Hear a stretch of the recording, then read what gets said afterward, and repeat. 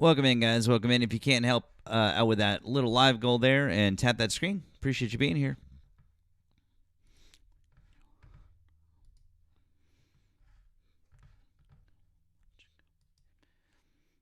What's up, guys? How's it going?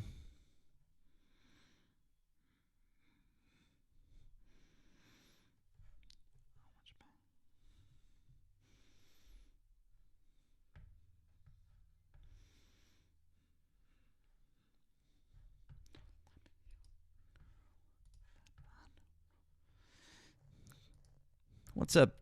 What's up, guys? What's up, Dale, Mia, Amy? How's it going? I'm doing it. Felchi, I got you.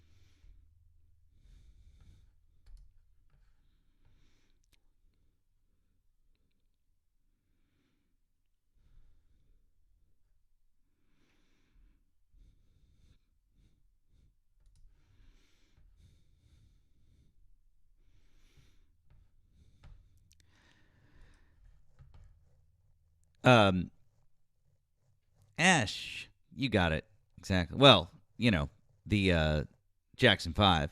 The great Wilton Felder does not get enough credit for playing bass. He's always overshadowed by James Jamerson, who's known as the greatest of the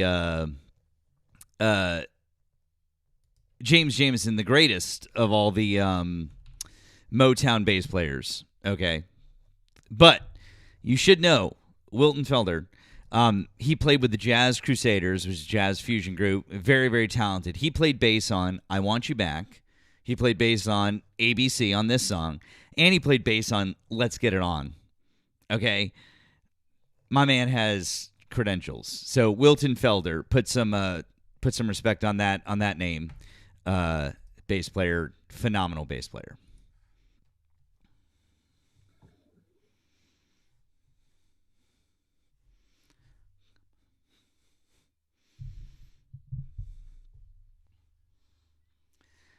Who knows? Without Googling, who knows what popular '90s rap song sampled this?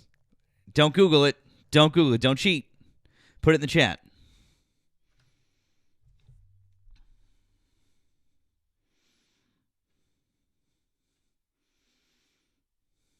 Trump is your president and Jesus Christ is king? Yikes.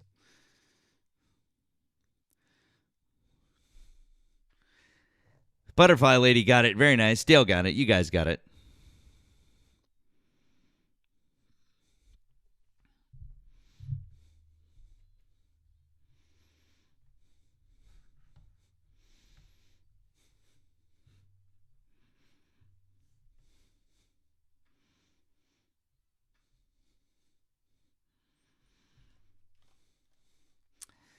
That's exactly right. Naughty by Nature. OPP, they sampled this one. Good evening, Chris. Good evening, guys. Appreciate you guys being here. Thank you. Thank you very much for being here, hanging out.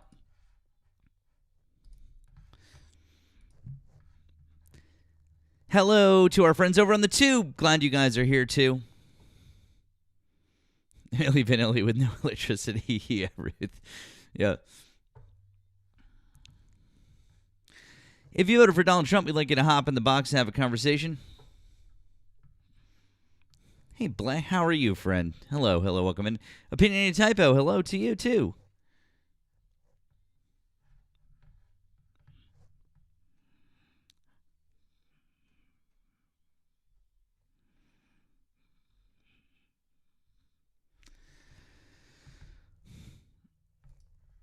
How's my day? My day's been fine. I did some work out in the in my workshop. I've been building a new workbench. Hi, Boston Runner. How are you, friend? I can come DJ at the cookout anytime. Thank you, M Wiggles. That I appreciate that. That is a compliment, and I appreciate. Thank you. Appreciate you. Appreciate you guys tapping that screen and helping out with the live goal. Thank you. Help us hit the FYP. And we'll make sure if we get any Trump supporters, hop in the box and let's have a conversation. Hello to all of you fine folks. Trying to say, I try to say hi to folks, and they do. I always miss people. Hello, long legs. Hello, Darlene. Hello, friends. Hey, Olive. Hey, friend. How are you? Here's a quick trivia question while we wait for here. Say you could eat though at the cookout. Okay, I mean that's fine. I'll just DJ. That's all good. That's fine. Hi, Lynn. Here's a good question. What popular 90s rap song samples I Want You Back? And I'm going to tell you it's not the song that you think. And I don't go Google this. Don't go Google it, okay? Don't Google it. Don't cheat. Okay? Have some, this is honor system here, okay? All right. But it's not what you think. You're going to be shocked when I play it for you because it's out of context and it's very, very difficult. Oh, Velchi, that's nice. I wish I had a dust collection for mine. That'd be cool. No, Jay-Z, it's not. No, OPP was ABC. We already did that. Not All in Oats. Not Salt and Pepper. Nope. Not NWA. No. Not Tone Loc. Nope. John Zay got it. Correct. And the reason why you don't get it is because the song the sample is so short. Here it is, right? Listen to it.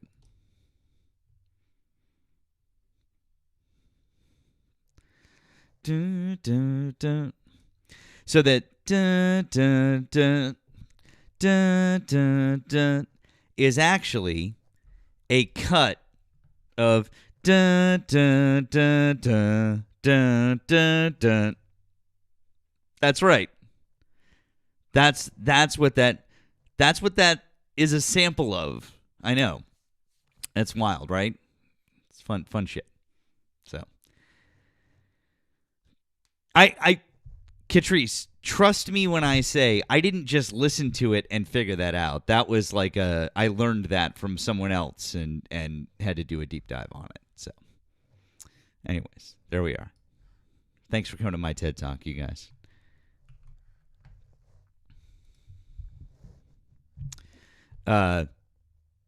Thanks. Hi, did you vote for Donald Trump? Yes, sir, I did. How are you doing today? Fine. How old are you and what state did you vote in?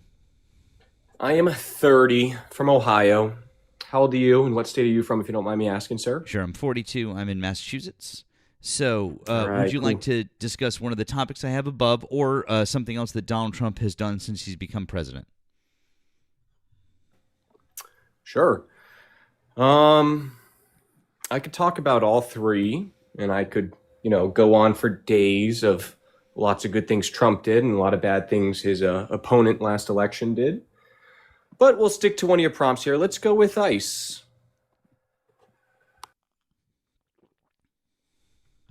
Okay. What would you like to talk about specifically? Well, I think ICE's job, and you would agree, is to get rid of illegal aliens who did horrific things to 11-year-old Maria Gonzalez and 12-year-old Jocelyn Mungari. things that would make any normal human being cry and vomit if you read the details. I think Lisbeth Medina is another sad story. Lake and Riley, Tiger Gutierrez, and thousands of other stories. So I think ICE's job is to protect America and get rid of horrendous gang members and terrorists in Tren de Agua. So I'm not sure why you're calling ICE a domestic terrorist group when they're literally deporting terrorists. Can you tell me which terrorists they've deported? Mavsvar Salakim. I would consider Tren de Agua and I know that you would. But time out. I know that you would consider them that, but they're not. By definition, they don't fit the definition of a terrorist group. And so, even though they've been called that, the literal definition of terrorism does not apply to them. So, no, they're not terrorist groups. Well, Mavsvar Salakim was the leader of a terrorist organization. Sure, that's fine. So but he counts, when you right? Sure, that's fine. But when you talk that about one counts, right? If you'd let me finish my sentence, thank you. I let you speak. Yeah, go ahead. Oh, thank you so much on my own live. I appreciate it. Anyways, so when you talk about Tren de Agua or MS-13 or anything, those are gangs. They're not terrorist groups. There's a huge difference between those two, and there's a specific definition for terrorism.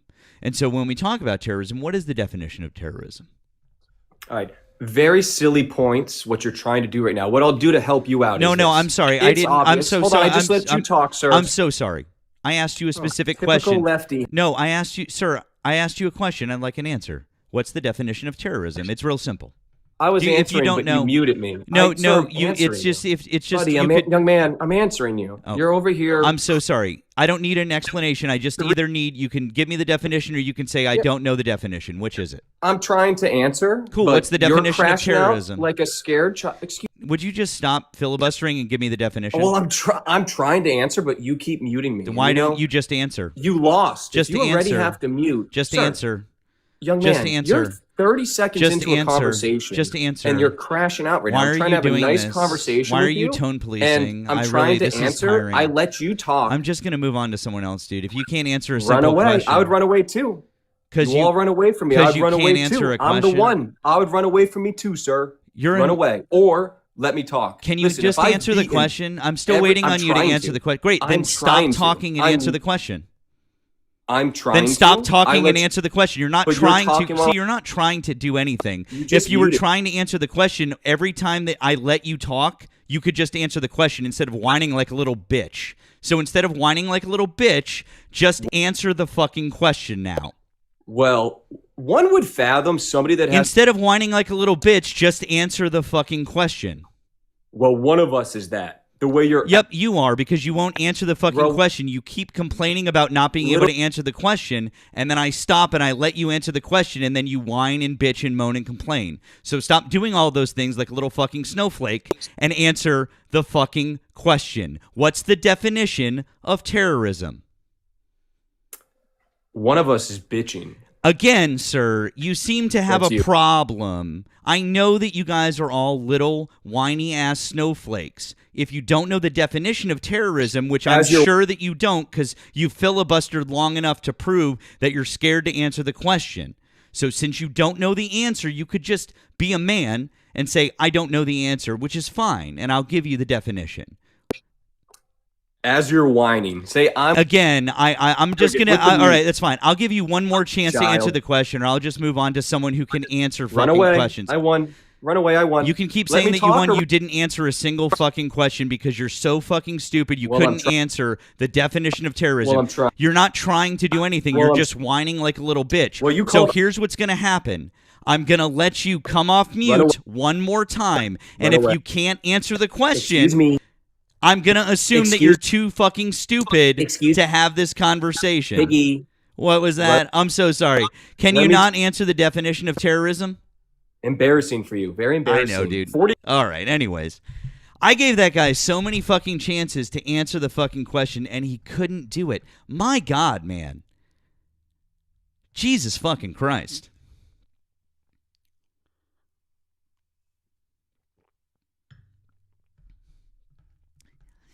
Why are you... I want to answer the question. Why won't you let me... Dude, every time you whined about not being able to answer the question, You could have just answered the question. And it's also acceptable to just say, I don't know the definition. Could you just say it? But the problem is you're literally not man enough to just say, I don't know the answer. Could you just tell me? It's okay. It's totally fine to just say that you don't know the answer to something, dude. Totally fine. Be an adult. But couldn't do that one, huh? A little too tough for you? All right. Anyways, why don't you go talk to somebody else in one of your little fucking safe spaces where there's like 15 people, okay? All right, there you go. Maybe we'll talk to somebody else who knows how to answer a question. Red, White, and True. Hi. Did you vote for Donald Trump? Ah, yes, I did. Cool. How old are you and what state did you vote in? 23 in New Jersey. Cool. Would you like to discuss one of the subjects above or something else that Donald Trump is doing right now? We could talk about ICE. We could go a bit off of what Thanks was saying. Okay, cool. Do you know the definition of terrorism? I mean, out of the book, I don't necessarily know, but I would say it's probably a threat and violence caused by people causing harm. And I mean, look, you're not far off. But the specific definition is actually it's actually very important. It's important that we use the proper definition of a word. And so the proper definition is the unlawful use of violence and intimidation, especially against civilians, in the pursuit of political aims. So it's important that all of those items are hit if we're going to call something terrorism. We can't just call something terrorism because we don't like it, right? So that's it. So it's the unlawful use of violence or intimidation, especially against civilians, in the pursuit of political aims. Does that make sense to you in terms of like what you know about terrorism? Yeah, I would say that adds up. Okay, cool. So, what I'm saying is that ICE fits all of those categories. You're saying that ICE themselves fits the category of terrorism, like as a group. Yes, they meet the definition of that word very easily. Actually, we can slot them in under the definition. Yes. Really? Okay, I would like to hear you do that. Okay. Well, so let's start from the beginning. So, unlawful use of violence and intimidation. Is ICE doing unlawful things? Yes or no? Unlawful things. Yep. I mean, for the most part, I would say no. Obviously, there's certain things that have happened over the years in all of the administrations that are technically unlawful. I understand that what you want to do is you'd like to talk, you want to do whataboutism, but right now we're talking about ICE under Donald Trump. If you'd like, in a minute, we can go back and we can talk about how it was different under other administrations, but specifically right now, let's stick to ICE currently, okay? And so if we're going to stick to ICE currently, what we would do is we would say, are they doing unlawful things? The answer is resoundingly yes. And it's not even like, well, maybe a little bit here and there. Just in Minnesota last week, a federal judge hit them with 94 counts. 94 counts of unlawful actions. Just in Minnesota, one judge, 94 counts, where they weren't following court orders, where they were doing things against the law, where they were detaining people that weren't supposed to be detained, where they were keeping them from seeing lawyers, where they were denying them communications, et cetera, et cetera. Those basic things where they were overstepping their jurisdiction, et cetera, et cetera. So a bunch of unlawful things. That's one example just in Minnesota. And then we have more. We could also go over individual things that ICE officers have done, but it's a clear pattern that in the last year they've done lots and lots of unlawful and illegal things. I mean, I think personally, in my opinion, looking at the whole situation, yes, I know there are a few things that have happened that obviously are tragic, but ICE as a whole, generally speaking, I think they're doing their job. And I listen, I understand that that's what you think, but I'm presenting you with facts. And the facts are that the federal judge who hit them with the 94 counts in the judge's decision, by the way, a judge who was appointed by George W. Bush, a conservative judge, the judge said that ICE had violated more court orders than they had seen some federal agencies do in their entire existence. Just there in Minnesota in the time period that judge looked at. Like, that's insane. The general counsel for ICE quit because they could not handle defending ICE anymore. Like, that's insane, man. Like, that's insanity. That is an organization that is doing so many things that are illegal that their lawyer, their general counsel, cannot handle doing the job anymore. So I kind of just tried to look into a little bit of what you were talking about. Yep. And I'm not seeing anything specific, like directly what you said. I'm seeing that right here. It's saying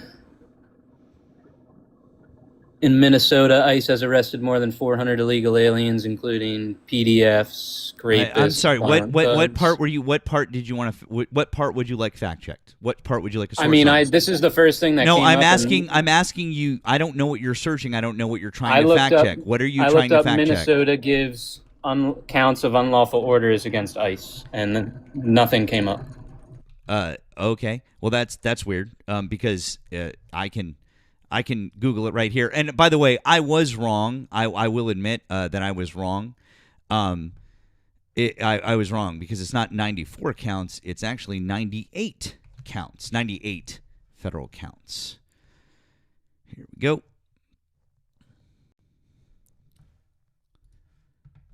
One second.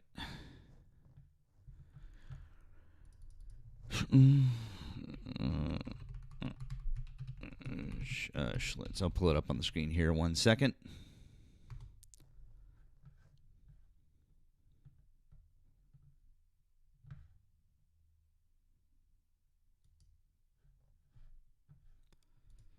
Schlitz. Patrick Schlitz. Here we go.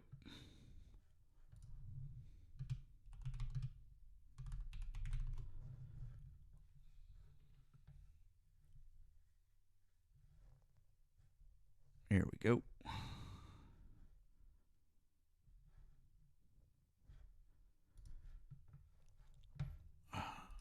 Oh, why won't that pull up? Hold on. Sorry, I'm trying to put it up on the screen for you. No There we worries. go. Sorry. It just takes a second sometimes. My bad. Yeah, computer's not wanting to cover. Anyways, there we go. Federal judge blasts ICE for violating nearly 100 judicial decrees in January alone. ICE has violated more orders this month than some agencies have, quote, in their entire existence, Judge Patrick Schlitz said. Wednesday, a federal judge issued a stark warning to Immigration and Customs Enforcement saying that he would no longer tolerate failure to comply with court orders. Judge Patrick J. Schlitz, the chief U.S. District Judge for the District of Minnesota, previously issued an order on Monday demanding that ICE Director Todd Lyons appear in court or risk being held in contempt. The order came after ICE failed to respond to multiple requests from Schlitz and other judges. ICE finally responded to that order, asking Schlitz for a stay of the demand, which he allowed on a temporary basis. New midweek order said that Schlitz said that he had found 96 separate court orders in 74 different immigration cases that ICE had failed to abide by since the start of 2026. So since the start of 2026, 96 different court orders they've broken. Just in a month. 96 court orders. ICE has likely violated more court orders in January 2026 than some federal agencies have violated in their entire existence, Schlitz concluded, adding that the list, quote, should give pause to anyone, no matter his or her political beliefs, who cares about the rule of law. So, can we please agree that ICE is breaking the law now?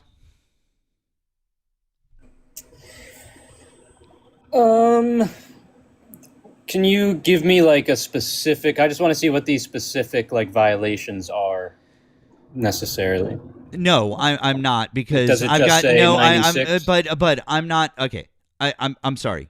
I just proved to you, and I just gave you a source that a judge said that they had broken 96 different court orders. That proves beyond a shadow of a doubt that they're doing unlawful things. Some of the unlawful things that they're doing are holding detainees after they were ordered released, or not allowing lawyers to visit them, etc., etc. I'm not going into the specifics of all 74 different immigration cases that are mentioned in the court order or they're in the ruling. If you would like to, after we're done, you're more than welcome to, but I'm not going over all of them right now, okay? Okay, well, I was just looking it up and I couldn't find anything specific. It was just that 96 number. But you can read the ruling is available publicly. You just look up the judge's name and look up the Minnesota Federal District Court. You can read the entire ruling. It's publicly available. okay. And because of that, you're saying that they're a terrorist group. No, we haven't even gotten to the rest of the definition, because you wanted a source in the unlawful part. So I've just given you the unlawful part. So we've started there. So they've done the unlawful part. Obviously, they've done the violence part, because the amount of violence they've committed in 1 year has surpassed anything that we've ever seen before. For example, you wanted to go ahead and you wanted to talk about Obama or Biden, or what you wanted to go back. So, if we want to talk about that, under 8 years of Barack Obama, how many people died in ICE custody or as a result of an interaction with ICE? Total, over 8 years, how many people died for interacting with ICE or in ICE custody? I don't know. I didn't look that up. That's okay. I was just going to ask if you knew. The number is 57. The number is 57 over 8 years. In 1 year under Donald Trump, do you know the number? No, I don't know the exact number. Do you want to take a guess? In the last year? In 1 year.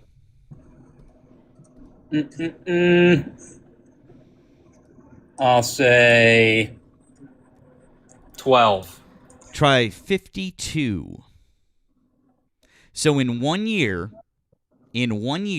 under Donald Trump's new ICE regime, they've nearly matched 8 years of the Obama administration.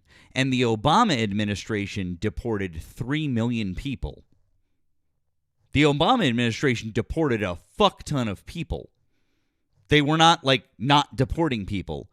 So the Obama administration deported 3 million people, and they had 57 deaths over 8 years.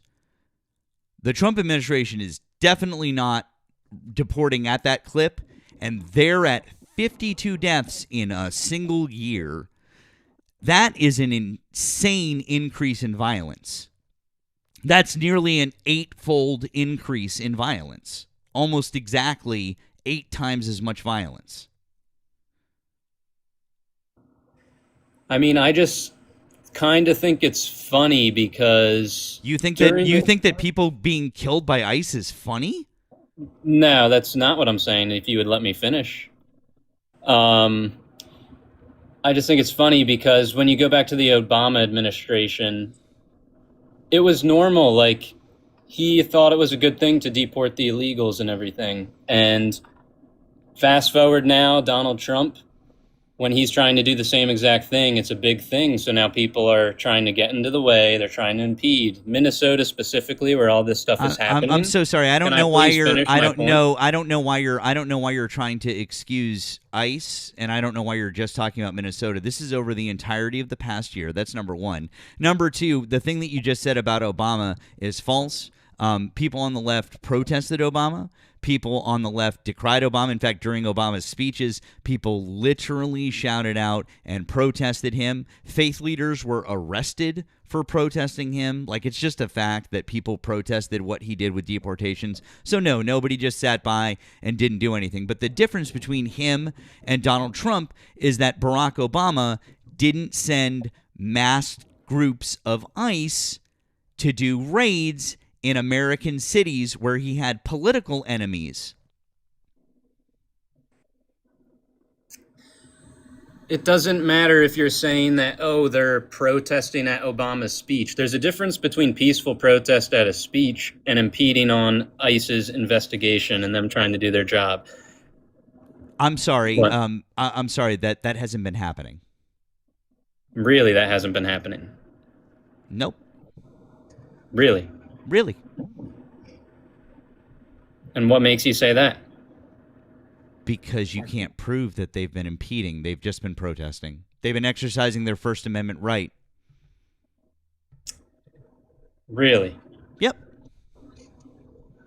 So, like, parking sideways in the middle of traffic, trying to block off an investigation. Oh, do you mean you mean Renee Good?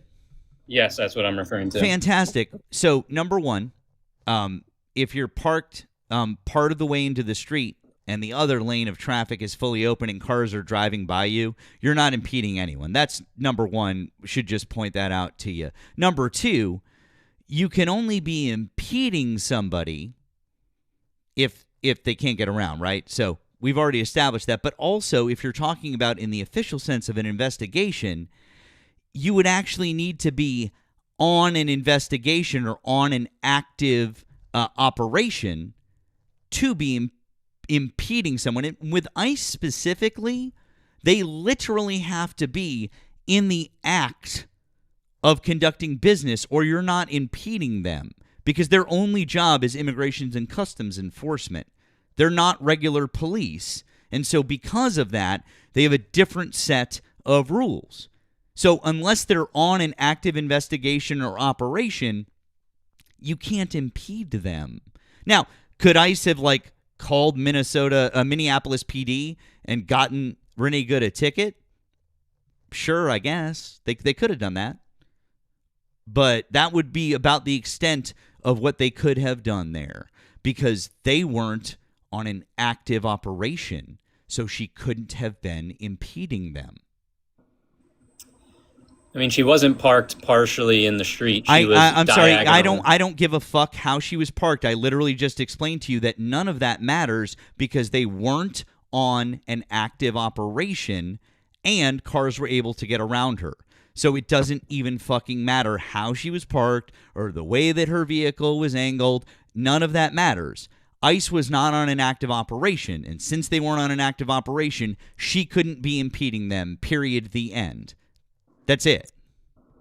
They weren't active on their job. Really? Exactly. Yep. And really, yeah, they were out in the streets and just really, having a cup of coffee, dude. No, what happened was one of their trucks got stuck in the snow as they were going back to headquarters. And do you know how we know that they weren't on target? Which means that on operate. You know how we know that?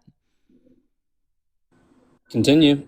Kristi Noem told us that the day that it happened, out of her own fucking mouth. They obviously were on the job, dude. Nope. In fact, okay, I'll tell you what. You want to place a bet on it?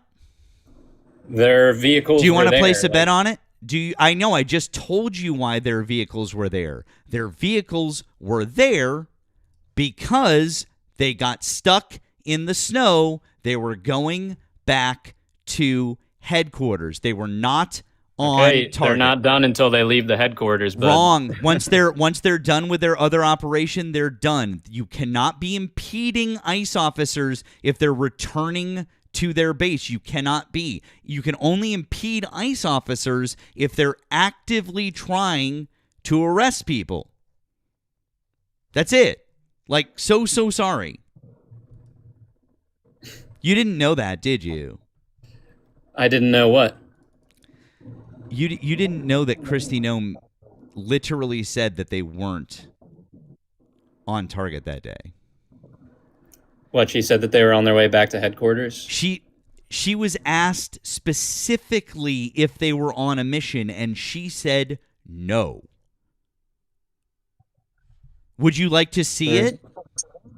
I mean, they're still on the job. Would you like? No, they're on. They're still on the job. But the point is that she shouldn't have been there. I'm so sorry. I'm so sorry. There is a huge difference. I know. I'm so sorry. Allow me to explain something to you that's really important here. They might have been on the job, but they weren't on target, which means legally, Renee Good could not have been impeding them. You're trying to use a legal term, and that's not a possible thing that Renee Good could have been doing.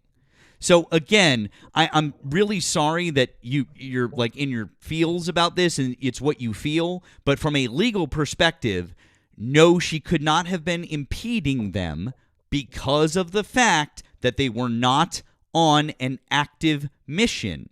Period. The end. Well, she was. I'll use the word. She was preventing them from doing their job, and she was wasn't on preventing them from doing their job, because if they were trying to just go back to headquarters, the other lane of traffic was open, and there was no issue with her, with anyone going around her vehicle. So, even if you wanted to say that, even if that was true, which, by the way, from a legal perspective, it's 100% not. But even if I was going to give this to you and be like, all right, dude, you're right, that is correct legally, which, again, it's not, you're still 100% wrong because they could go around her. So, again, from a legal perspective, that's not correct and would never stand up in a court of law. Now, here is the video of Kristi Noem being asked the question. And also, by the way, you'll notice she stutters here, and she realizes that she fucked up. And she realizes that she fucked up because she knew that she wasn't really supposed to say that they weren't on a mission. Because if they're not on a mission, no one is impeding anything. And it really, really fucks up their narrative. Take a listen. We'll let the FBI decide. Were they on target today when they were in that neighborhood? They were returning back to headquarters, I believe, to start a new operation, had just completed one. They were returning back to headquarters, had just completed one, which means they were not on an active investigation, which means no one could have been impeding them.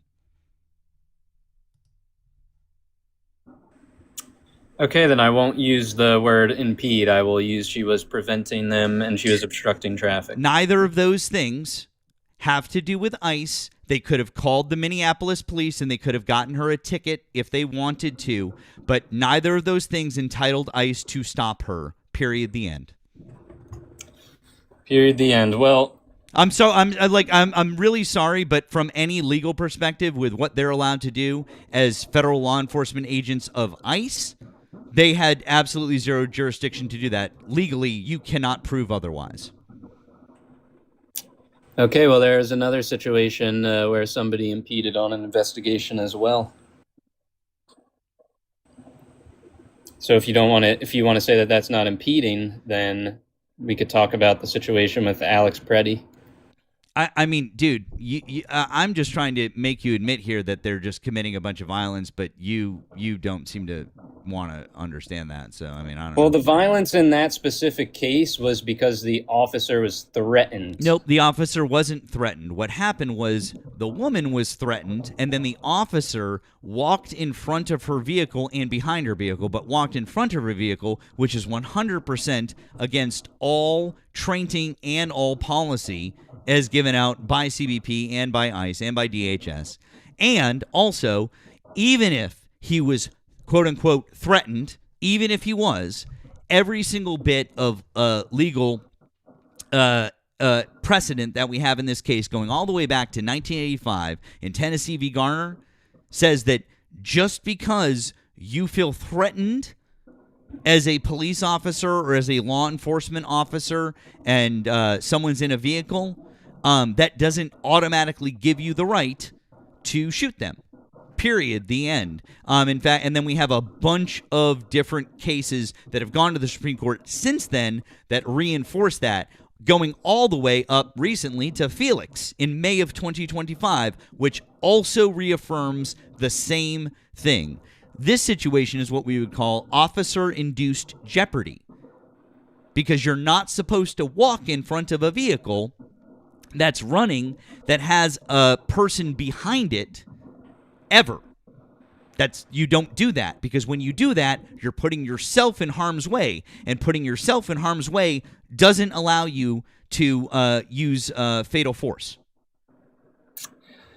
Well, to start off there, the woman's wife, I believe it was chasing him and mocking him around the car. Yeah, and that's neither of those things, and neither of those things are illegal. And can you please let me finish? No, a dude, point? I don't. No, I've dude, been letting you talk. Yeah, dude, I'm really sick and tired of this, because I've literally already explained to you that they literally weren't even supposed to do anything, because they weren't even on target. So we're already starting from a standpoint of, you already know that they were wrong. You already know. We've already established. Kristi Noem said they weren't on a mission. Therefore, there's no way that woman could have been impeding them. Also, the other lane of traffic was fully open, and 11 different cars drive past her, including Jonathan Ross's truck drives past her, because he drives around the vehicle only to get out of the vehicle to come and talk to her and come and harass her. So we already know that they could have just driven around her car, which means she was not impeding them, because they could just drive around her. Jesus fucking Christ. Now what you want to do is, you want to argue, even though we know all of those details, you want to argue, well, her wife was saying mean things to him. Fuck, dude. Like, yes, I'm interrupting you because I'm tired of you guys arguing this bullshit when it's already established that it was illegal for them to be doing what they were doing.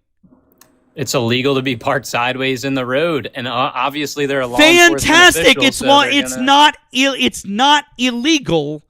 It is not illegal to do that with please. ICE. Hey bud, let me tell you something. With ICE, they don't have the jurisdiction to perform traffic stops on U.S. citizens. Did you know that? Yeah, but still, if somebody's No. sideways You just in the said middle of the yeah. road, No, it leads to concern, no. It's not their concern. They have zero jurisdiction to do traffic stops locally. Period. The end. If they have a concern about a vehicle in the street, they can call Minneapolis PD. They have no jurisdiction to do that. That's what I'm trying to explain to you. Dude, you just don't. You have to put the whole picture together, man. She No, was a part of Ice you Watch. literally, Yeah, no, dude, it's not you a random literally, car. you They literally weren't just- fucking shut the fuck up. I am literally explaining to you how legally this is. I want you to. Here's what I want you to do. Why don't you go get me a source that proves to me that legally they had the justification to stop her, to do a traffic stop? Prove it. I mean, I'll look into it, but No, I want to. a source, because unless you can prove to me that legally they were allowed to perform a traffic stop in Minneapolis on a U.S. citizen, every other point that you have is moot. It's done, because they weren't supposed to be there. They weren't supposed to be stopping her. They could move around her vehicle with ease. The guy who shot her drove around her car with fucking ease. I'm so sorry that you want to argue every other point after that, but there's nothing else to argue. It's done after that. There's nothing else to argue. They were wrong. They murdered a woman in the street. I mean, I'm so sorry that you think MS-13 and violence. Why are in you our pivoting to country is- MS-13? Because you have zero evidence to back up No. your point. You have zero sources. No, here's the Stop thing. pivoting to MS-13, and why don't you fucking discuss Renee Good? Here's the thing, Stop Matt. pivoting. I try to keep. Stop no, pivoting. No, No. You shut up. Shut the fuck up, dude. You have zero fucking evidence. if you're You have not zero gonna- fucking sources. Why don't you provide a fucking source that says ICE could perform a traffic stop on Renee Good instead of pivoting to MS-13? Hey, bud, why don't you be a good?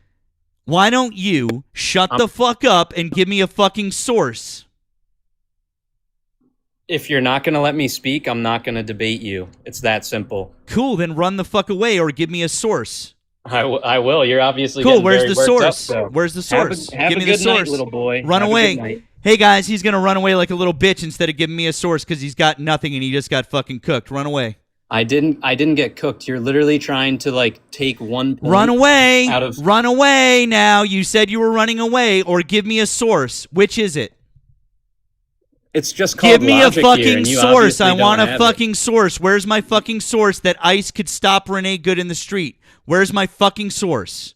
I mean, Because if she you was- want to make a fucking was- point, why don't you give me a fucking source? Or do you have no sources and you're just running off fucking snowflake feelings like a little bitch? Grown man using There's the the word nervous snowflake. laughter. It's Why so don't you funny. give me a fucking source then? It's so Prove your funny, point. man. Oh, All right. where's your All right, evidence? fine, I will. Good. Give me I a will source. give you a source. Good. What is Yeah, it? Okay. Good boy. Yeah, use my line, bud. We all know it's not your line. It's Dean's line, you fucking moron. Go get me a source. Don't talk again until you got a source. I'll talk when I. No, you won't. It's my live, and I'll do whatever the fuck I want. If you talk again without giving me a source, I'm just going to drop you. I'm just tired of you because you've got no facts. You've just got fucking feelings. It's called logic. It's not logic. You have zero facts.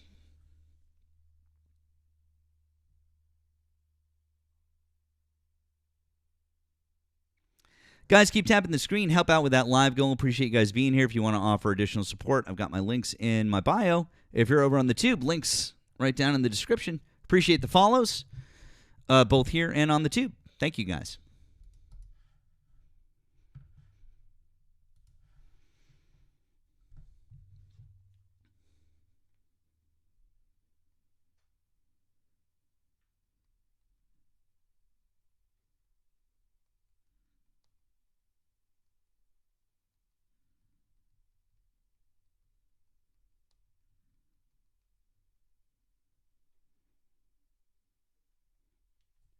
Oh, thank you guys for knocking that out. I appreciate it.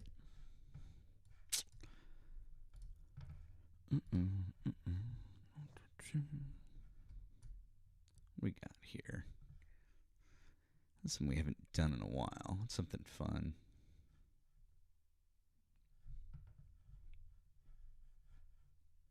All right, we'll do that. There you go.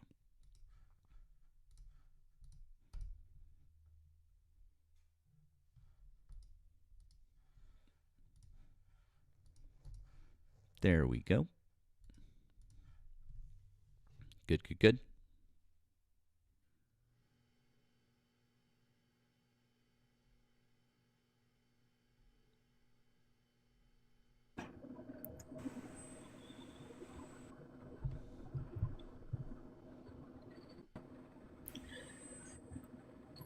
So ICE agents are allowed to approach people, and they didn't pull her over or anything, so they didn't conduct a quote-unquote traffic stop. She was already parked in the middle of the street, so I don't get what your point. Was she in her vehicle Really? with the engine running, yes or no? She was at some point, yes. No, not at some point. During the entirety of the video, and when they came up to her, she was in her vehicle with the engine running. That is a traffic stop. I mean, they didn't stop her. She was just sitting there in the middle of the Even road. though I understand that she was just sitting there, it's still considered a traffic stop when someone Oh. is sitting in their vehicle with the engine running. That is a traffic stop. I understand that you're considering the word stop to be literal, but it's considered a traffic stop in general when someone is sitting behind the wheel and the engine is running. Oh, could you tell me why she was stopped there? It doesn't matter. I asked you for a source Oh, on ICE. So really? It okay, doesn't matter. Got it. So what you're saying is you have no source, and I'm correct. ICE couldn't stop her, right? She was already So stopped. what you're They were saying just is, approaching so what? her, No, which no, they're allowed to do. no. They're not allowed to do a traffic stop. They approached her. They're not allowed to do a traffic stop, are they? Well, what's your definition of a traffic stop? Not my definition of a traffic stop. The legal definition of a traffic stop. Because, see, I don't necessarily think it's a traffic stop when they're approaching her. She's stopped in a car. Like that's like me you saying, "Oh, like I'm just gonna walk over to a car that's in park," and that's me talking to them is considered a traffic stop right there. What? If you were the ICE officer and you just walked up to the car and it's parked in the middle of the street, is that a traffic stop? They approached her. They're allowed to approach her. Anybody technically could approach, but They can only approach her in that context if she's actively obstructing an active investigation or operation, as we've already talked about. And we've proven via the head of DHS, Kristi Noem, that they were not on an operation. So we know that for a fact. well, I mean, she said she believed that. I have a source that said that they were No, you don't. conducting an No, enforcement you don't. operation in No, Minneapolis. I'm so sorry. She was briefed directly from them, and she said not that she believed it, and she said that they finished the operation and they were heading back to headquarters. That's what she said. So, no, you don't have a source that trumps the head Well, of that the source that agency. you gave me, she said believed. Cool. What's your source? My source is right here. Let me get it.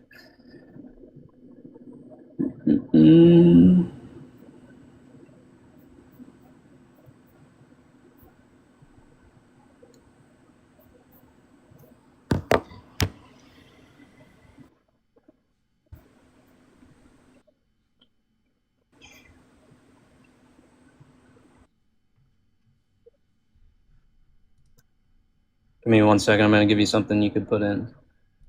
Okay.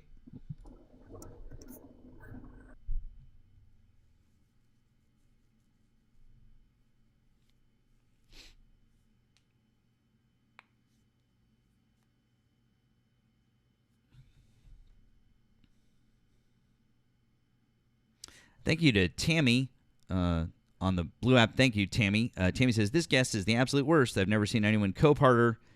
Tell him to stop smacking his lips. Okay. I will, Tammy. Thank you. Appreciate you, friend. W's for Tammy there. Appreciate you. All right. Are you able to put this in? Sure.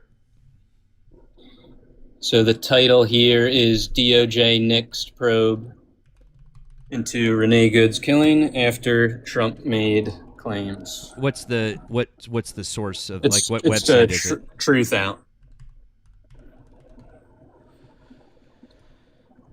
Okay. Okay.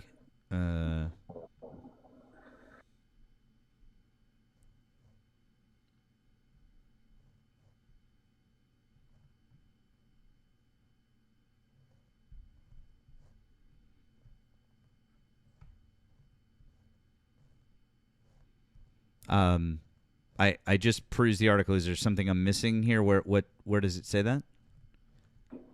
There it is. I'm just trying to count it out.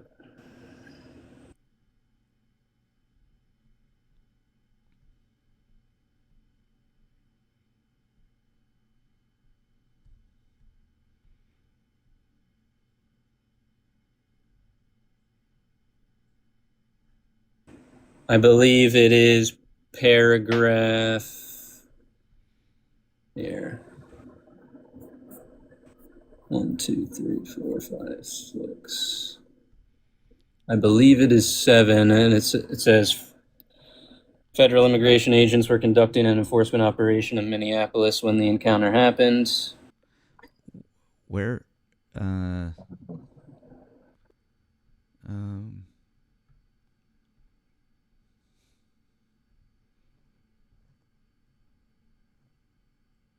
Well, I still don't see.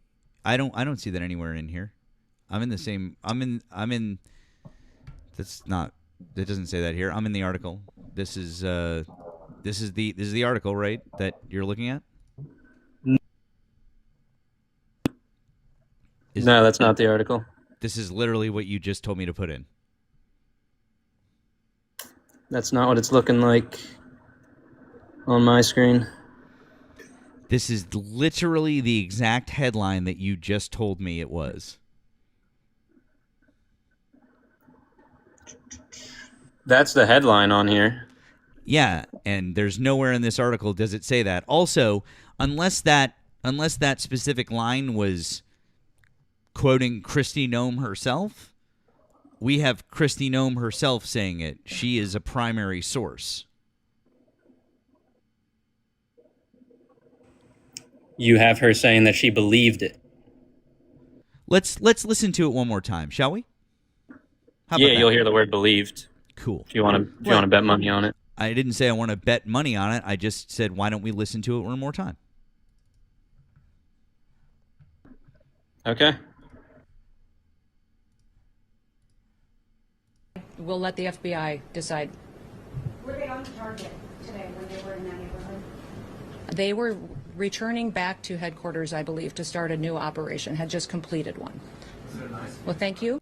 We'll let... And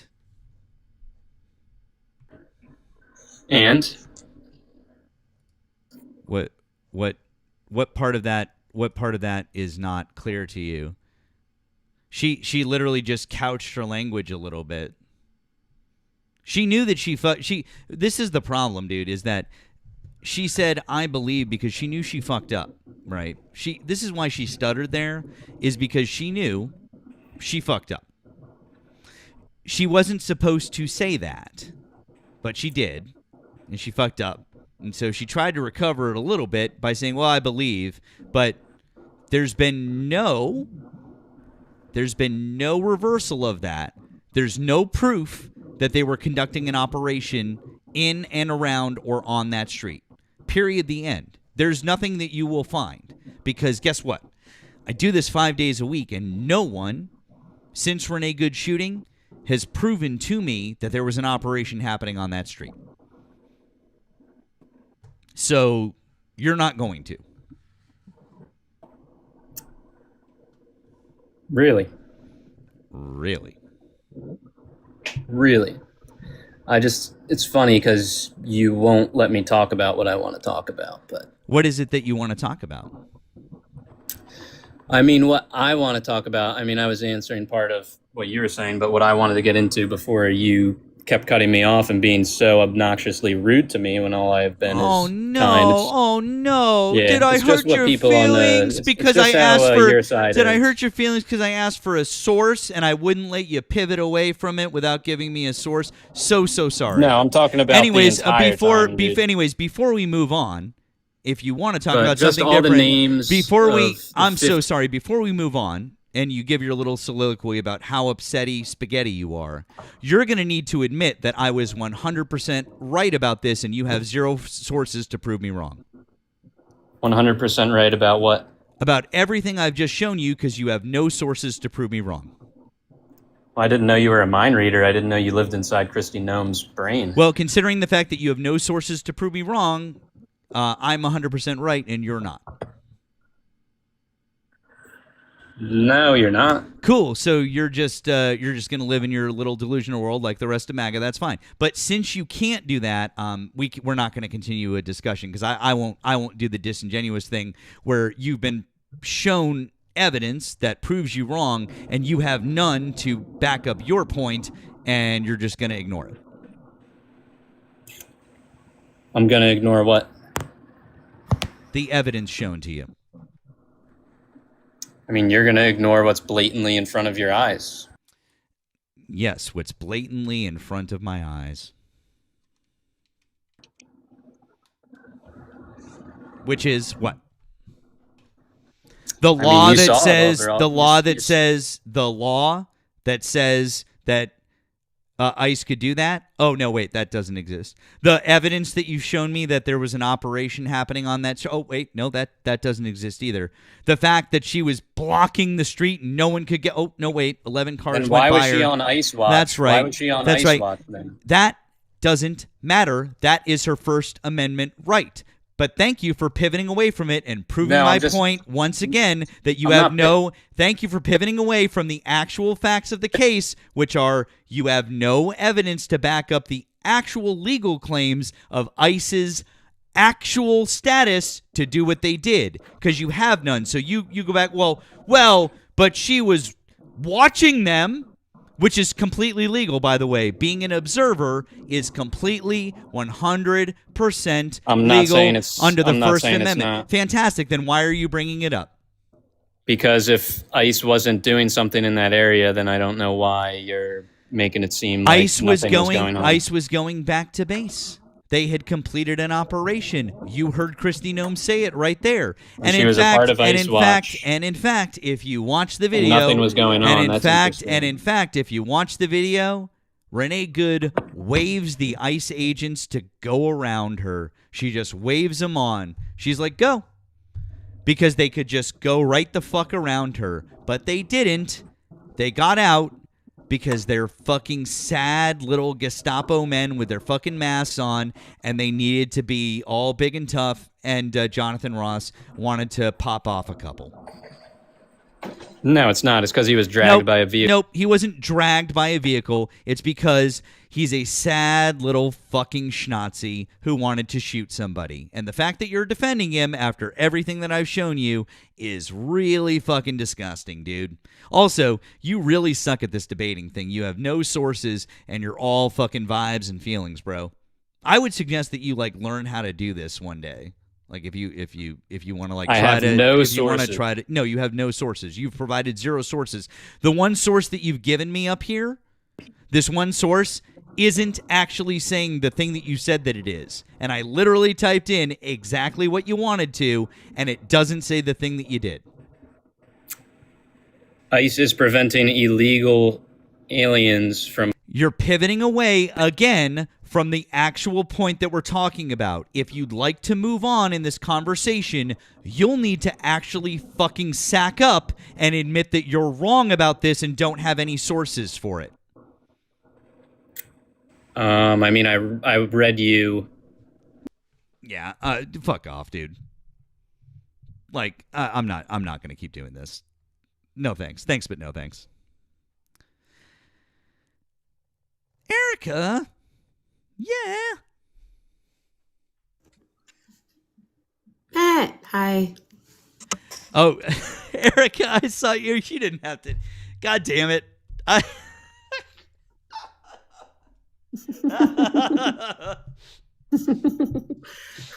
You're fucking. Just do it already. Do it. Erica's. You didn't have to. You didn't have to do that. Erica sent me 10 on the Blue app. She says, "Please make it stop. Crash out already." Yes, just do it. All right. Bubba's downstairs. He's about to probably say something. All right, I'll bring you back. All right, bye. All right, All right, see you, friend. bye. W's for our friend Erica. We love you, Erica. You guys. Also, thank you to Anna. Thank you to Anna. It says, "Thank you for fighting the good fight against TikTok wannabe cops. Us real law enforcement appreciate you." Thank you, Anna. I know you've talked before. Unlike Red, that just spreads misinformation and has no clue what he is spewing. Thank you, Anna. Listen, we understand. We understand. Okay, I know that some of you guys are not like them, and we appreciate the ones that are trying to do the right thing. Okay. Give me 2 seconds. My mouse just died. Give me 1 second. Talk amongst yourselves. I'll give you a topic. The chickpea is neither a chick nor a pea. Discuss.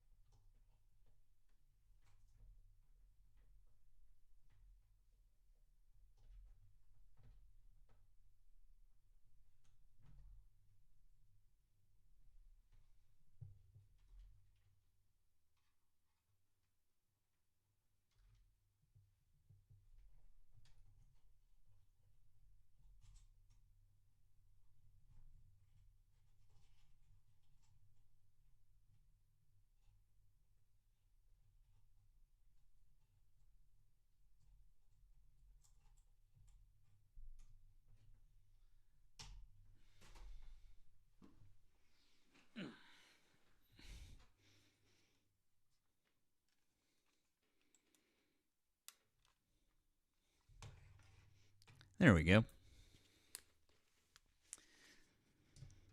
Stupid Apple mouse has to be charged and died. There we go. Okay. We're back. We are back. Oh, Erica's back. Hey, Hey, friend. so like, am I your only rogue mod? Because I'm like, will a rogue mod please let me up? And none of them did. What in the world? That is you might be tonight. I don't know. Where's Nemo? Nemo is I believe Nemo is he's taking a little I think he might be a little too tired to be Oh. yeah. Okay, So, yeah, okay, I know. Got So it. yeah, exactly. So that's all. That's why. So I was like, what kind of tight ship is he running over here? This is crazy. I know, right? It is a little crazy, but yeah. So that's all. But no, I think we're all good. Like now, I'm charge my mouse, and I'll be good. I got my wireless one. Just didn't have it set up. Yeah, Thick, you should be sorry. The fuck. Gen X said Matt says don't touch his box. I mean that is true. I don't like it when I do tell most of the mods like not to generally like don't fuck with the box. That is true. So that is kind of a directive on my. That's on so my funny. voice, and that's fine. But yeah. That's so funny. All right. All right, All right, I'm fine. gonna let you go because I'm not in the mood to debate tonight. But I just wanted to say hi. All right. Hi again. All right, have a good All right, one. Bye, bud. Do all. Oh, I dropped her too early. She was gonna say do all the good things. I'm the fucking worst. God damn it. Chat, this is not going well. This is I'm the disaster tonight. I'm a disaster. Do all the good things. Erica is gonna remember this. Holy shit.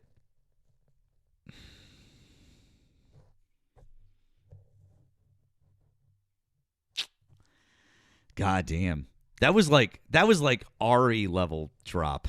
That was like by the way, guys, Ari will fucking chill you, okay? All right, let's see who else we got. All right.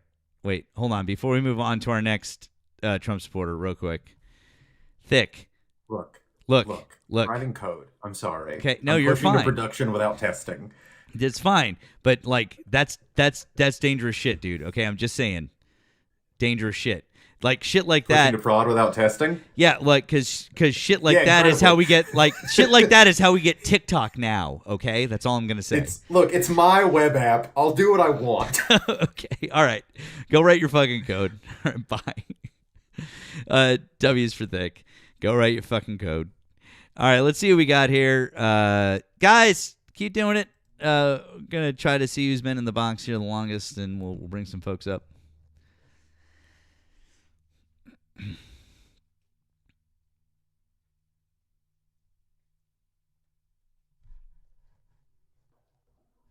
Mike, hi. Did you vote for Donald Trump?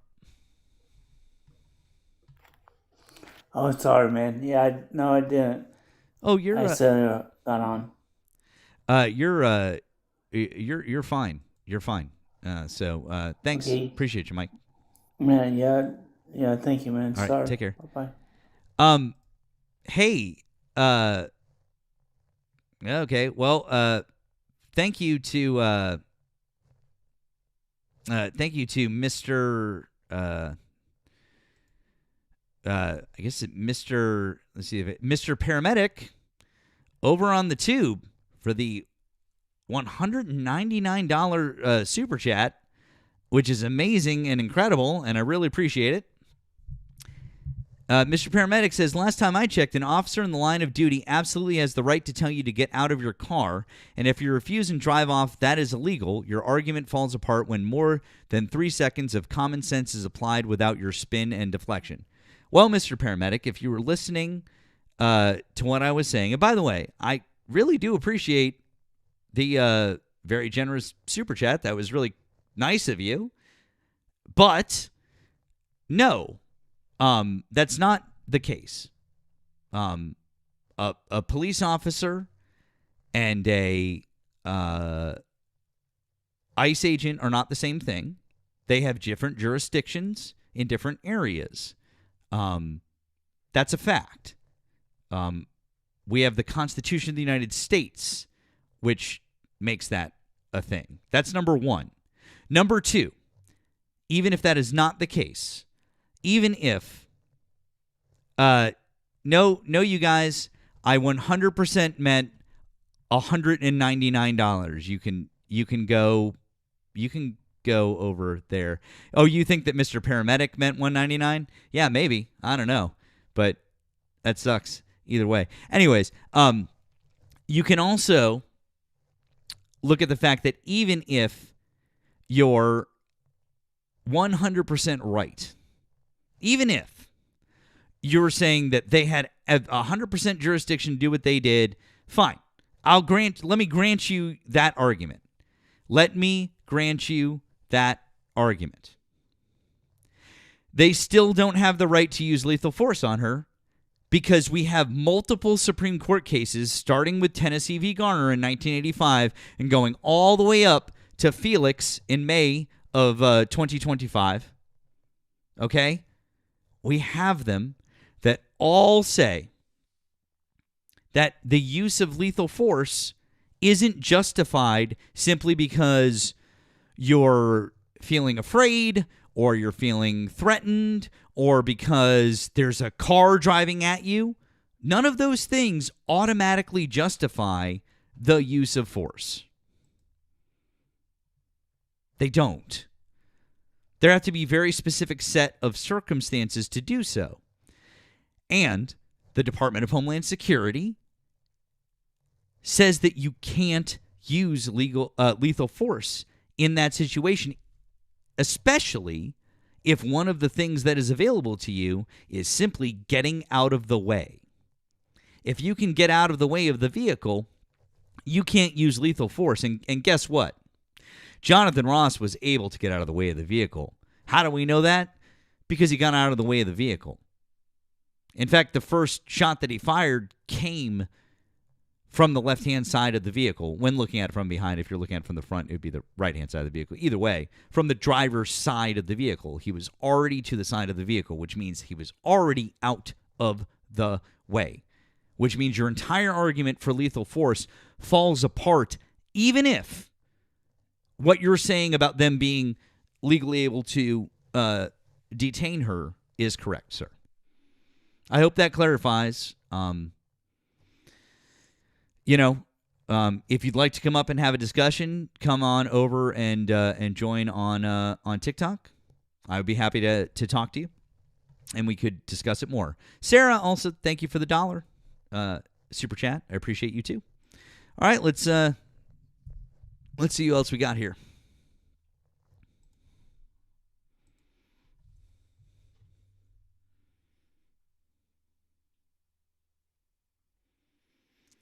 And thank you to Panda for the 5 on the green app. When you flipped the camera off, I died laughing. LOL. You're welcome, Panda. Glad I could help with that. Paul, you're not connecting.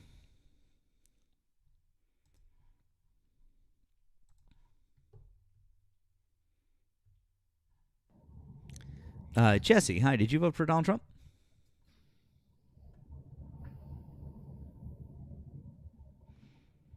Jesse?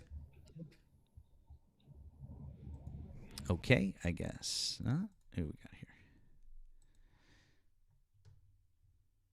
got here? Sean, hi. Did you vote for Donald Trump? Yes. Okay, how old are you and what state did you vote in? 53, West Virginia. Okay. Do you want to discuss one of the subjects that I have above or something else that Donald Trump is doing right now? Yeah. Name me one thing that Donald Trump had done wrong with Jeffrey Epstein. Name me one. Not report to police what he knew? That's false. Really? Then why did he give an interview to the police commissioner back when that was verified? Because the FBI has a report for it where he literally said Thank God we all knew what Jeffrey and Ghislaine were doing. They're terrible. They're monsters. We all knew it. So if they all knew it, and he knew it, and he specifically, excuse me, sir. I'm in the middle of a sentence. I would appreciate it if you didn't interrupt me. Thank you. So if Donald Trump, sir, excuse me, I would appreciate it if you. I'm not lying, sir. Would you like to see the evidence? Yes, you are. Cool. Would you like to see the evidence? Show me it. Show me it. Okay. Just, dude, calm down. All right. You're already. I'm calm. I'm perfectly calm. I want you to show me the evidence, and to show me the evidence that he's a pedo. Okay. Number one, I don't know which evidence you want me to show you. He's mentioned 38,000 times in the files. That's so number has one. Bill Clinton. So has Bill Clinton. Hold on. Number one, no, Bill Clinton. I'd like to say something. Okay, let's just start here.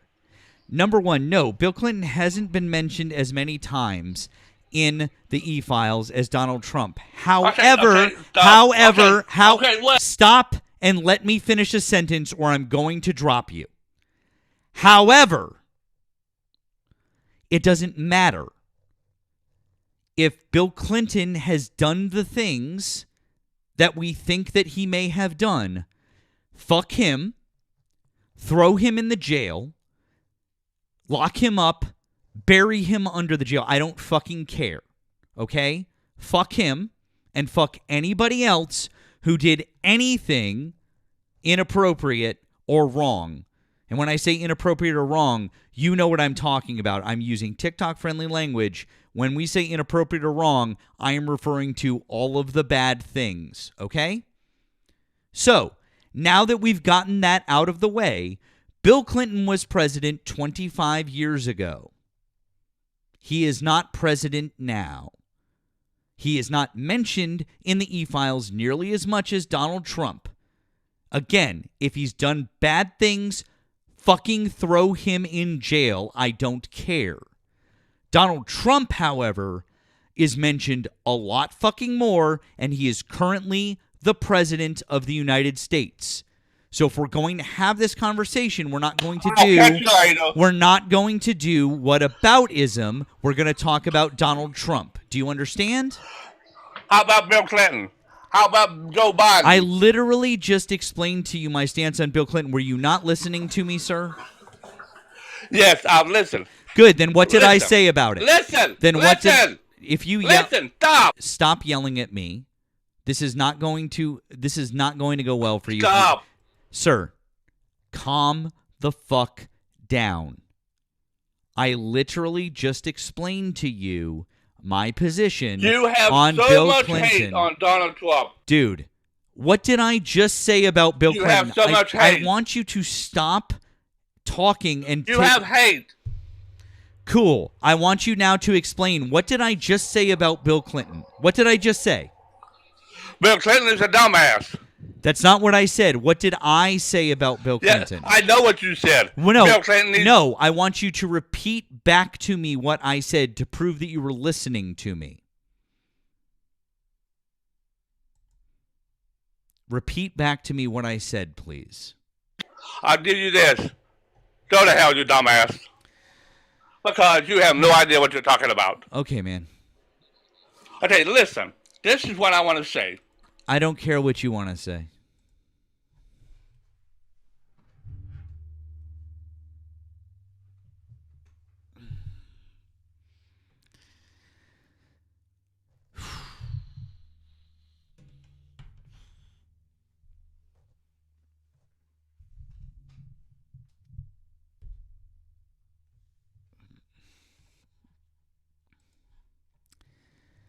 Jesus Christ.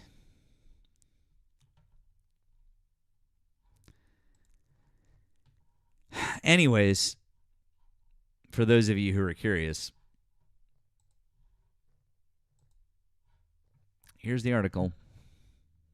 Former police chief said Trump told him everyone knew of Jeff's actions. Michael Ryder, a former Palm Beach police chief, described a 2006 conversation with Donald Trump to the FBI years later, according to a newly released document. Mr. Trump reportedly told the chief, Michael Ryder, "Thank goodness you're stopping him. Everyone has known he's been doing this." According to a document recounting their conversation that is part of the Jeff files released by the Justice Department. Mr. Trump said it was known in New York circles that Mr. Jeff was disgusting and suggested that the police chief also focus their investigation on Jeff's associate, Ghislaine, according to the memo. "She is evil," Mr. Trump reportedly said. Mr. Trump also told the police chief that he was around Jeff when teenagers were present. Anyways, there you go. And I also think it's super weird that if that was the case, pregnant also, I know, right? I also think it's super weird that if this was the case, why then in 2020 would he wish Ghislaine well and say, "I don't know anything about it"? If he knew this information, why would he do that? The contradictions here are staggering, you guys. The pretzels that these folks are twisting themselves into are absolutely fucking insane. Absolutely fucking insane.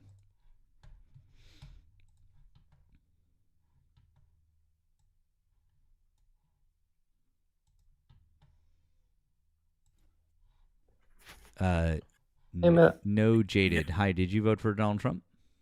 Oh, no. I just found your thing today, and I just wanted to say keep up the good work. It's kind of been amazing to see what you've been doing, and I really appreciate it.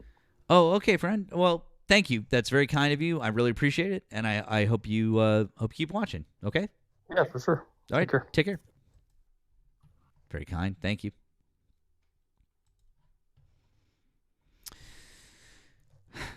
Let's see here. Over on the tube, we've got a few more super chats. Let's see. Mr. Paramedic, again, the 1999 super chat says, "Incorrect. First shot went throughout the windshield. And yes, I knew it was 199. I'm 199. I'm not drunk, LMAO. I just like to support voices of dissent." Well, listen, man, I do appreciate your generosity. I appreciate it. That is very kind of you. And okay. The reason it went through the windshield in the way that it did is because it came at an angle. We actually have the still footage and the video, and we can prove it. Yes, Mr. And also Mr. Paramedic said $1.99 super chat. He reported in 2006, which is very interesting because even though he reported it in 2006, we have records that he continued talking to Jeff at least up until 2009. We also have more records now, and at least a new email from Jeff himself, that he was potentially with the Trumps in 2016, right after the election. So, yeah. Just saying. So, anyways, appreciate you guys being here. Thank you very much for the support. We might throw on the. I think we might throw on the. Throw on the phone line. I think the phone line would be fun. We should do the phone line. That would be a good time.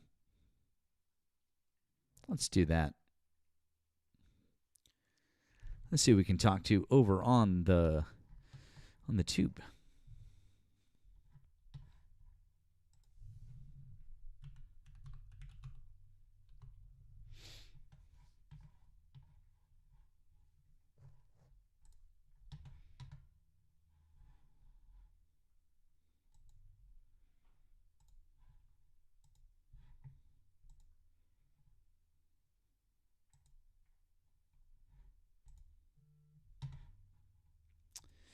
All right. Let's do this right here.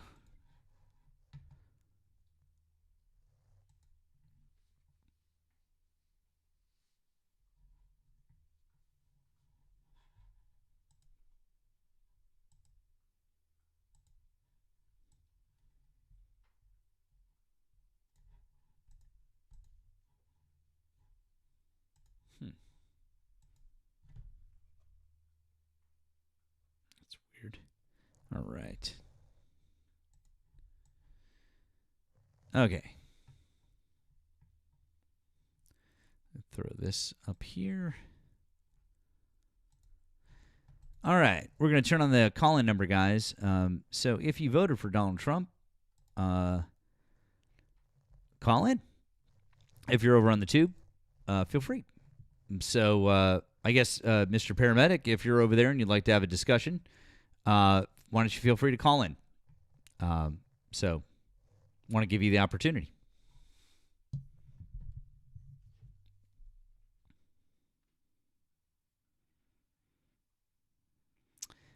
One second. Let's see what we got here.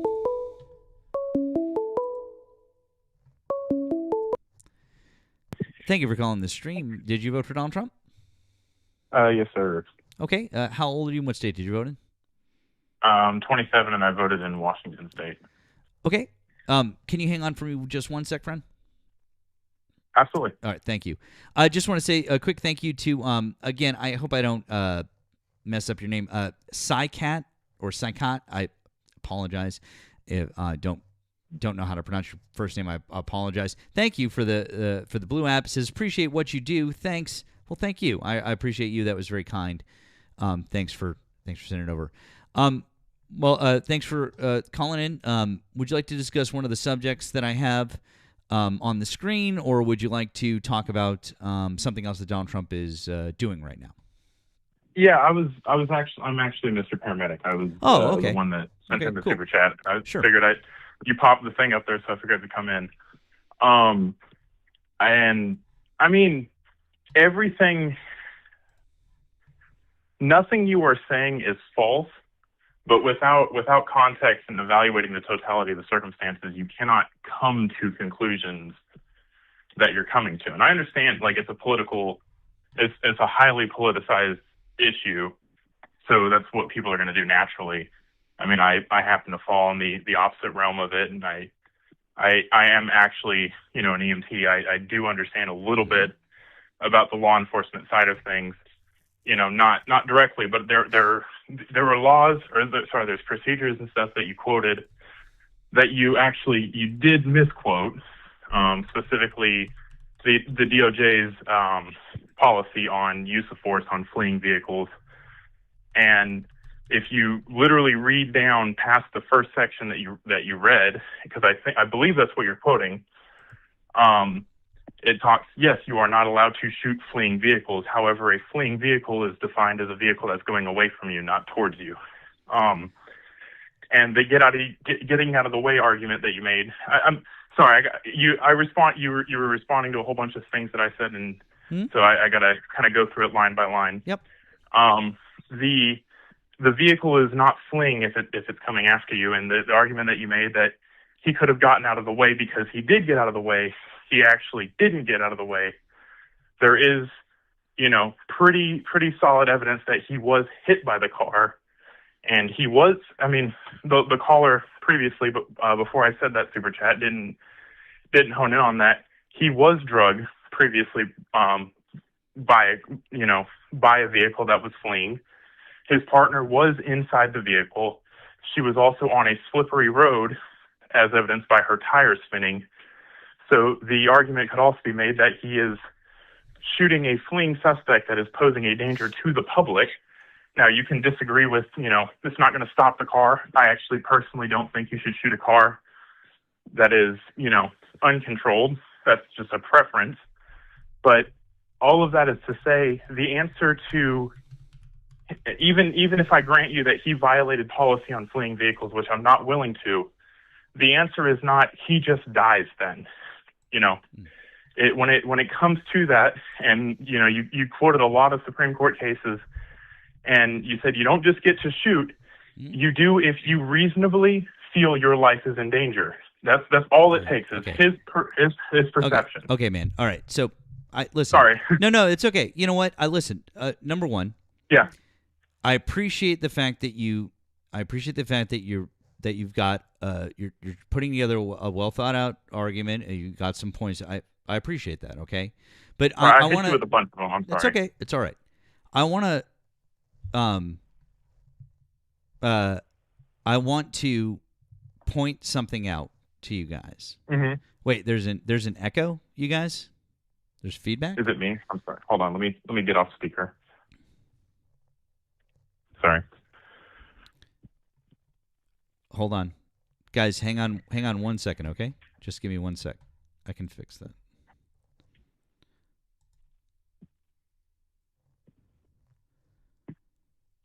Hold on.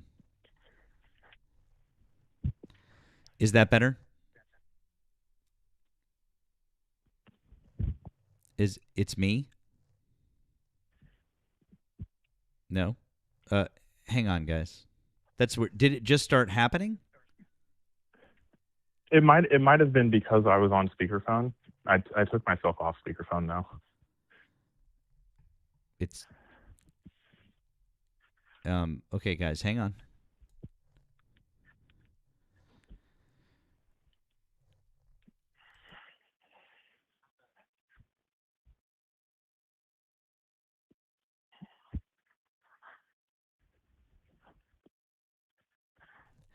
All right, hang on 1 second, guys. Caller, hang on one moment, please. Absolutely. Thank you. Sorry.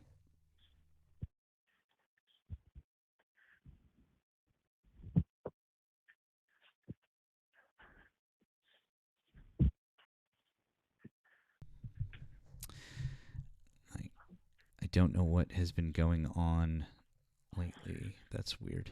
Okay, let's see if that did that fix it? Hello? Did that fix the issue? You talking to me? No, I'm sorry. I'm asking my chat on TikTok.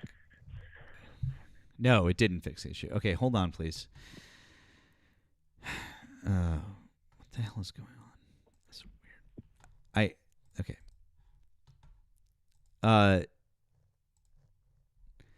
YouTube. Is there YouTube? There's no echo on YouTube? Okay, I'm reading the chat. There's no echo on YouTube. Okay, I see you guys. I don't think that it is the. Don't think it's the mic. Mute the caller. I can try that. Let's see. I can mute myself. Hold on. No, don't mute yourself. Hang on 1 second. Just wait 1 second. Did that fix it? Did that fix the issue right there? Anyone? No? Still there? Okay. Oh, you're still there. Yeah, that's fine. Okay, let me try this. How about now? Did that fix the issue for my TikTok friends? Did that fix it? Testing 1 2 3. Testing. You're hearing double of me? Okay, hang on. Don't understand why this is twice as awesome. Twice as awesome. Some people are saying it's fine. Some people are saying it's bad. Some people are. Hang on. I don't know. Let's see if I can hear it on my secondary. Testing. I'm not hearing it on my. I'm not really even hearing it on my secondary device, so I don't know what you guys are talking about. I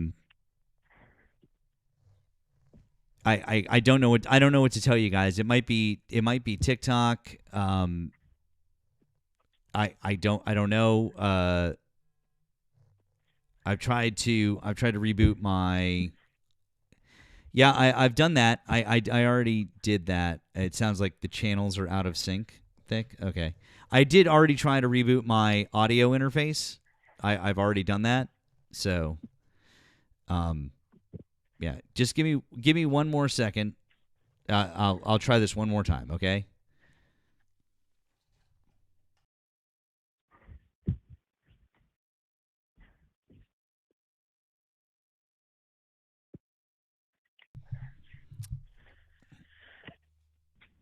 Thank you for being patient, guest. I'm very sorry about this.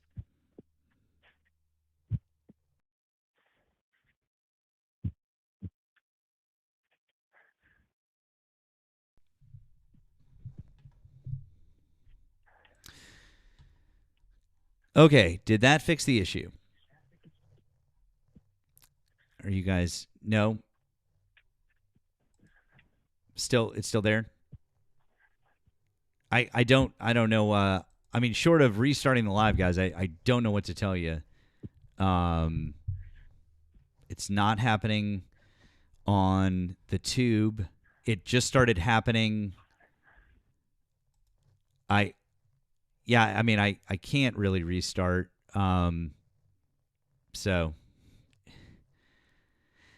yeah. Okay, people are saying it's not that bad. Okay. Well, I don't know. Don't know what to do, guys. It started right before this caller. I don't have. Okay, I'll tell you what, caller. We'll try one thing. I will leave the line. I'm going to leave the line open for you. Mm-hmm. Why don't you come and I'm going to drop you. Why don't you just call right back? But I got your number. I'll leave the line open for you. Okay. Heard. Will do. Okay. Thanks. Okay. Is it happening now that I don't have a caller? Is it happening right now that there's no caller? Are you guys hearing it right now on TikTok? Okay, so it's not the caller. Okay. So it's something it's TikTok. There's nothing I can this is TikTok related. There's nothing I can do about this. This is 100% on TikTok. I've checked every setting. This has nothing to do with me. I am very sorry, guys.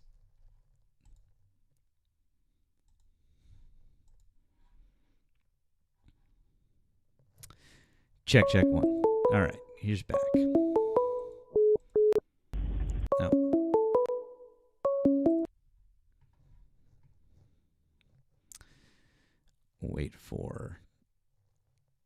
We will wait for.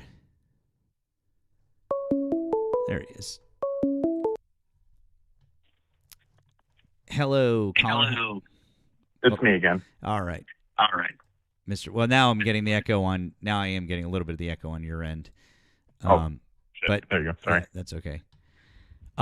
Guys, yeah. To my folks on TikTok, I don't know what to tell you. There's no echo anywhere else. So hang on. Erica, I don't have any reverb. I have no reverb. That is not a thing. Here. How about that? Did that fix the problem? Did that fix it? Did that do anything? Anything right there?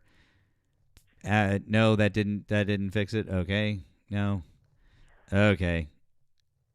Broke the TikTok. I'm sorry. No, you didn't. It's TikTok broke the TikTok. So yeah, drop my backup. Okay. I'll try anything. So here, there. Did that work? Did that fix it? How about that? Did that work? Did that work? Are we still echoing? Yeah, I didn't think that would work. Yes, I've already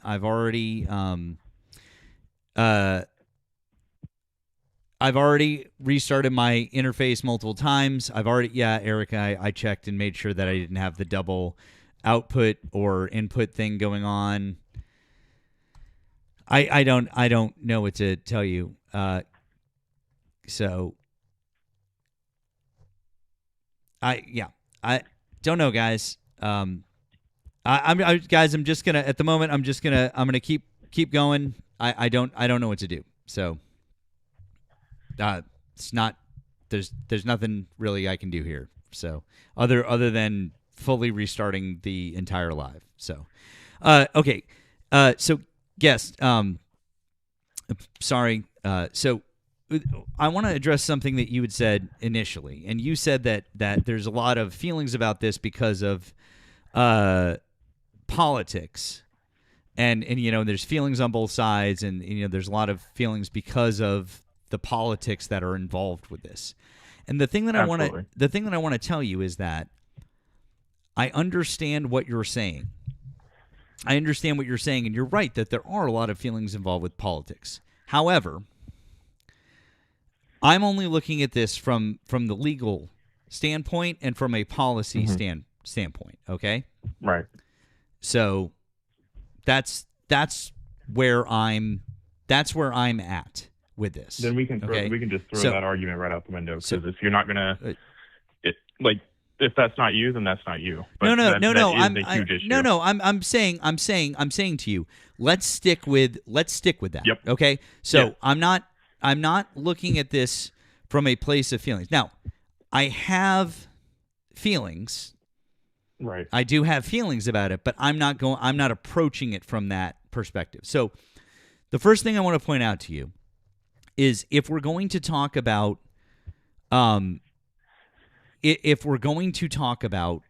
use of force and use of deadly force. Correct. Let's look at Customs and Border Patrol use of force policy in their manual. Okay, have you read their use of force manual? 16-200 on use of force. Yes, I have. Well, have you read 4500-002A in their use of force policy, where it says, Chapter 1, General Guidelines, C, Use of Safe Tactics, Number 2, except where otherwise required by inspections or other operations, authorized officers' agents should avoid standing directly in front of or behind a subject vehicle.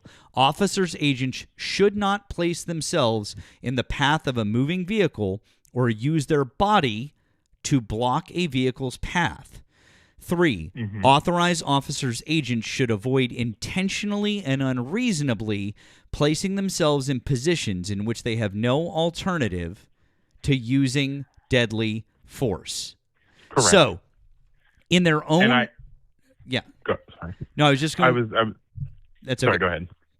It's okay. You go ahead.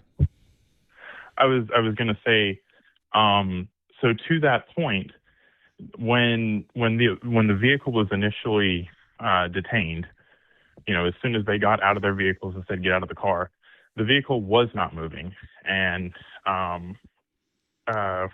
Jonathan Ross was not standing in direct line with the vehicle. He was walking over to the passenger, the driver's side door.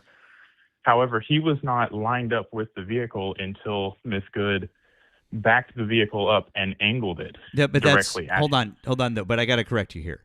Officers' agents should not place themselves in the path of a moving... Hold on. Yeah. She was backing up, and he started walking in front of the vehicle. So simultaneously. Right. And so any law enforcement officer will tell you that you don't walk in front of a vehicle where someone is in the vehicle with the engine running. The law enforcement officers are literally trained not to do that because you're putting yourself in officer-induced jeopardy. And this is why the Supreme Court has weighed in on this multiple times, and they've said, hey, you can't put yourself in a position where it's unreasonable to get yourself out of it. And so walking in front of a vehicle where someone is behind the wheel and the engine is running is one of those situations that the Supreme Court has directly addressed. Absolutely. Now, can I address that point that you made? Sure. So, one, you're absolutely right. You do not walk in front of moving vehicles. It specifically says moving vehicles. It doesn't say vehicles on with the engine running. Now, Supreme Court precedent, I'm not up to date on all of the Supreme Court precedent regarding that policy, but I will say that there is a difference between what's protocol and an absolute perfect situation and what happens in, a dynamic situation. I've seen this time and time again across all analysis of this, they're treating it like a static situation. It is not a static situation. When he walked around the vehicle the first time, when he's recording, and pretty much it looks like he's egging her on, is what it looks like to me personally.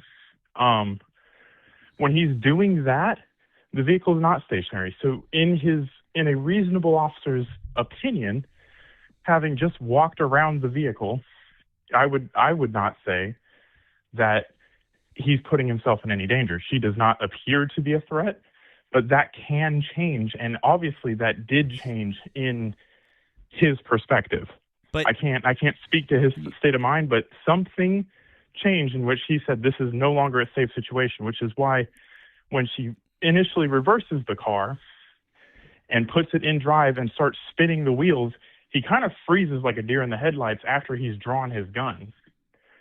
Just because the vehicle did not gain traction, if you actually look at the wheels are pointed directly at him. He's not in the path of a moving vehicle, but he was put in the path of a moving vehicle. But the thing is that he wasn't. The wheels weren't, and you can actually see from his perspective when you watch the video that he himself filmed. Yes, you can see that she is turning the wheel away from him as he walks in front of the car, and so that means he could see that she was doing that. Also, I need to point out to you that you keep talking about moving vehicles, and I don't think that you've read the update to the Department Policy Use of Force that was issued on February 6, 2023, which is Policy Statement 044-05, Revision 1.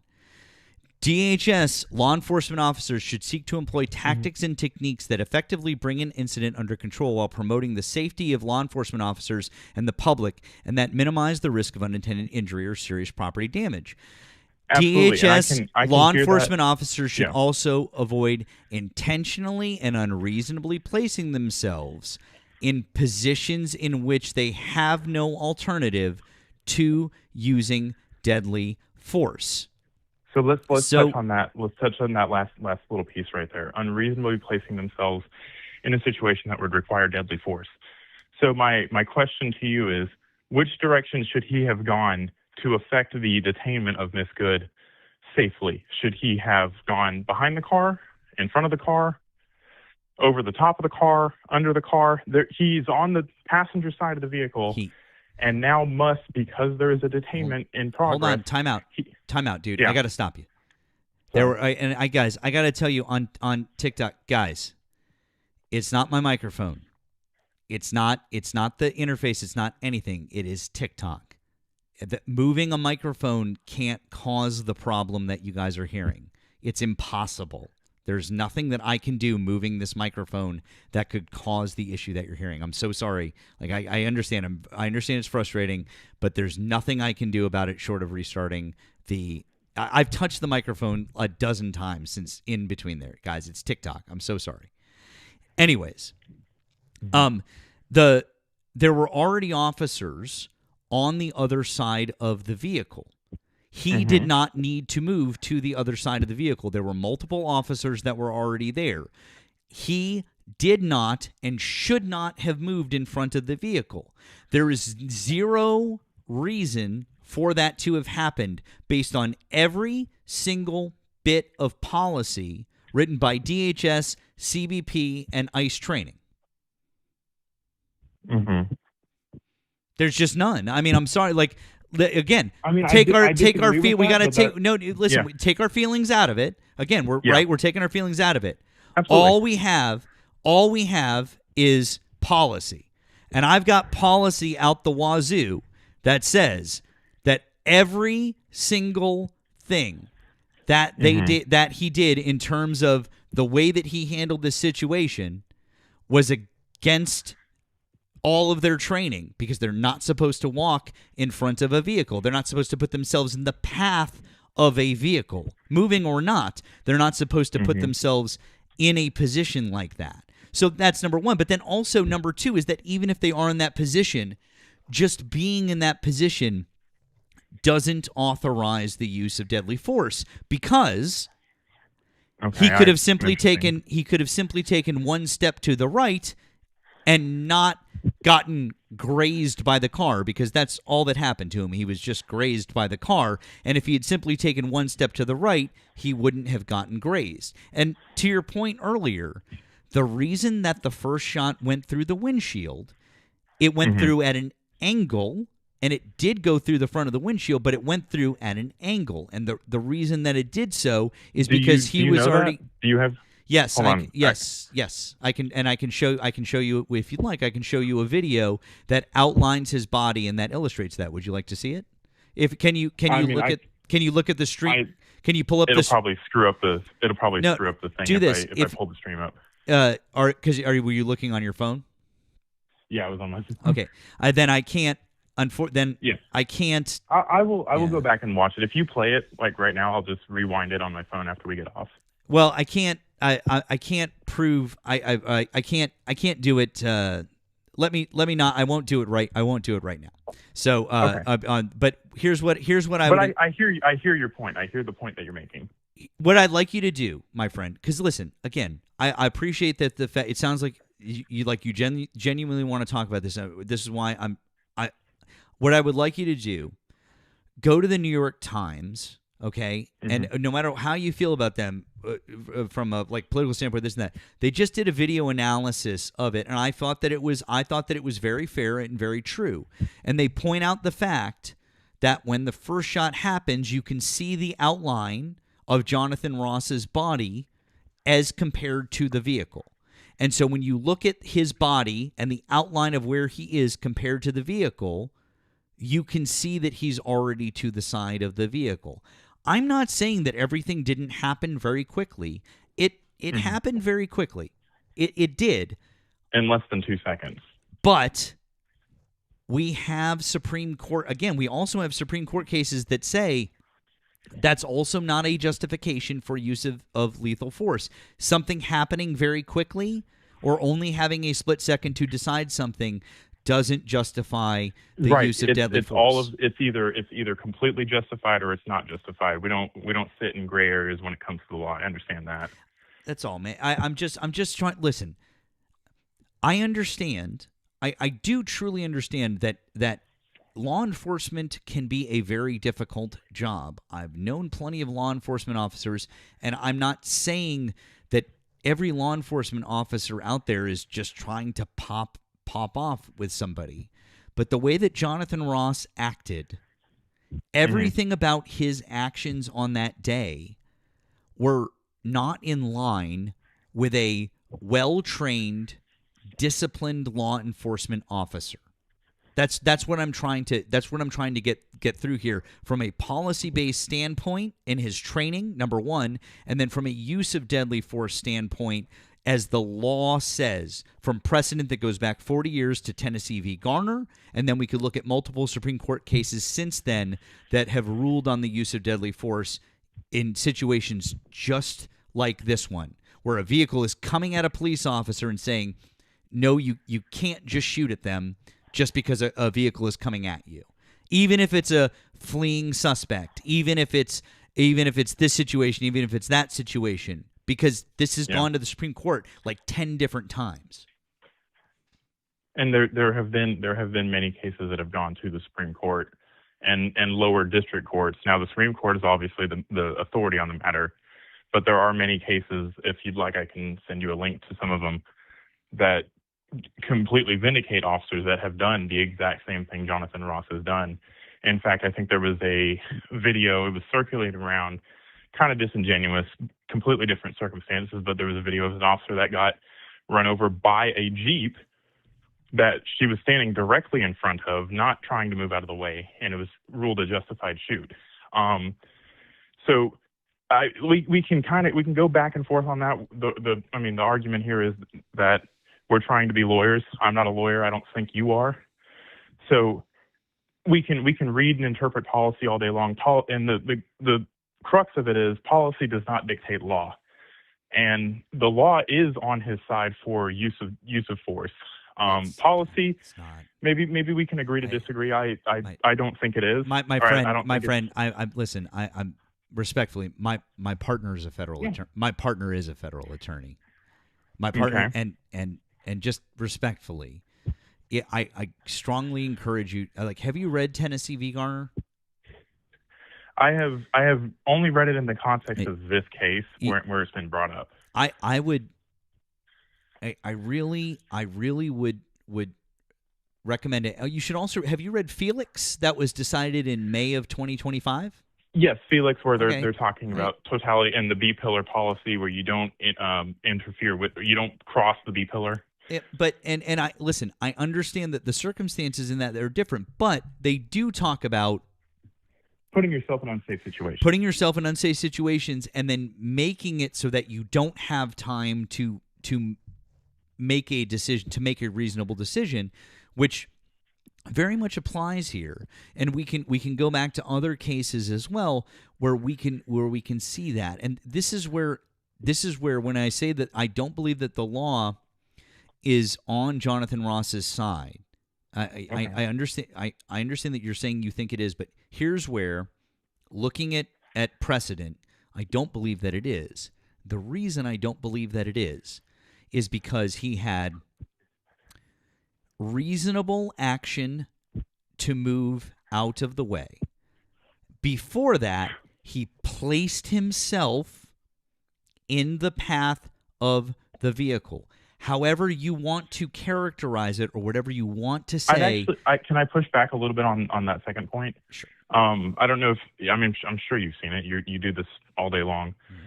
But have you seen the video that CNN released where he is literally not in the path of the vehicle, takes one step? He's clearly going to the other side of the vehicle. That's not in dispute. I understand. So, and he is not in the path of the vehicle until she reverses, turns the wheel to the right, and lines up with him, and then straightens the wheel out and charges the vehicle. But the point is, my friend, I'm not saying like if let's say like my phone is the car, right?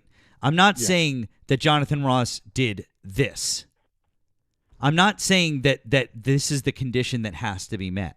What I'm saying is that when you look at the precedent, and when you look at the policy that he should have followed, and you look at all of those things, it just the condition that needs to be met is just that he walked in front of the car. He gave her an opportunity to run him over. That's the point here, is that she should have never had the opportunity to run him over. Like, let's say that Renee Good was on a murderous rampage and she wanted to get Jonathan Ross. I don't think either of us think that, right? No. But let's say that she was. Don't give her the chance. Don't give her. You cannot allow her the opportunity. That's where the legal wrangling really comes to a very sharp halt, because when you give that person a chance to do it, if Jonathan Ross was standing off all the way over here, right, and she took her car and she turned it this way, like turned all the way this way, and then went straight for him. Yeah. That's very fucking clear. Like, that's like she went out of her way to go and hit somebody. Like, that's a very, very, very different situation. Okay, so that answers my next question. I was going to say, do you think there's any situation where an officer can be in front of a vehicle and the shoot be justified? Yes. That answered my question. But even then, my friend, I'm going to tell you right now, even in that situation, you would still have to prove, even if the intent was there, you'd still have to not only prove the intent of the person in the vehicle, number one, but number two, you'd have to prove that there was no other option for you. You couldn't have gotten out of the way, that you couldn't have disabled the vehicle. You couldn't, like, there are so many other factors. What do you mean disable the vehicle? Yeah, I mean, what do you mean disable the vehicle? Well, like, shoot out the tire or You do not do shoot something out like. tire. Listen, Okay. listen. I'm giving you hypotheticals. Okay. Okay, I'm not saying that that's 100% something that could have happened. I'm giving you hypotheticals to say that the other means of getting out of the situation were exhausted.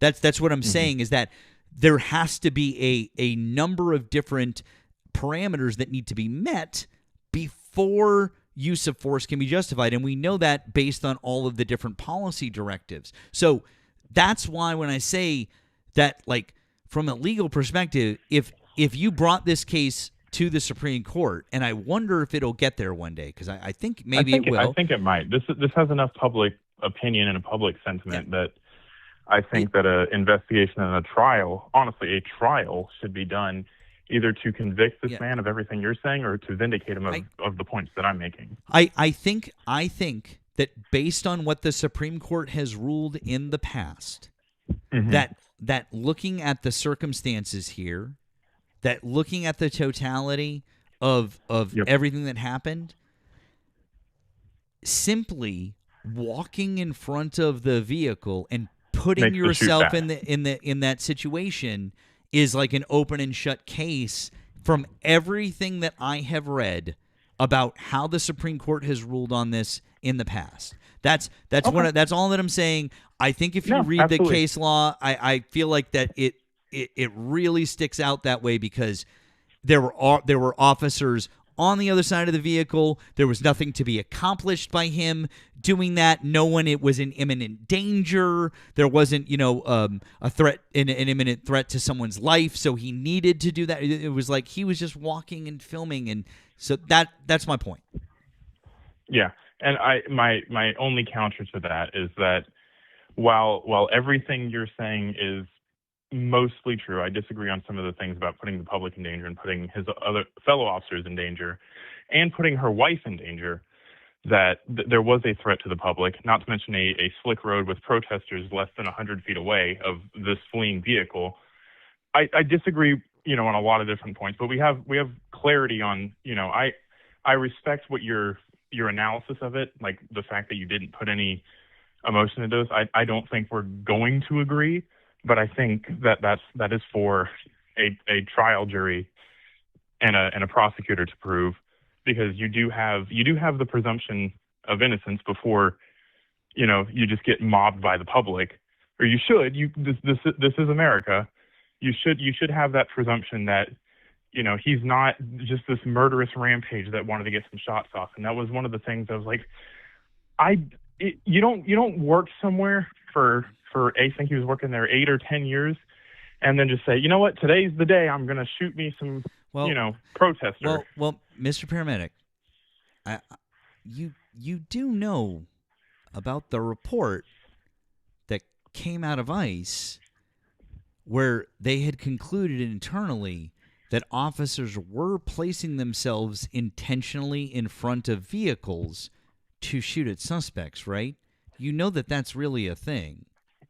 No, I'm not aware of that. And if that is a thing, then that changes my opinions on the conduct of the people. Hold on one second. I'm gonna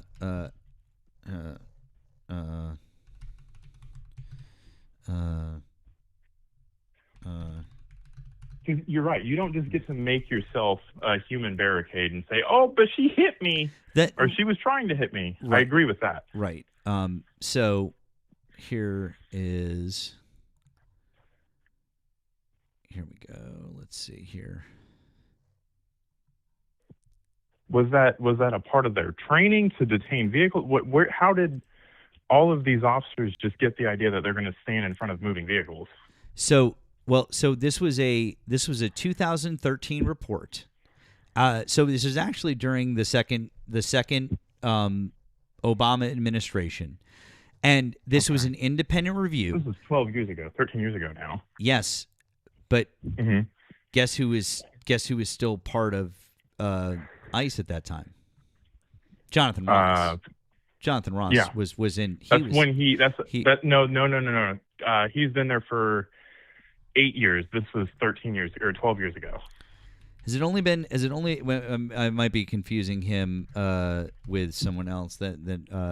Was it? Yeah, both ICE and the CBP agent and the ICE agent that shot both of these people, Alex Peretti and Renee Good, had been on there less than 10 years. No, 8 and 10. I'm seeing that Jonathan Ross has been in for over a decade. He has a decade of experience with previous law enforcement experience. It says that he's been with DHS for over 10 years, specifically. That's what I'm seeing. I don't remember seeing that. I remember seeing that he'd been there for 8 years. It says he's a 10-year veteran of the Immigration and Customs Enforcement Agency. That's from a spokeswoman of ICE. So he's been there for 10 years apparently. So 10 years, but it doesn't rise to when this memo came out or this training. All right, that's fine. But just so you know, this was an issue around about the time, or a little bit before the time that he joined up with ICE, and this was a thing, which I think is important to point out.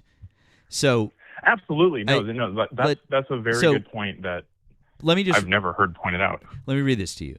So this is an independent review conducted by CBP, conducted for CBP. So CBP hired them, the Police Executive Research Forum, PERF. And so they work with law enforcement agencies specifically to do reviews. The review covered cases from January 2010 to October 2012. As a mechanism to avoid misconduct in the future, the PERF report recommended training and tactics should focus on avoiding positions that put agents in the path of a vehicle and getting out of the way of moving vehicles. Back in 2013, CBP initially rejected PERF's major recommendations for policy change on the use of deadly force. CBP also tried to keep the report secret, even from Congress. And here's what the reason why. Here's a quote from the report. It is suspected that in many vehicle shooting cases, the subject driver was attempting to flee from the agents who intentionally put themselves into the exit path of the vehicle, thereby exposing themselves to additional risk and creating justification for the use of deadly force. When they swarmed the front of the car? Yes. So that was a huge issue around 2010. That was like almost all of law enforcement's kind of tactics. And I remember there's a lot of cases where people were shooting vehicles that were... So that might explain why some of these policies have changed. Because, I mean, you can go watch Cops from 20 years ago, and that's exactly what they do. They fucking swarm around the front of the vehicle. But here's the thing, is that they only copped to it, pun intended. They only copped to it after the LA Times reported on it in 2014. So a whole year after the report came out, and they published parts of the report and the internal response where CBP was like, no, we're not going to change any of our policies. And so then they tried to say, okay, yeah, we're gonna make some changes. Then the ACL sued the CBP for release of the PERF report, and it went on from there. But the point remains that, number one of the reasons that they changed their use of deadly force policy was because agents were agents were getting hurt because an independent review found that they were doing this intentionally. Right, as a tactic. Yeah. Yes. And so the idea that there was training happening, or that it was a concerted effort to do this, even just by some agents, is a little damning. Holds some water. It does hold a little bit of water, and I am not saying that they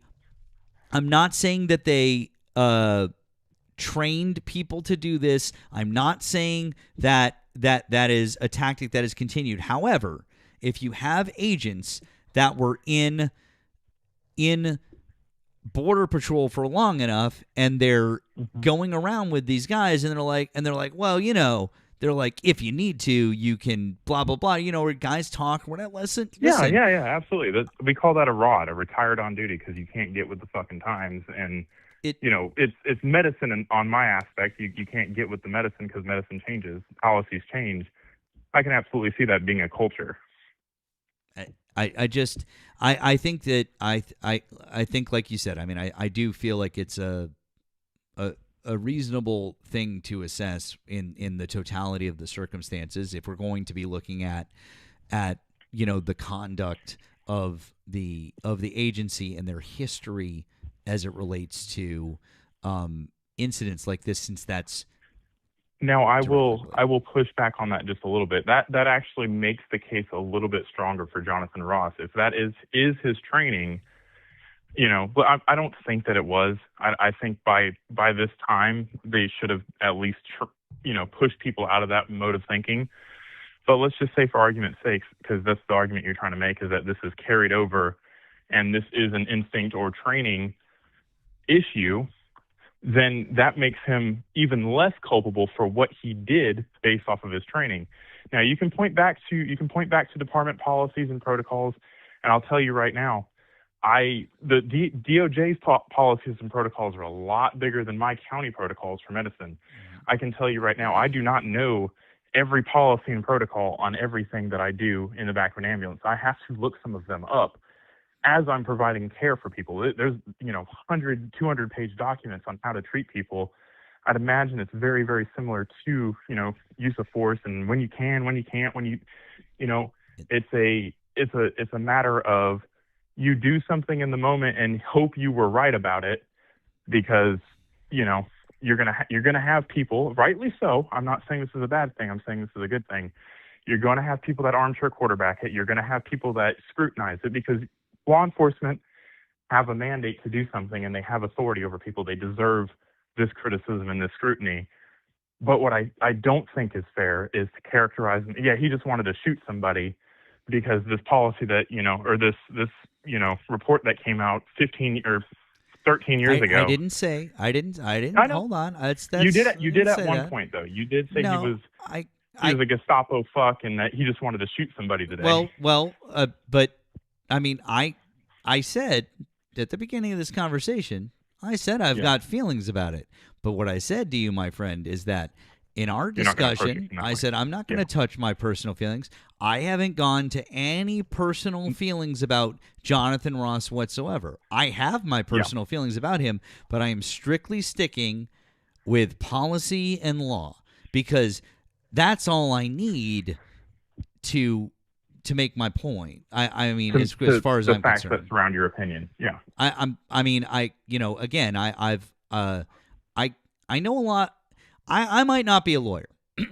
I know a lot of lawyers and judges, both lawyers and judges. I'm friends with a magistrate judge here in Boston, and literally a solid majority of my friend group is lawyers. When you are from Boston, okay? I was wondering. I was like, that's a Massachusetts number. It is a Massachusetts number. When I'm going to school in Massachusetts. You are? Yes, sir. Where? If you don't mind me asking. My paramedic program's in Boston. Oh, cool. That's good. But the point here being that that I've talked through this issue a lot, because I want to know the facts of the case, and I want to know where does the law stand on this.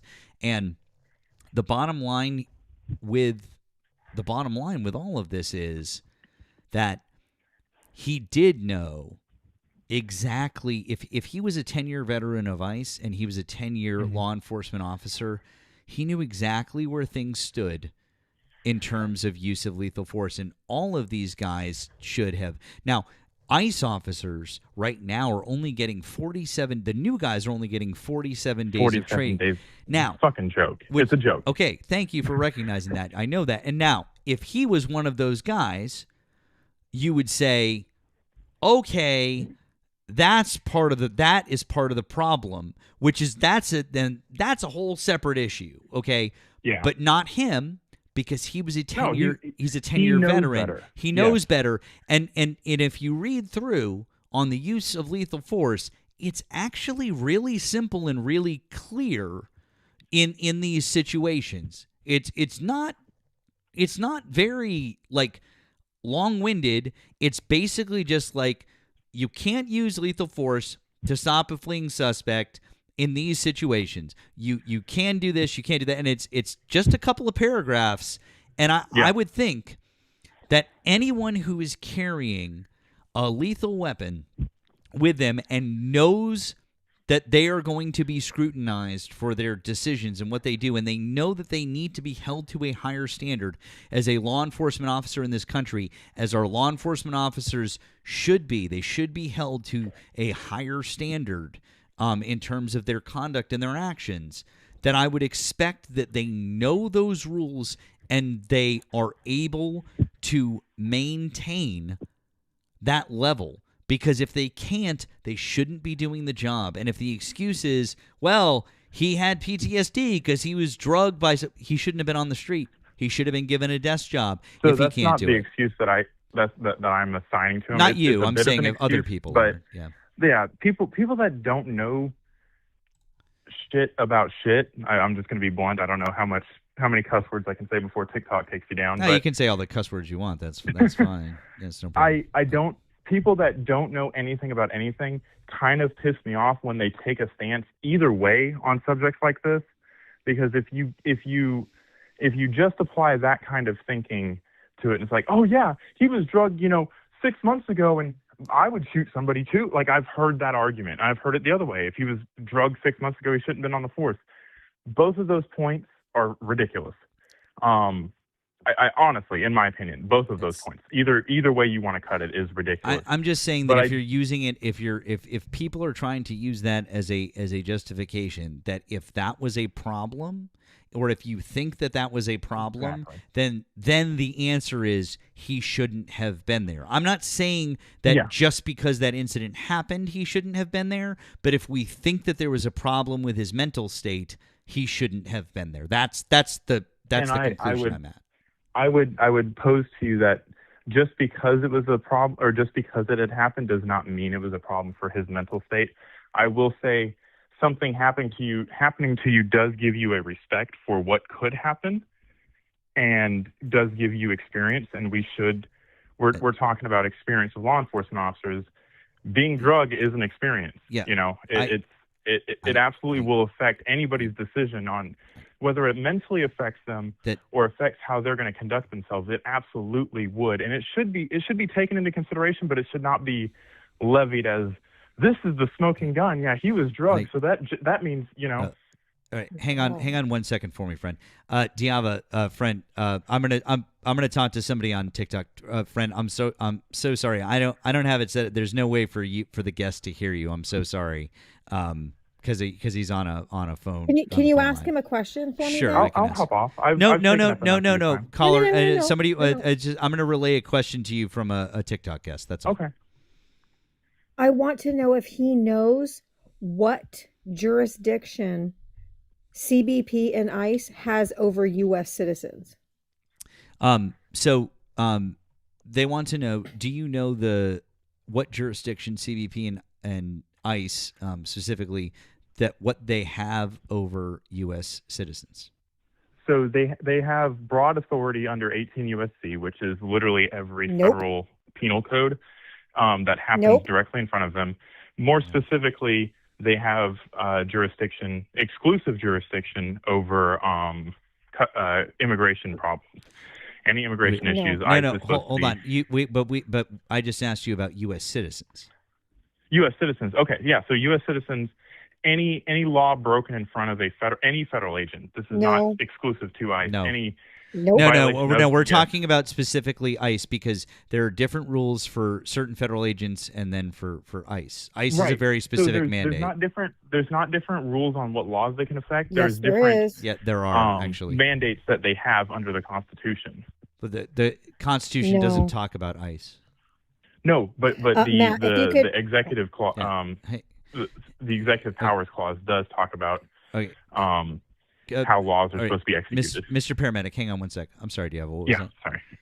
I was just saying, if you actually Google what jurisdiction do ICE agents have over U.S. citizens, it says only if they are if they're impeding or obstructing That's them correct. going after an immigrant, and that impeding and obstructing is a physical act. Yes.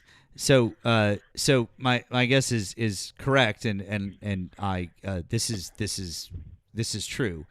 ICE only has the authority to do anything with a U.S. citizen if they're actively impeding or obstructing ICE officers from doing their duties. That's it. Mm-hmm.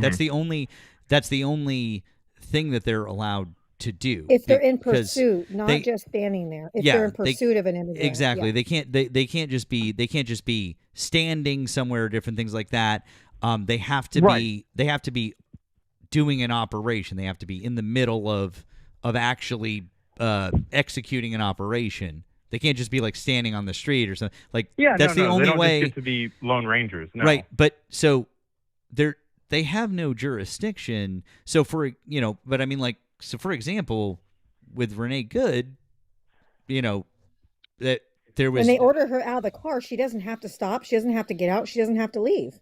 I mean, what jurisdiction with did they Renee- have over her? So with Renee Good, that's impeding federal law enforcement. Except, hold on, time out though, bud. I'm going to stop you. They weren't on an active. They weren't on an active operation.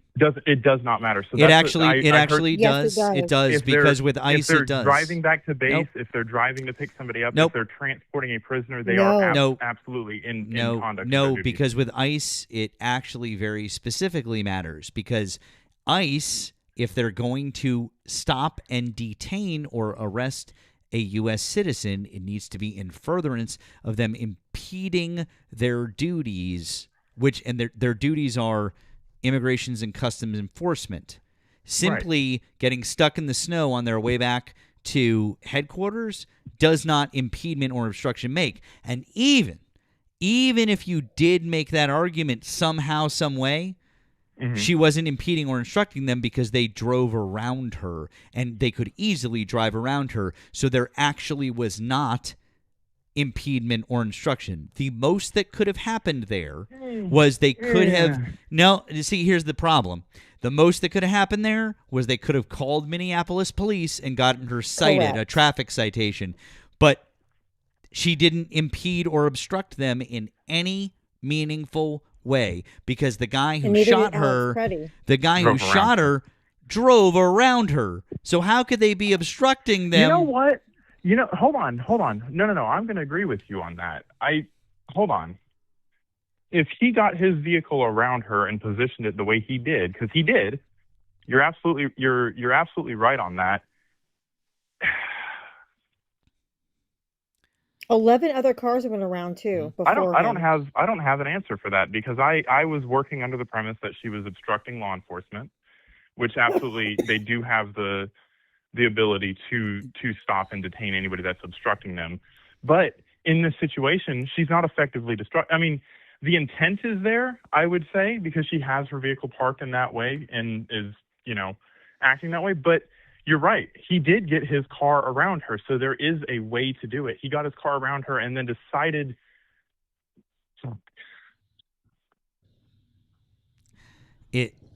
That's why the whole argument of all the other stuff with CBP doesn't really matter. I think because they you're didn't have right about that. jurisdiction I think ever. that should be the scrutinized. When did you listen earlier when I played the clip of Kristi Noem?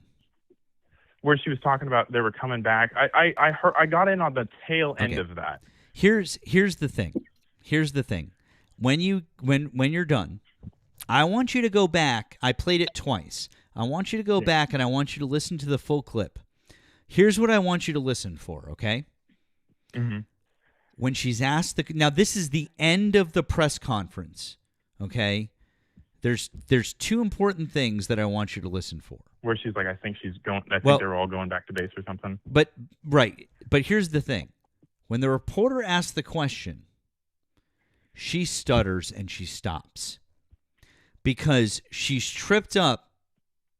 She answers the question honestly, but she trips up because earlier in the press conference, she only talks about how they were doing operations in Minneapolis. But that reporter asked specifically about, were you on target on that street? That's the question that's asked. And when you watch back, you can see that you'll be able to see the subtitles as well. And she gets tripped up. And she realizes that she fucks up with her answer because she wanted to just broadly and generally say, no, we were doing an operation in Minneapolis. Because if she can say we're doing an operation, then somebody in the street can be considered obstructing and or impeding, because you could say, well, we're doing an operation, and so she's there. She's there, and so obstructing, impeding. But then this is the end of the press conference, because what happens is she stutters and she's like, no, I believe they were returning back to base, and she ends the press conference right then and there. She knew that she knew that she fucked up, because by admitting that, there's no admitting that there's no obstruction. So I would no impeding, no instruction. I would have to know more about what the bounds of an operation actually include. Just Google it, because it could very well be them just driving down the street. I may be wrong, but I believe that any uniformed law enforcement officer driving, if you stop them, if I were just but blocking a car, hold on, time out. Yeah. Okay. Nope. Can you barricade a street and stop a bunch of people, even in protest?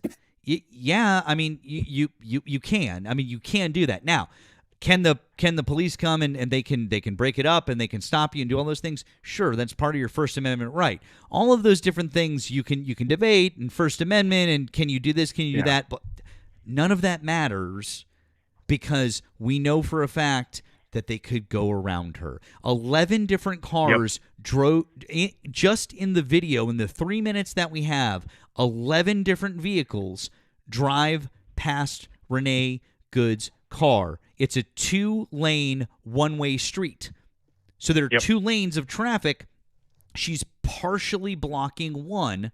And in the video, she even waves the ICE officers to go around her. Like, and some of them did. And some of the ICE officers earlier on just drove right by. They just drove by her because I don't even think Jonathan Ross intended to detain her. By the way he positioned himself, where he kind of but think about this. He can't. He walks around the car with his detain phone her. out, takes her plate down, and is walking back to the door of his car, and then the fucking not the Tahoe, the Titan, the Nissan, pulls up, and then they start engaging her. So it to me, it looked like he was just going to get in his car and drive away. I don't. Everybody else has. But we can listen. We can talk We about. can scrutinize. We can scrutinize intent and speculate and do all these different things. But it really, at the end of the day, this is what happened. What happened? What truly happened was they weren't on an operation. She was not blocking them from moving and leaving. She was not. She wasn't blocking them. She wasn't impeding them. She wasn't. She was that you can say whatever. He got around her. A bunch of people got around her, including the guy that ended up shooting her. So the bottom line here is that, again, if we take our feelings, you said you wanted. We started from this conversation. We took our feelings out of it from a logical perspective. Why didn't they just drive by and go back to base? There was just no jurisdiction, You know what? and that's where the problem is. I will grant you that, and I will concede that entire line, because, you're absolutely right. Because if he can get around her, and 11 other vehicles can get around her, and she made no effort to stop or to move her vehicle, fucking play rush hour and try to block him in, because we have 4 minutes of video of her just sitting there honking the horn. That sounds like the agents that decided that they were going to fucking go and initiate a detainment were just annoyed with her. And that is not, it's not a reason to detain somebody. That is not impedance. I agree with you. Okay. And I think under those circumstances, you laid it out in a very, very, well-mannered way, and I appreciate that. And I think you're right about a lot of the points that you made. Okay. Well, listen, friend. I appreciate it. I've had you on for a while. Yes, I sir. want to maybe move on, but listen, you sound like a reasonable person. Okay, you sound like a reasonable person, and it sounds like you genuinely want to. You genuinely would like to hear some facts and be reasonable. Okay, I'm not. Mhm. That's why I'm not coming after you or anything like that, because it sounded like you want a genuine conversation. And so if you want genuine conversation, I'll give that energy right back to you. Okay. And Sweet. I'm there for it. If you'd like to call back in and you'd like to have another discussion, another time, I'm really happy to do it. And I want to tell you, I do appreciate the fact that I do appreciate your support. Even for dissenting voices, as you said, I do appreciate it. I'm glad we got to have a conversation. And this is why I support it, because there are facts out there that I might be blind to just because I'm quick to rush to a decision. So, and I think in this case, maybe not quick to rush to a decision, because I have put a lot of thought into this, but I haven't seen all of the facts of the matter, and those facts of the matter kind of change how I perceive it a little bit. Okay. Well, then I'm glad. Then we could at least that we could have this discussion. I'm glad that absolutely, that's man. good.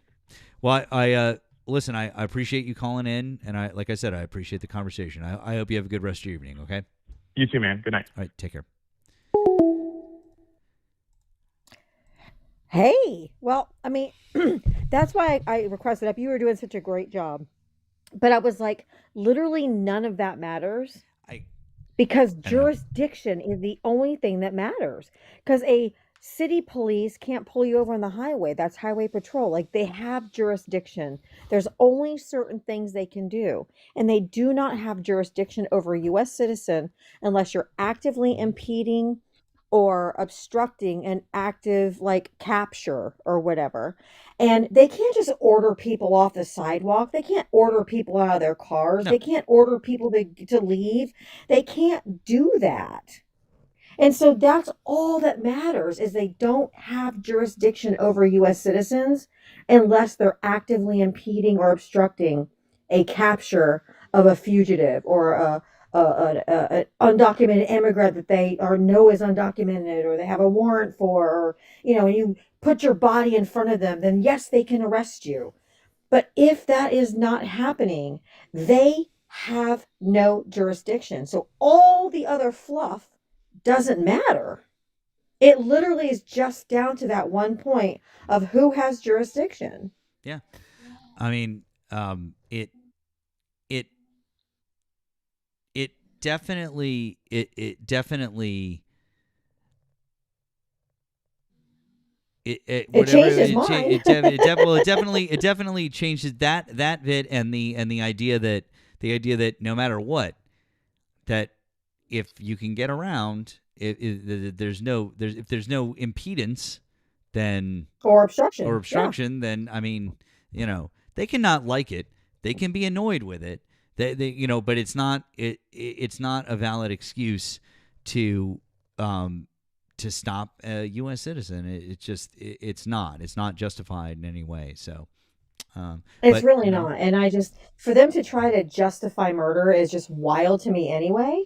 But all you have to get, that's why I don't argue this with people. I don't argue Alex Preddy. I don't argue Renee Good, because there is no argument. Because in both of those cases, ICE had no jurisdiction, and neither did Customs and Border Patrol have any jurisdiction over either one of them in the instances where they were unalived.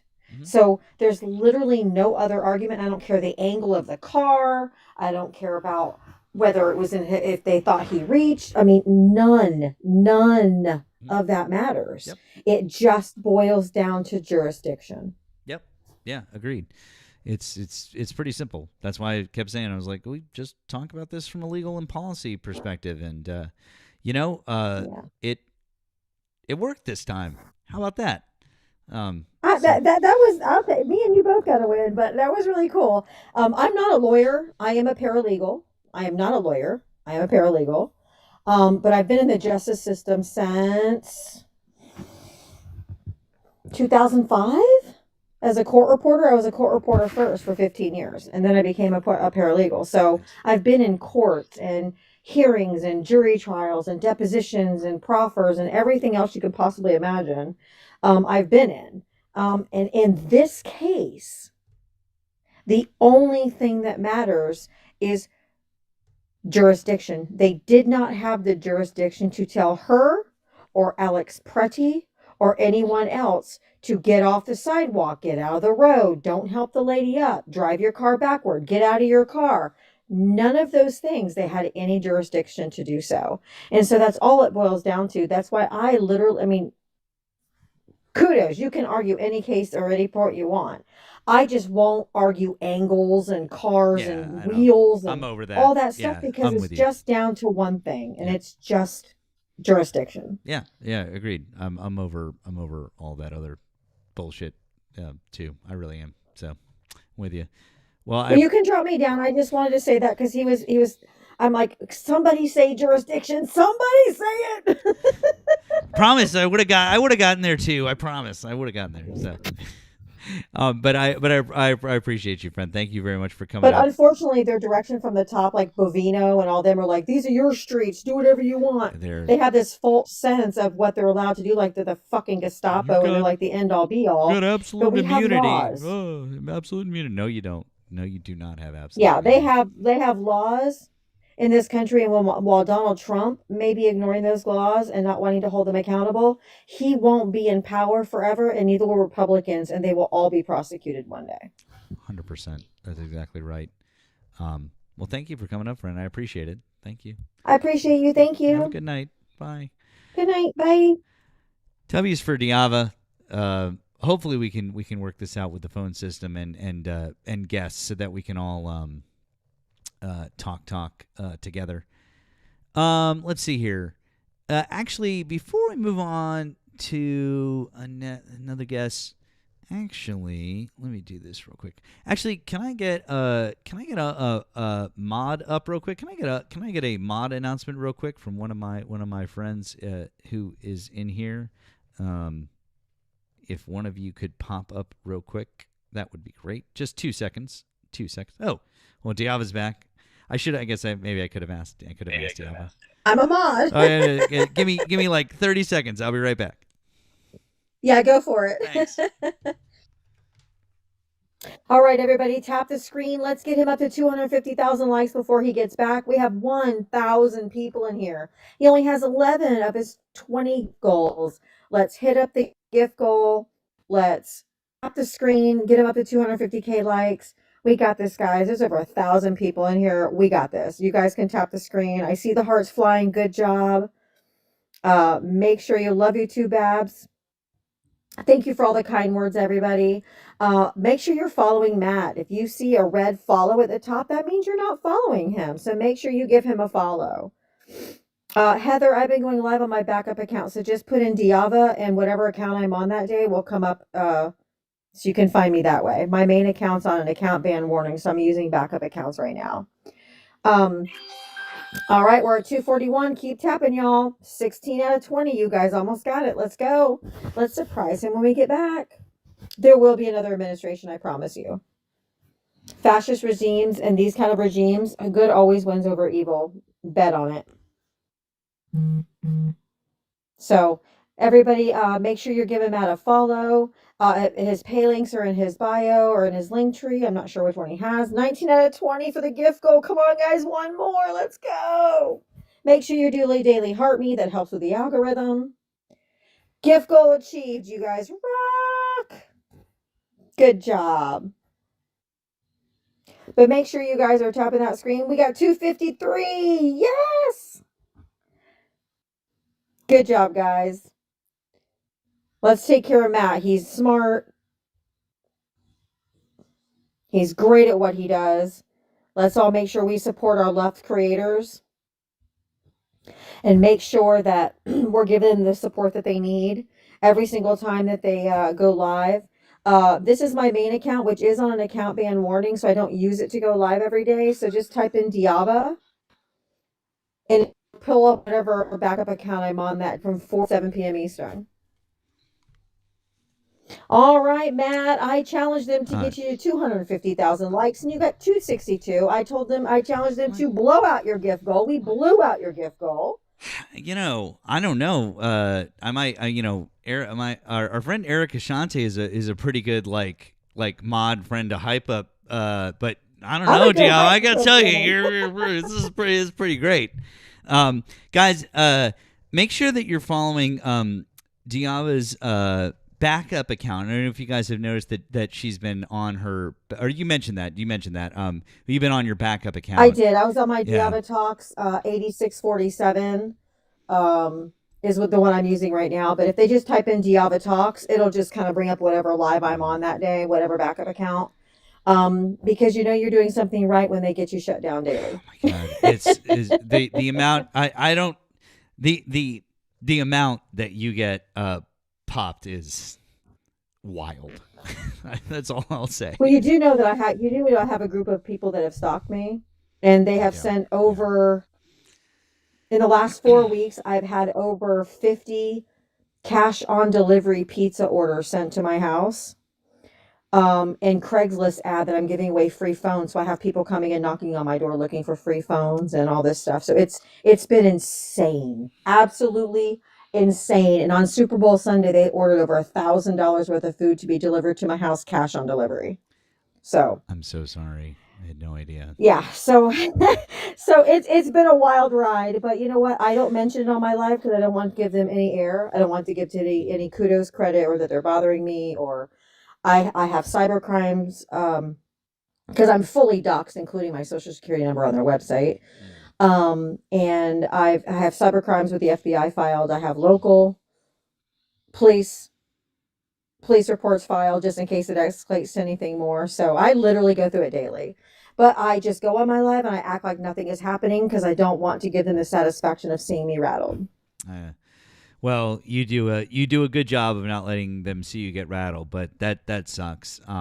So listen, I hope that everyone is supporting Diava on whichever account that she makes it up on. 4 p.m. Eastern time, like every fucking day. Diava's on every fucking day. 7 days a week. You'll like if Diava misses a day, I'm worried. I'm like, what the fuck is going? Like, there's something wrong. So please, go. Make sure that you're following all of her backup accounts and support her and all of our friends. So thank you very much, friend. I really appreciate you. Okay. Of course, you're welcome. Have a good night. Thank you. Later. W is for Diava. W is for Diava. Appreciate you. All right.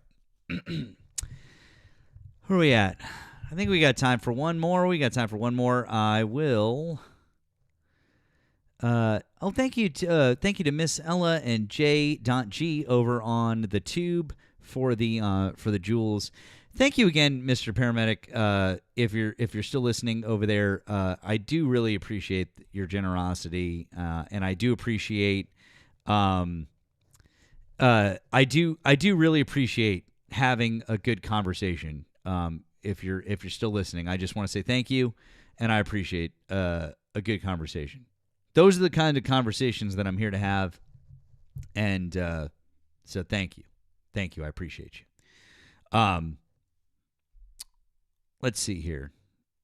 Also thank you to Myra. Thank you to Myra over on the Green app. It says ignorance is not a defense. Correct. Ignorance is not a defense. That's right.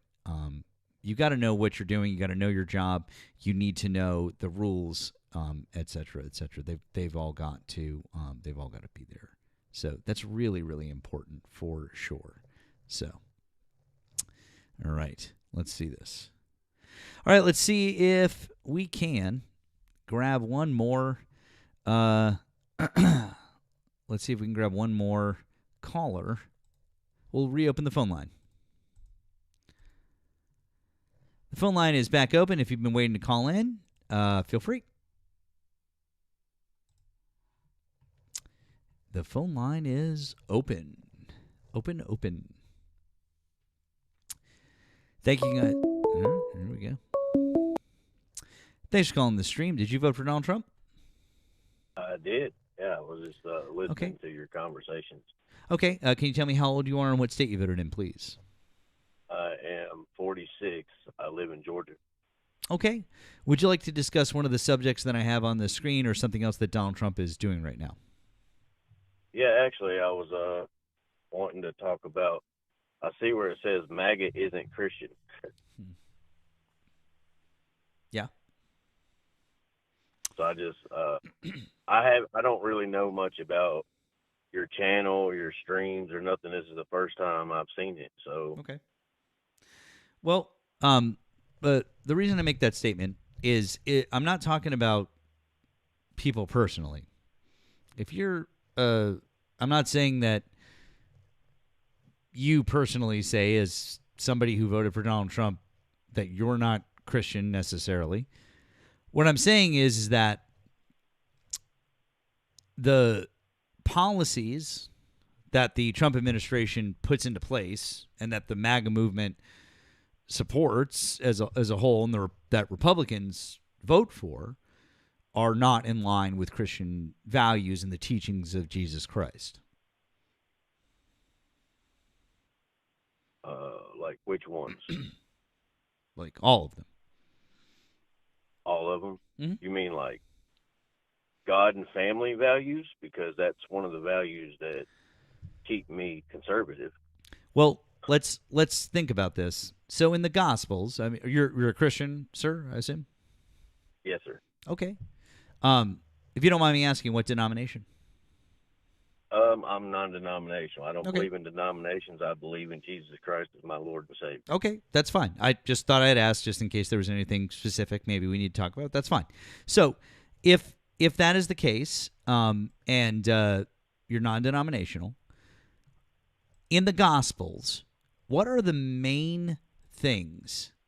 What are the main things that Jesus preaches throughout the entirety of the Gospels during his 3 years of time where he taught us things on earth? Love, patience, kindness, goodness, do well to others, treat people as you would have them treat you.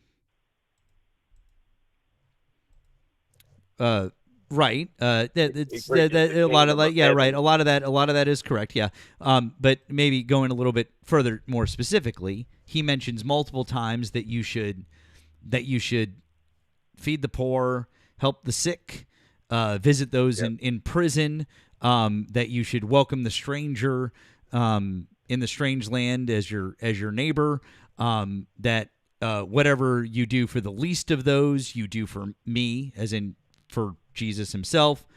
All of those things, right? He says. He also says that you should give up your wealth. He says that it's easier for a camel to pass through the eye of a needle than it is to get into than it is for a rich man to get into heaven, right? Right. Yeah. So, I mean, that's basically it. I mean, Jesus very famously said in his parable of the sheep and the goats in Matthew 25, 31 to 46, he talked about all of the things that you need to do to get into heaven. And then he's like, hey, feed the poor and help the sick and do all these things. And if you do that, you'll get into heaven. And he's like, and if you don't do that, you'll burn in the lake of fire. It feels like he was pretty clear. And I don't, for the life of me, I can't see the policies that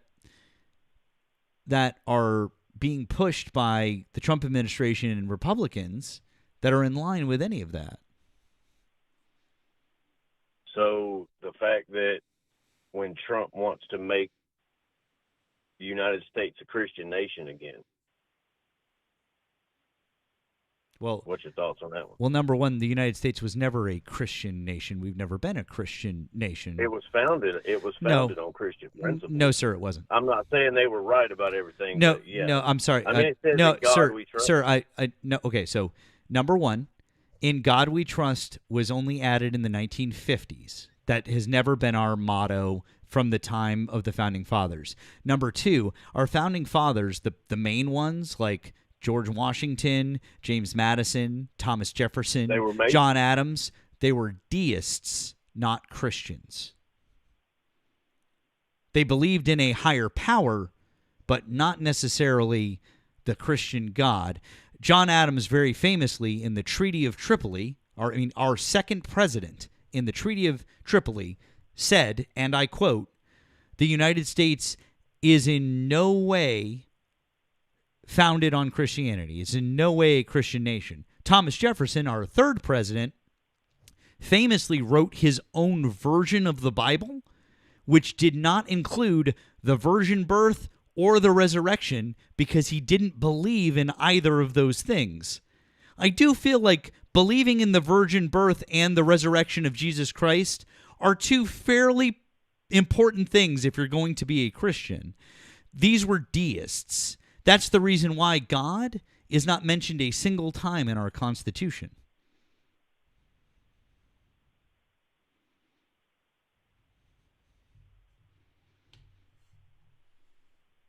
Trying to think about, I believe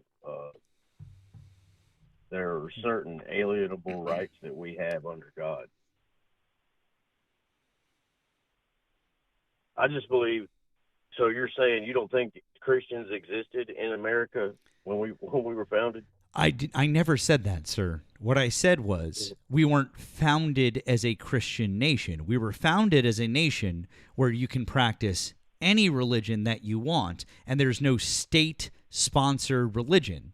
The people who founded our country were literally escaping state-sponsored religion, the Church of England. They did not like that. They didn't like the fact that the government and a religion were intermixing. They thought that that was bad. There's a reason why. I agree with that. Well, how I agree about with that. yeah, right. I agree. What's when our founding fathers wrote the Constitution, right?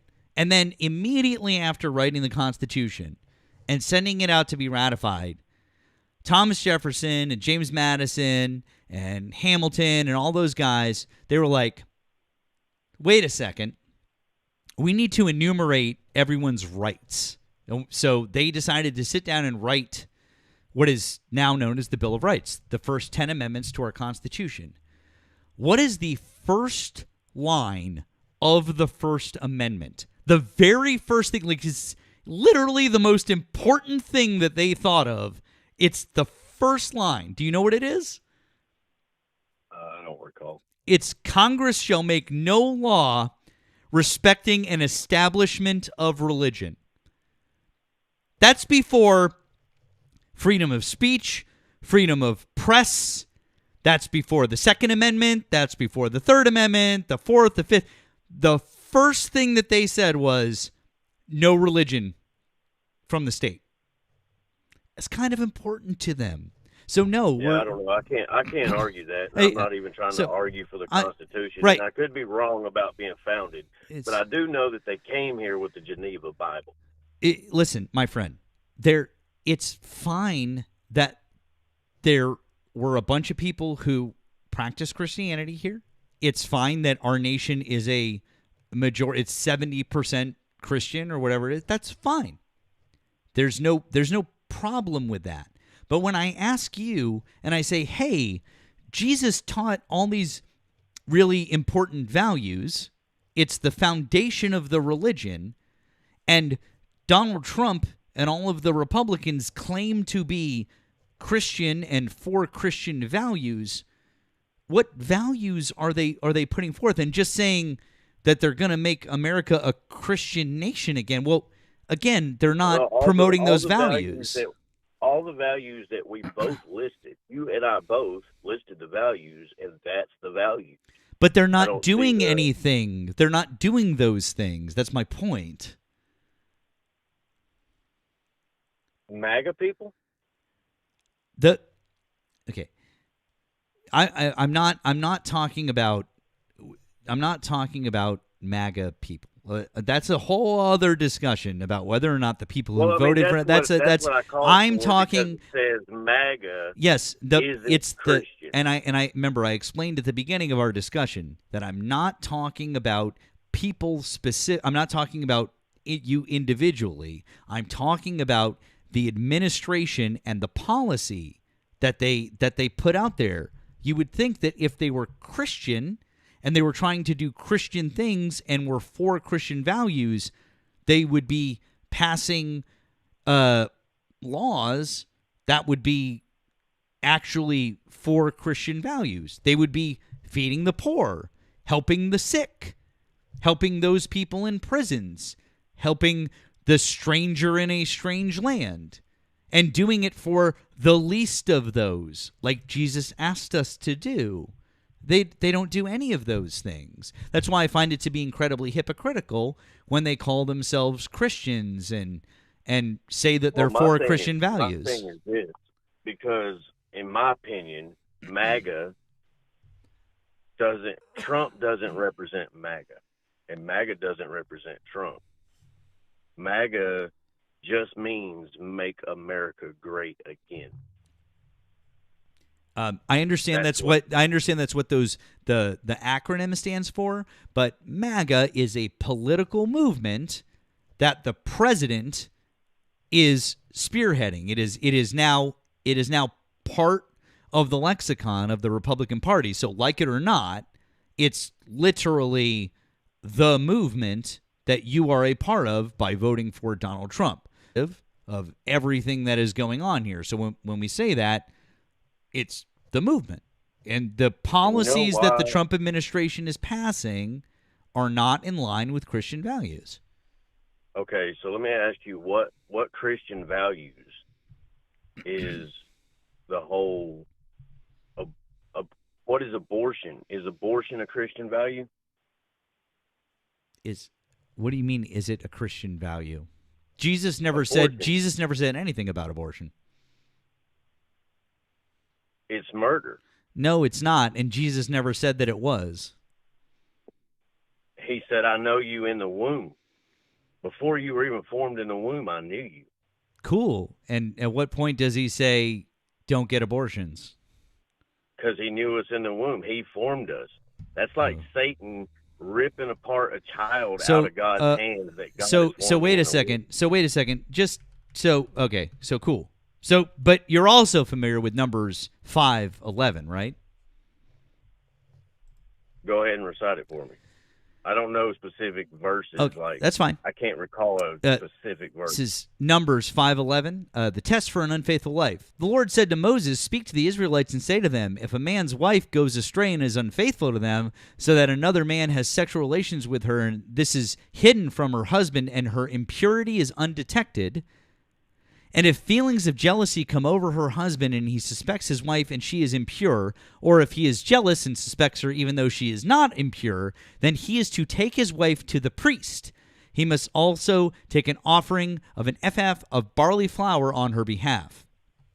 The priest shall bring her and have her stand before the Lord. Then he shall take some holy water in a clay jar and put some dust from the tabernacle floor into the water. After the priest has had the woman stand before the Lord, he shall loosen her hair and place in her hands the remainder offering, the grain offering for jealousy, while he himself holds the bitter water that brings a curse. Then the priest shall put the woman under oath and say to her, if no other man has had sexual relations with you, and you have not gone astray and become impure while married to your husband, may this bitter water that brings a curse not harm you. But if you have gone astray while married to your husband, and you have made yourself impure by having sexual relations with a man other than your husband, here the priest is to put the woman under this curse. May the Lord cause you to become a curse among your people when he makes your womb miscarry and your abdomen swell. May this water that brings a curse enter your body so that your abdomen swells or your womb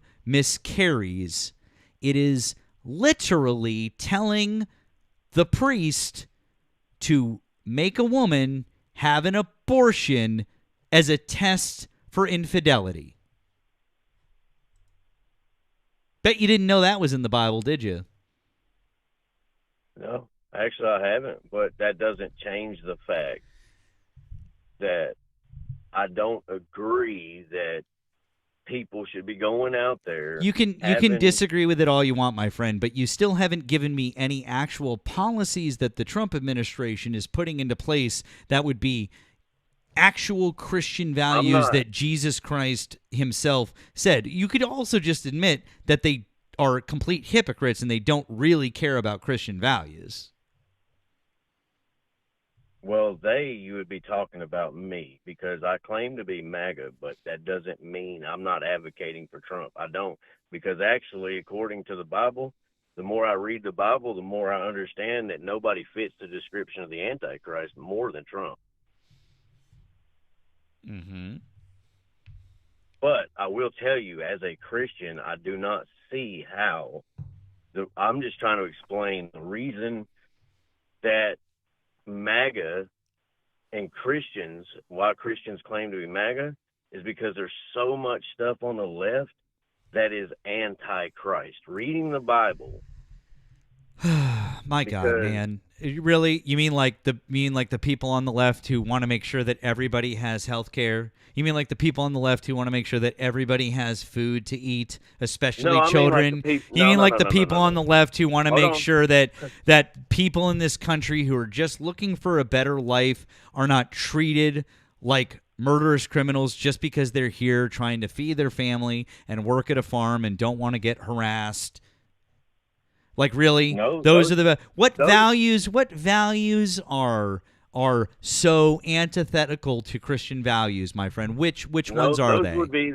Those would be the Christians on the left. There are Christians on the left and Christians on the right. I do not separate the difference. I'm not a Christian, and I still believe in all of those things.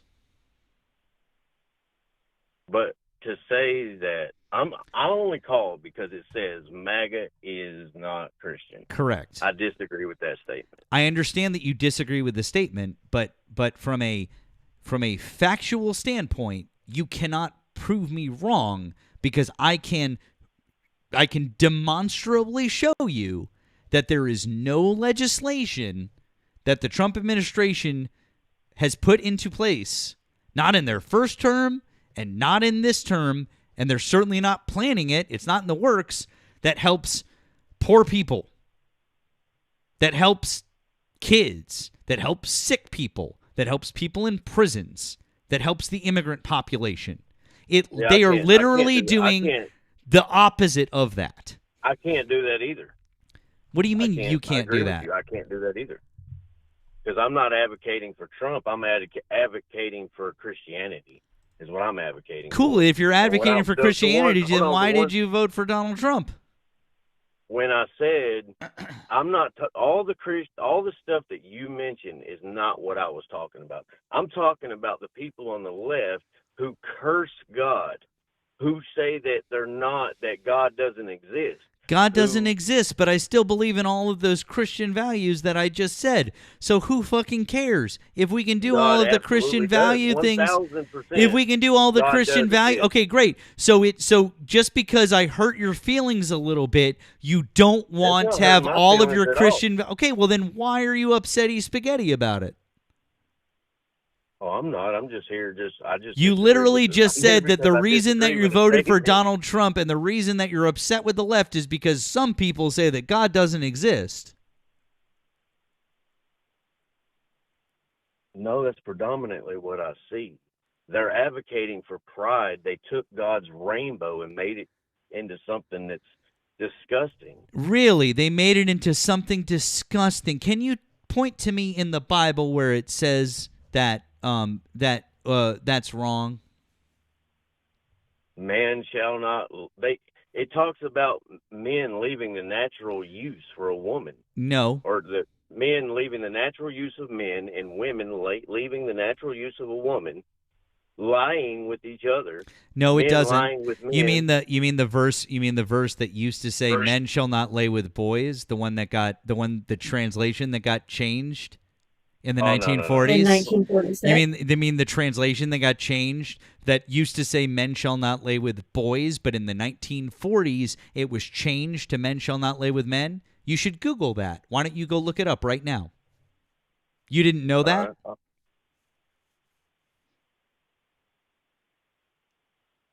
I know in multiple places. We know Christians. No.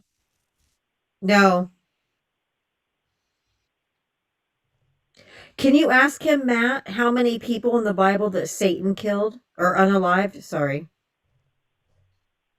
Versus how many God unalived? Guess, how many people did Satan unalive in the Bible? Do you know? Hold on. How is this? What? Are you still talking to me? Yes, I'm talking to you. Yeah. Why? Oh, my bad. I don't know. Somehow the thing started. It seemed like I got cut off or something. No, I'm still talking to you. I'm asking. Do you know how many people that Satan unalived? I'm not going to say that the KILLED word. TikTok is a little sensitive with that word, but Right. unalived, took out, we'll say, in the Bible. Do you know? Absolutely, I do not know. Do you know how many God? And how many people did God? Oh yeah, a lot. A lot, right? A lot. So who's evil and who's good? And he's going to do it again. So who's good and who's evil? God's not evil and Satan is not good. Based on what? Because God is a righteous judge. But he unalived a whole bunch of he unalived a whole bunch of people. Yeah, they were evil. Taking Children. out evil is not evil. We all deserve death. We're all going to receive death. So even it's kids not so death. even kids with cancer, huh? They deserve it? It's not death. Even kids with Second cancer, they deserve it? You said we all No. deserve death. So they deserve it? Not kids. You just said we all deserve death. Yeah, there's an age of accountability. Cool. that What's even the Bible age of speaks about. accountability? I'd love to know this one. Well, in the Bible, it says it was like 19 or something like that. It was Can you ask him once a what the child Bible says becomes about? old enough to know the difference. If a child is taught, a child can be taught anything. They're not capable of understanding on their own. Why did They Mary learn what they're flee to taught. Bethlehem? Why did Mary have to flee to Bethlehem? Caller. Why did Mary have to flee to Bethlehem? Yeah. When she was why? When she was pregnant. Why? Well, I don't know why, but I know it was a part of God's plan. Oh, because Herod was going to unalive all the first newborn sons to get rid of Jesus. Yeah. It was because of King Herod. He was trying to kill. Yeah, he was remember? Herod wanted to all kill the him. firstborns, remember? Yeah. Yeah. I mean, also we're also like completely ignoring the fact that we're also completely ignoring the fact that And all those people, all those kids. Uh-huh. Now that you speak of that, that's the 144,000. Those are the ones who lived their life with Jesus. They are alive. They are not dead. God did not kill those kids. Jesus First of all, Christ. Herod killed those kids. Evil killed those kids. And God made them alive. Okay. All right. Okay. So cool. By the way, how old was Mary? I don't know. You don't know? No. Oh, she was 13 or 14 years old. She was impregnated without consent I don't from a know that. 33-year-old man. Oh, no. That's what most biblical scholars will estimate. You should read up on that one. Also, did Is God it in the Bible? No, that's what biblical scholars estimate. Okay. Well, I only know what's Based in the Bible. on cool. You only know what's in the Bible. Then if you only know what's in the Bible, you've made a lot of assumptions about things that are not in the Bible. For example, your stance on abortion doesn't make any sense without you making a bunch of assumptions about it. Now, isn't that weird? It's not an Ask him when. No. ask You're him making in the a whole Bible. bunch of hold on. You're making a whole bunch of assumptions based on the verse that Jesus said that you think you're interpreting it the right way. But it doesn't say the thing that you are saying. You're interpreting it Ask that him- way and you're adding What, that context. he said he knows us in the womb before we were formed? Ask him about that it's first not a breath. live When does baby? the Bible And he's say talking life about, begins? you said in the case of an unfaithful woman? What about a woman that just goes out and hang on. So you didn't. So number one, you didn't. So number one, you didn't even know that the Bible literally has a test for the unfaithful woman, where the priest is supposed to induce an abortion. Number one, but number two, what does the body say about first? What does the Bible say about first breath? When does life begin? When does life begin according to the Bible? I would And say the Constitution. All people born. that life begins a body starts to form in the womb. No, I'm not asking what you would say. We're talking about the Bible, because that's where you're forming your opinions from. So what does the Bible say? Well, enlighten me. Tell me what the Bible says. You don't know. The Bible says that life begins at first breath, sir. So which is it? See, this is the problem with just believing what the Bible says, is that there's contradictions all over the place. Then you have to try and figure out which thing you believe and which thing you don't believe. Well, there's contradictions because they're talking about different things. Cool. When it's super clear that life begins at first breath, boy, that's real fucking straightforward, isn't it? Or you're trying to interpret something else where Jesus said, "Oh, I knew you in the womb," and then you're trying to add context onto that and impose your political views onto it. That's entirely different now, isn't it? And the Constitution says all persons goes, born. I don't see the correlation between how that is. That's called a Christian belief, not a political belief. If it's a Christian belief, where in the Bible does it say that? And the answer is it doesn't. And then the answer is you're adding context that doesn't exist.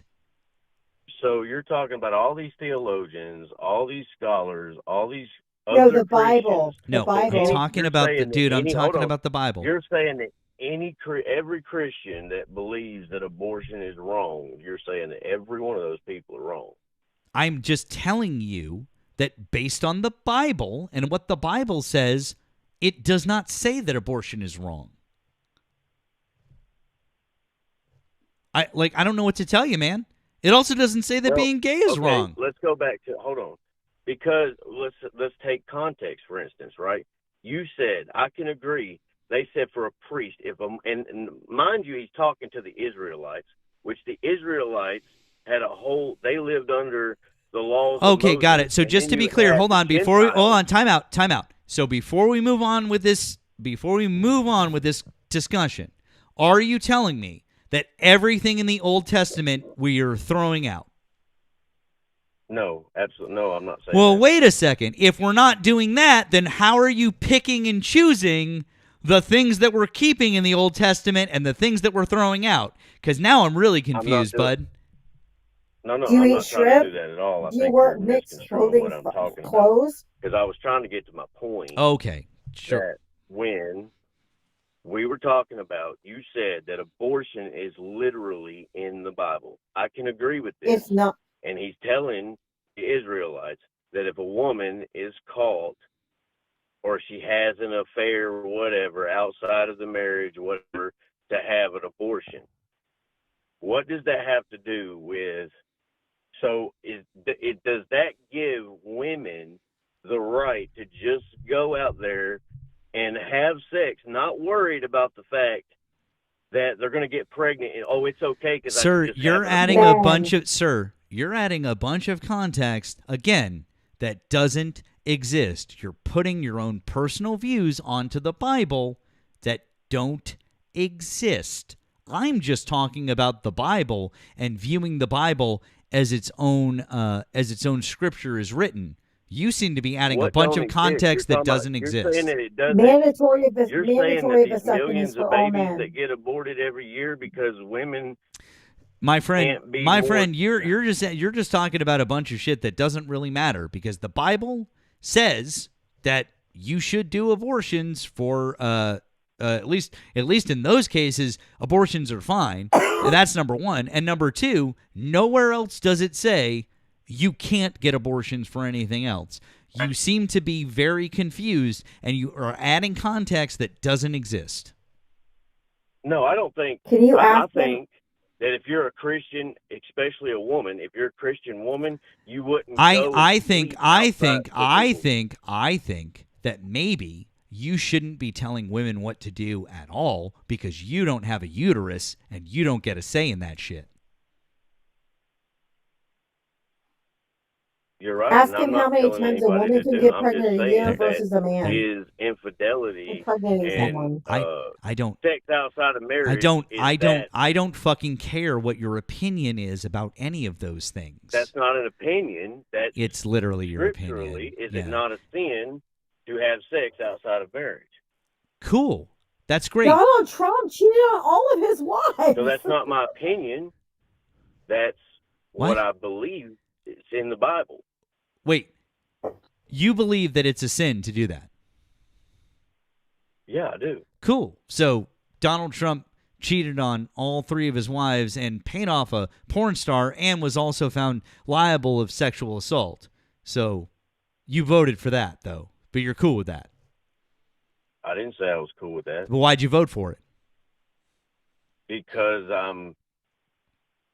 I don't believe that liberal, like the Because Democrat you don't actually give a government- fuck about being Christian and upholding Christian values. You're a complete fucking hypocrite, just like the rest of MAGA and the MAGA movement, thereby proving my point that MAGA isn't Christian. Thank you for coming to my TED Talk.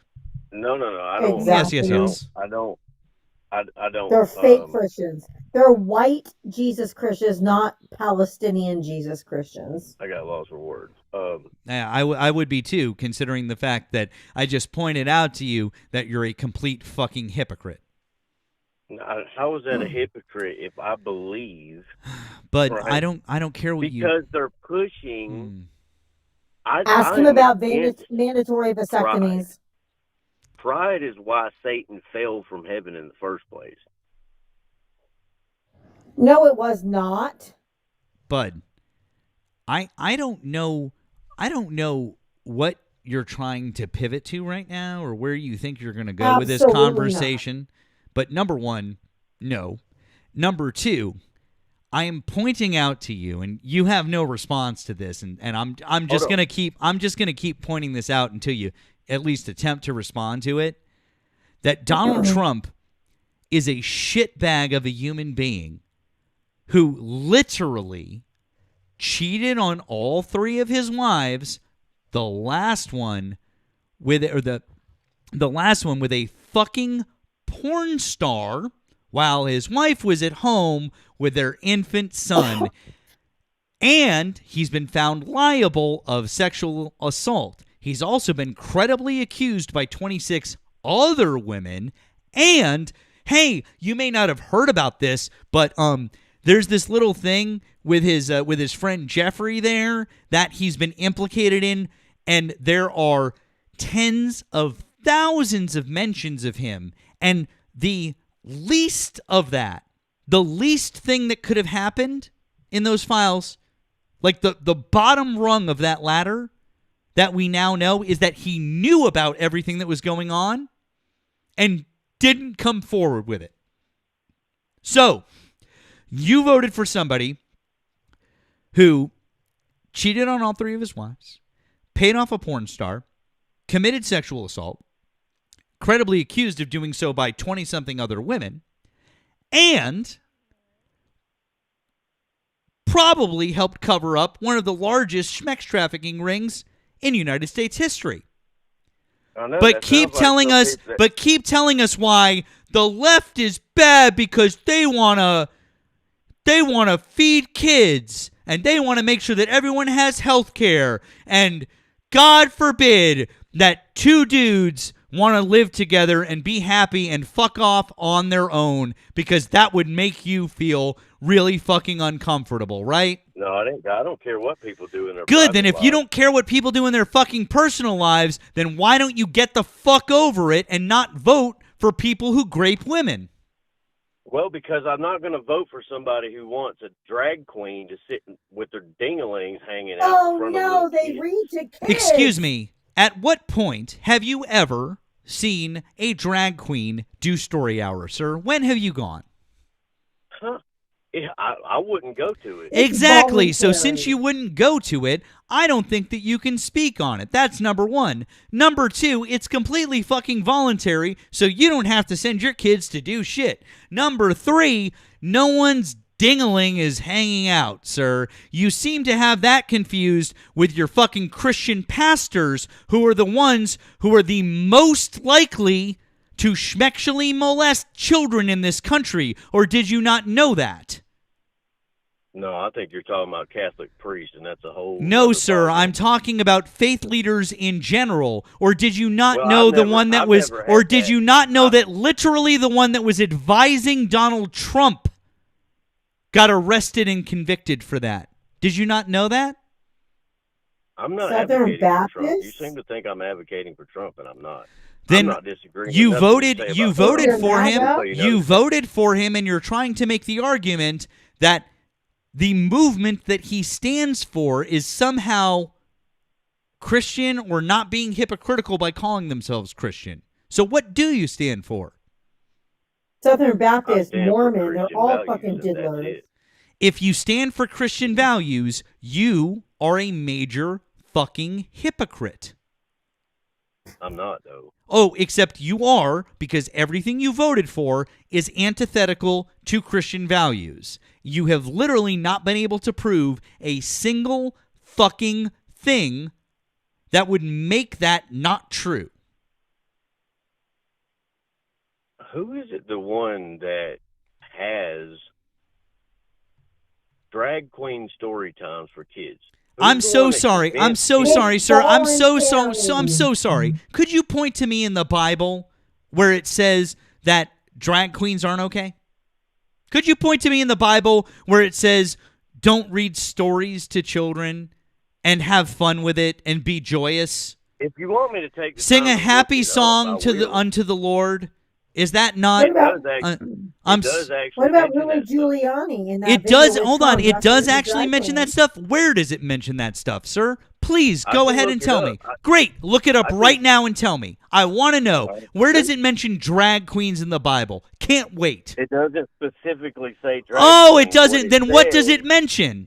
What it says is how they adorn themselves. Men adorn themselves Like more than Republican women. women Hold on. with Hold on. glasses Hold on, surgery? bud. Okay, great. So let me ask you this. Who were high heels invented for? Men.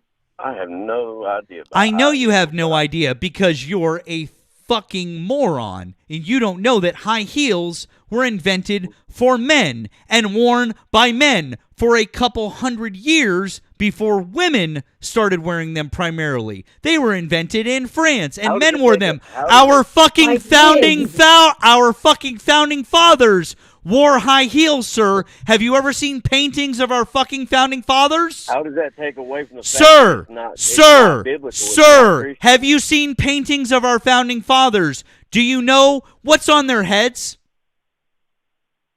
Trump wears makeup. every What's day. on the heads of our founding fathers, sir? That was Masonic. I'm not advocating. What's on the heads of our founding fathers, sir? Oh, that's right. They all wore wigs. So now what you're going to do is you're going to say that wearing a wig and high heels is somehow anti-Christian or it's anti-biblical. What the fuck are you talking about? You were just trying to make the argument to me a little while ago that our founding fathers were Christian. Are they or aren't they? Jesus Christ, you are literally a walking contradiction. He No. wore a dress. Because you know what I'm talking. You can't say they weren't dressing like He wore a that dress. was the way those men dressed. Oh. As men, Oh. So just because of the time period, it was okay. I didn't say it was okay. I'm saying it's not okay to dress a man to put on a dress and dress like a woman. Got it. So specifically, it's the dress part. It's making yourself, turning yourself. saying that a man is a woman. A man, God made men and women. Oh, really? Okay, got it. And so just double checking. So Scottish people are going to hell, right? Scottish men are going to hell? With kilts? I can't say that either. I don't. Well, know wait that. a second, but they wear kilts, which are basically skirts. They're skirts, sir. Kilts are skirts. They weren't so are they calling going? themselves women. So are they weren't going? saying I'm a woman. Are they going to hell because they're wearing a skirt, sir? I don't know the answer to that question. Cool. It seems like you have a lot of really, because what it seems like to me, sir. No, you very much do go around judging people. Let's not get that fucking twisted, okay? Because it seems like to me, you've got a whole bunch of really weird fucking rules that you apply arbitrarily to different people at Not different my times that don't make any fucking sense to the rest of us. Not my rules. They're literally your rules. They're literally your rules. They're not. They're not my rules. They're That's literally what I your did. rules. Or shrimp? I was just mentioning what scripture Does he that it eat does pork, mention. shrimp, So- mixed clothing? leaving the natural use, men leaving the natural use of men, and women leaving the natural use of women. Were these men? The difference is men lying Women with were other men owned by and women men. lying Fuck with that other women. shit. I literally just If a man explained. goes and dresses like a to you woman- that the Bible verse that you're talking about was originally men laying with boys, and they changed the translation. The translation was changed. You really need to go 1946. look it up. It was changed in the 1940s, sir. You need to go look that up because it drastically changes the interpretation of that verse. It's not just one scripture. There's It multiple literally different- is all that of them. one. I want you to great. Then I want you to show me another one that proves it. What's the other one? Show me any other one that proves it. Any other one. Anyone. I would love to know. It's almost like they had to change the wording on that one just so that they could have one to point to.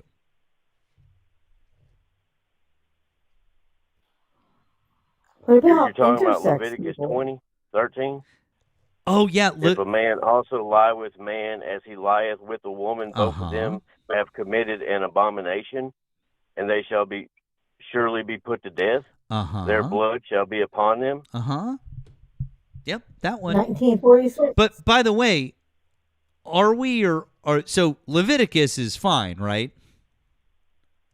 So we're good with Leviticus, right? What do you mean?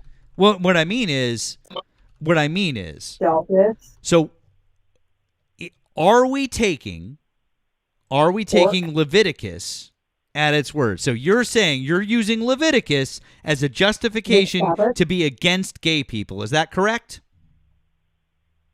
It's one of the things. Fantastic. So you believe in Leviticus as being God's true word, correct? Yeah. Great.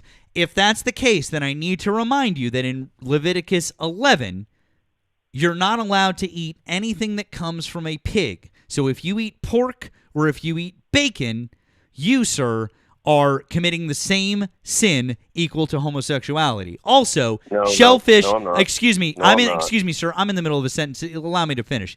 Also, shellfish. Same thing. Now, we would have to talk about tattoos. I don't know if you have any tattoos, but if you have any tattoos, same thing. Also, if you have any clothing that has mixed fibers in it, which you almost certainly do, there's no fucking way that none of your clothes are not any sort of synthetic fiber or polys or anything like that. So you're also breaking the rules there.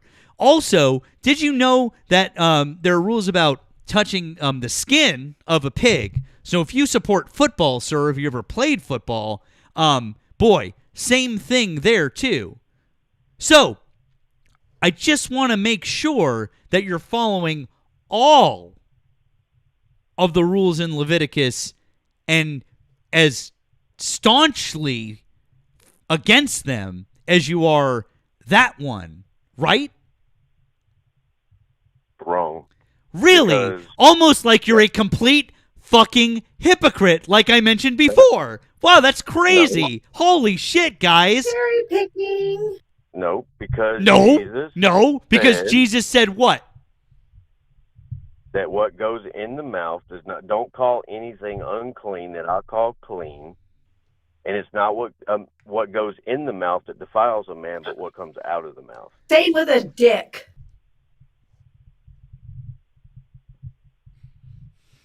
Sorry.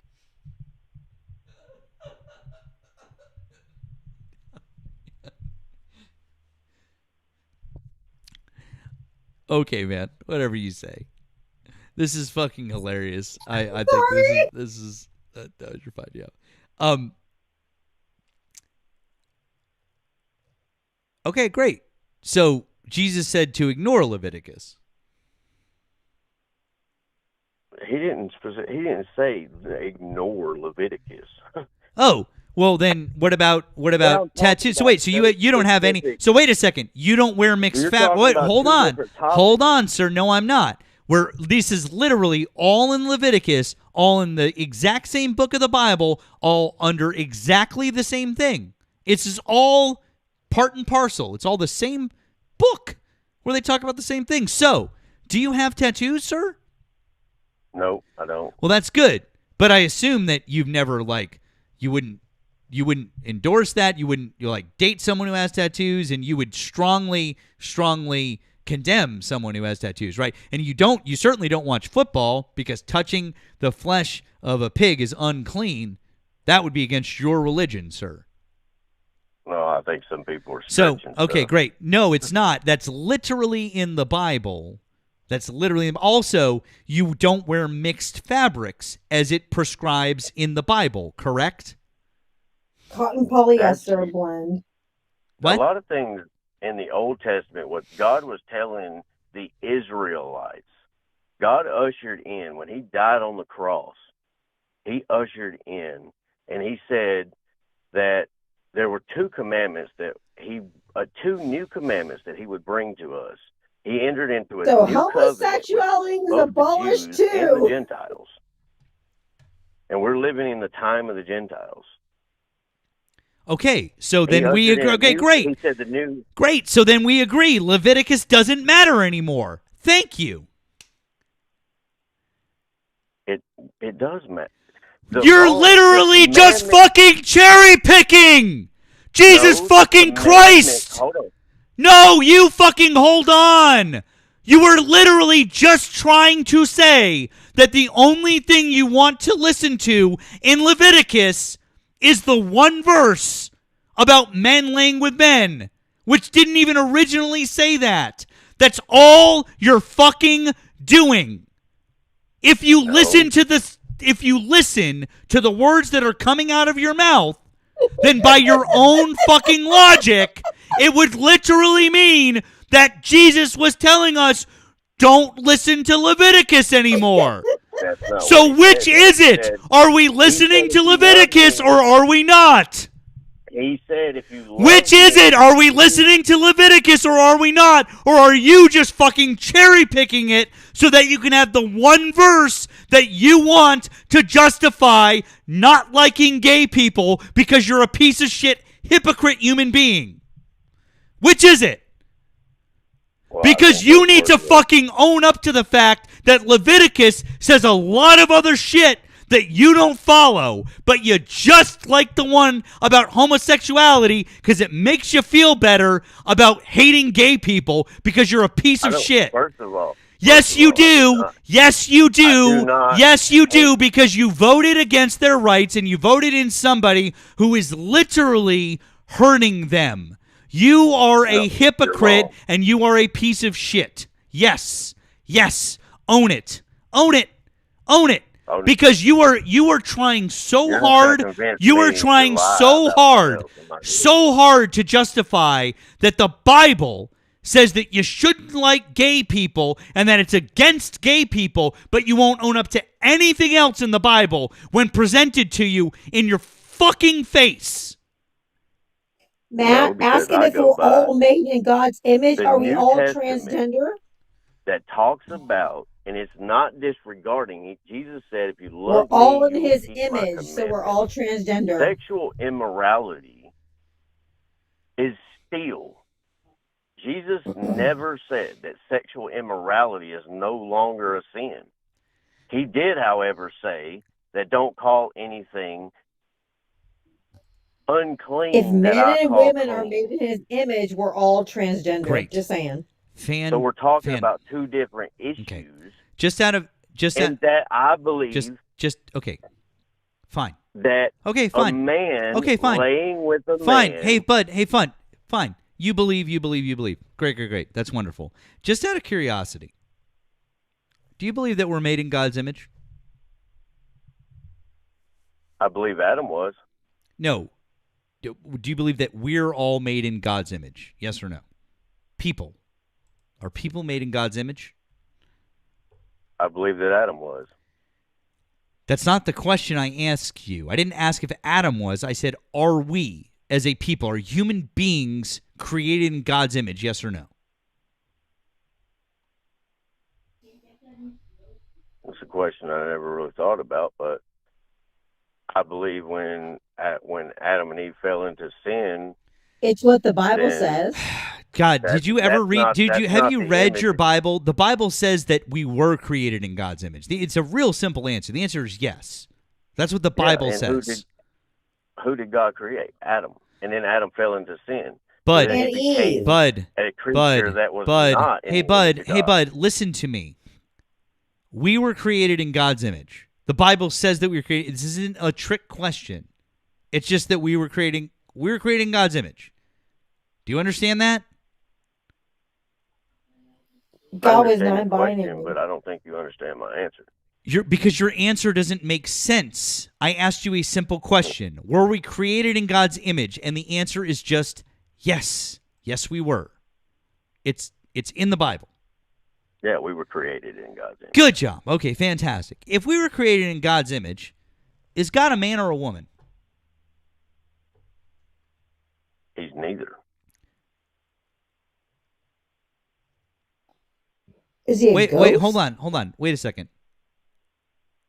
God isn't a man or a woman? Then what is he? What is God? What are they? The Father, the Son, and the Holy Spirit. Wait a second. It Hold is on. what? Hold on. Time out. If God is neither a man or a woman, are you saying that God is transgender? Absolutely. I'm not saying no. Well then, but does God have male reproductive parts or female reproductive parts? Is he a drag queen? Which is it? Well, Jesus. As No, I'm a not talking man, about Jesus. as a- I'm not talking about Jesus. I'm Jesus talking is about God. No. We all know that Jesus was a manifestation on earth.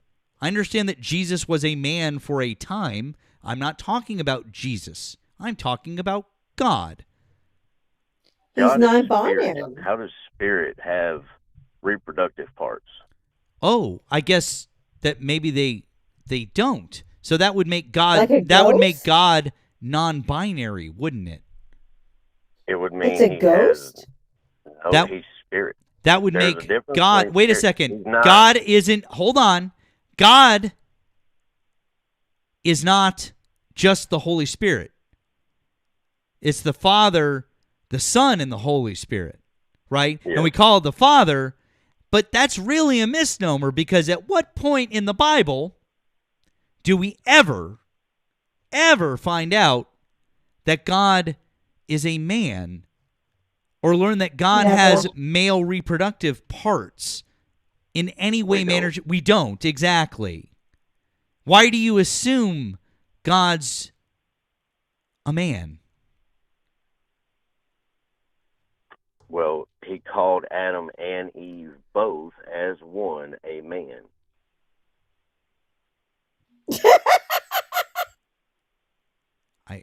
He called them Adam. Adam and Eve was Adam because Jesus God fucking looked Christ. to the man and Stop. held the man accountable Stop. Bro, for the woman. but you were digging yourself in so deep here. You literally don't even understand your own Bible. Like I grew up Oh, no, I I grew up Catholic, and and I am no longer practicing and consider myself to be basically an atheist at this point in my life. Well, and I man, know the Bible so much better than you, and fucking Christianity so much better than you. You probably, and this is you probably this do. is this is But this I'll is tell you this this, is you don't- embarrassing that I you. heard, hold on. This is Let me just embarrassing. say No, this. I'm in the middle of a fucking sentence. This is embarrassing that you can't understand the basic principles of your religion. Listen, man, I'm going to tell you right now. If you want to be a Christian and do all the Christian things, great. God bless. I don't fucking care. Do your Christian things. That's fine. But to not acknowledge the insane contradictions that exist in the Bible, that exist within Christianity, and then not only to not acknowledge them, but then to force that shit on other people, which actively harms them, could not be any more less Christian-like. It is so fucking wrong. Jesus would be so fucking disgusted with what Christianity has become. So disgusted. He is disgusted at what Christianity. I will agree with that statement. Yeah. 1,000%. Yeah. He is disgusted. Yeah. I know he's disgusted. He'll be I'm flipping disgusted tables at in what the Christianity's tabernacles. become. And yeah, I haven't been a Christian all my life. I have been in the dark. I have been led away.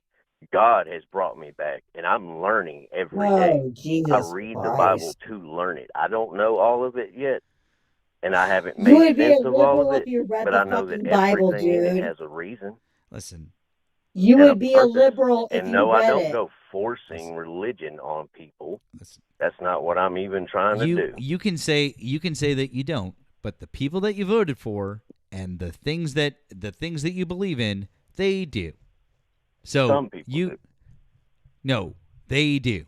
For the most part, that's exactly what's going on here. Well, maybe for the most part you could be correct. Because I heard that one guy that come on and, well, no, it wasn't you. It was somebody else. My bad. But yeah, I've heard a lot of the things, and I understand where your outbursts come from and what you think, and I get it. I totally do get it. I'm not even upset one single bit about your views on it because I can't blame you. I cannot blame you. But I can say the things What that I have Christ-like seen. attribute does he have? I don't believe either party. I believe the political agenda all in itself. Both sides. I'm not. Nope. Even Nope. Donald Trump. Nope. We're not doing the both sides No. thing. We're not doing the both sides thing. I have literally already explained to you that at the very least, the people on the left want all of the things that Jesus in the Gospels preached for. I don't agree with that. I don't believe I it. don't care if you don't believe agree it. with it. You don't have to agree with it. You're just wrong then. Because the No, people I'm on the not. left, No, I'm not, awesome, 'cause I've seen it. fantastic. Then I've who seen- introduced, I've fantastic seen- caller, fantastic. Let me ask you a question. Who introduced a bill for universal health care and has introduced a bill for universal health care at the start of every new Congress? Who's done that? I'll help Some you out. Democrats. That would be the Democrats, and usually it's Bernie Sanders, okay? Bernie Sanders, because we want universal health care for all. We want everyone to be taken care of. Hey, who was it who wanted to make sure that that SNAP benefits didn't get defunded while the president was actively trying to take them away? To make sure that poor people, that single mothers and children wouldn't starve because the president of the United States wanted to take food out of their mouths. That's right. That was the Democrats who wanted to make sure that 17 million people wouldn't lose their health insurance under the big, beautiful bill passed by the Trump administration. That's right. That was the Democrats. That's right. That's all of those people. Those people are the ones who are fighting for the Christian values that you profess to believe in, and you say that the Democrats are not Christian or anti-Christian, and that's why you vote for these people,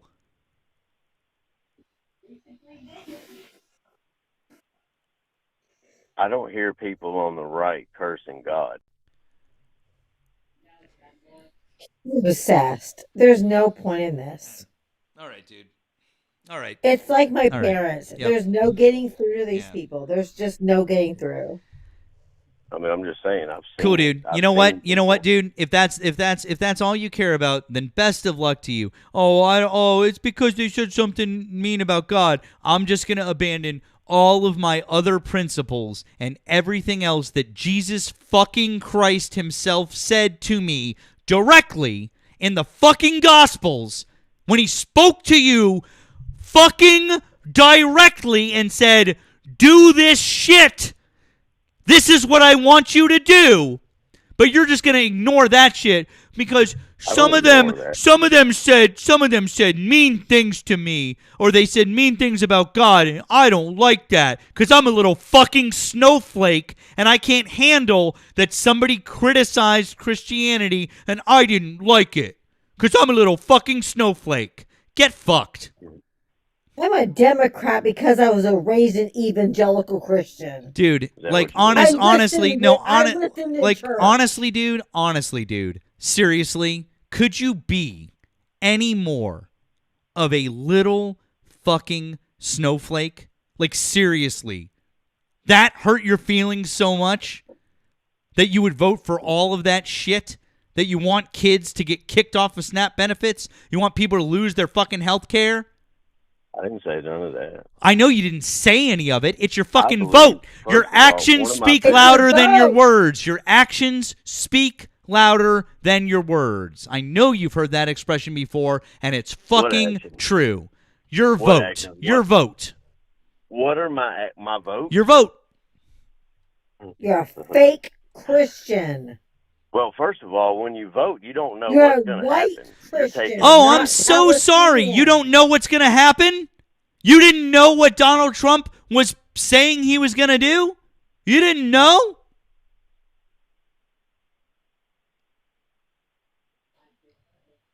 Children are going Trump never said, fucking I'm going to take all these hungry. benefits from little kids. I mean, I don't believe I ever heard that.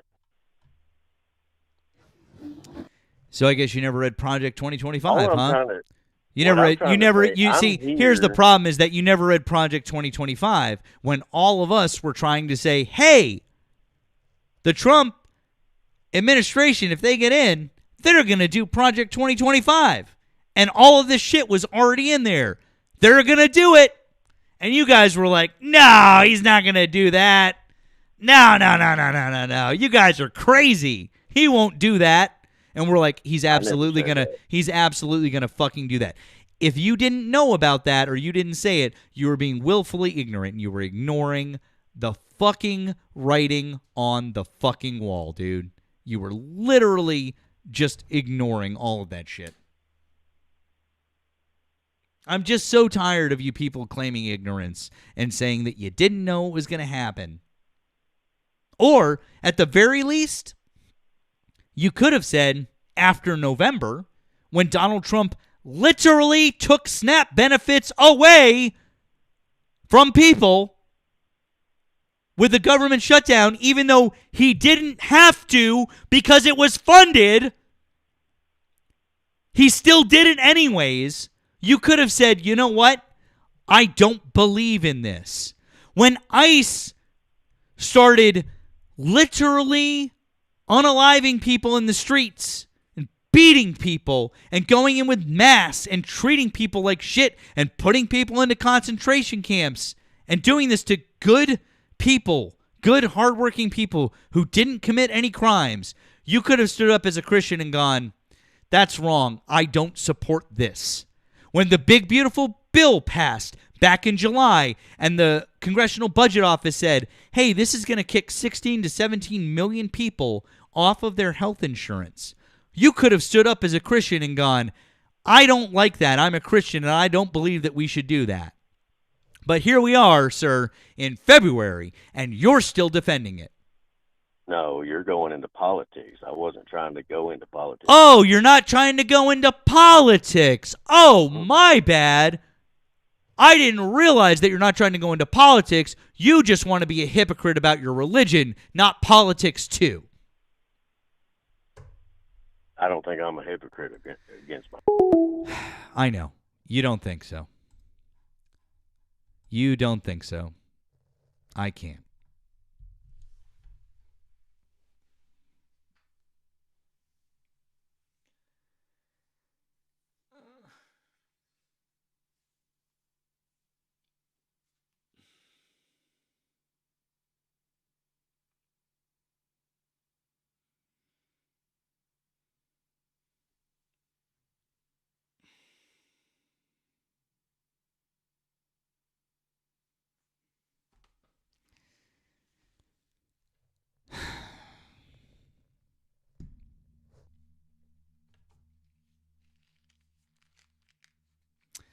This live brought to you by Advil. Advil and fucking shit. What do I got? Aleve.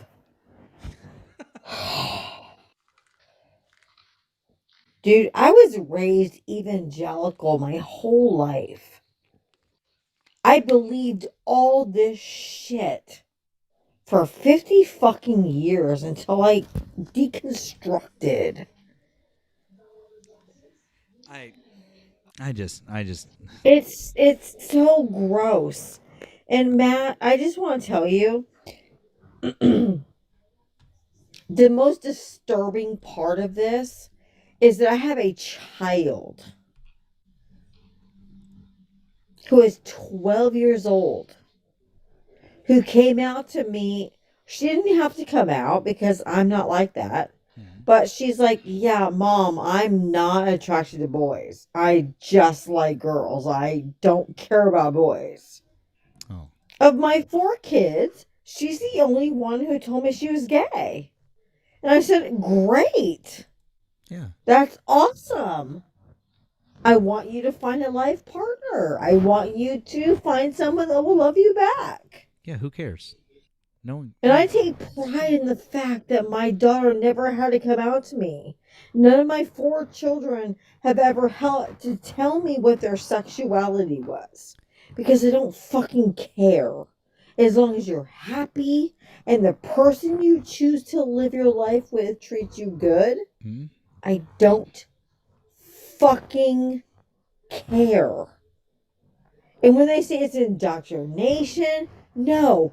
I was indoctrinated from a young age, from birth, into a evangelical cult. Delia, one of the things that happened to me when I was younger is, so I was raised Catholic, very Catholic, attended church every Sunday. I was an altar server. There was a point in time where I was being recruited to even potentially be a priest.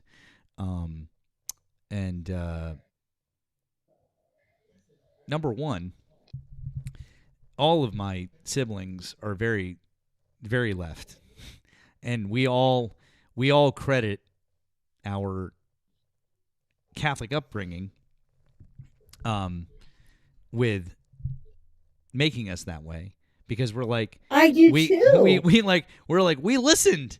Like, we listened to all of this shit. That's what I say. I'm like, I was raised evangelical, and my parents taught me to love your neighbor as yourself. Love the immigrant as a citizen, because you were once a citizen, immigrant in the land of Egypt. I have learned everything from being a conservative, which made me a leftist. Right. Because I listened.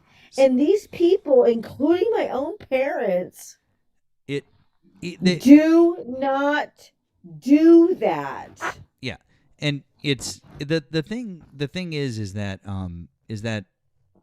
my parents are very conservative, but they are, although they're conservative, but they are the people they actually do practice what they preach. I give them a lot of credit, even though we don't match up politically in a number of different ways. They practice what they preach, and they put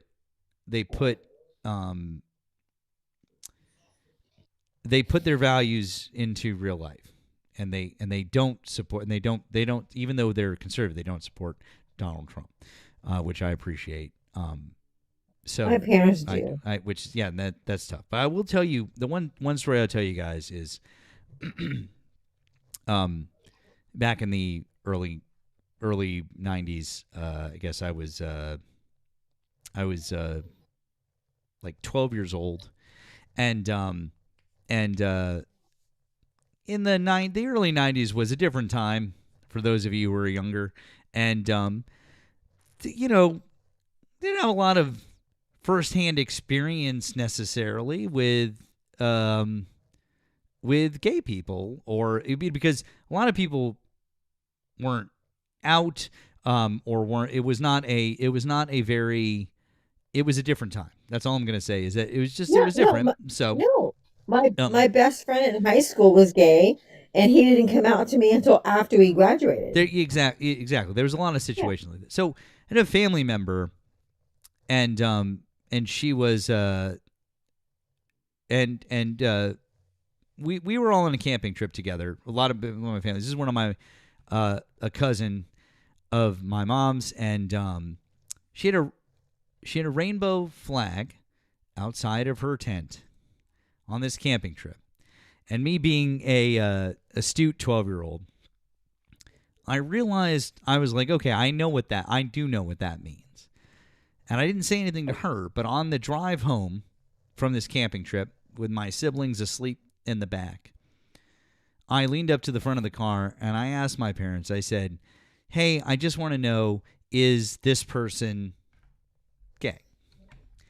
And my very Catholic parents, to their credit, said to me, they said, yes, she is. And the most important thing that you need to know about that is she's part of our family, and we love her, and you should love her, and that's really it. They said it's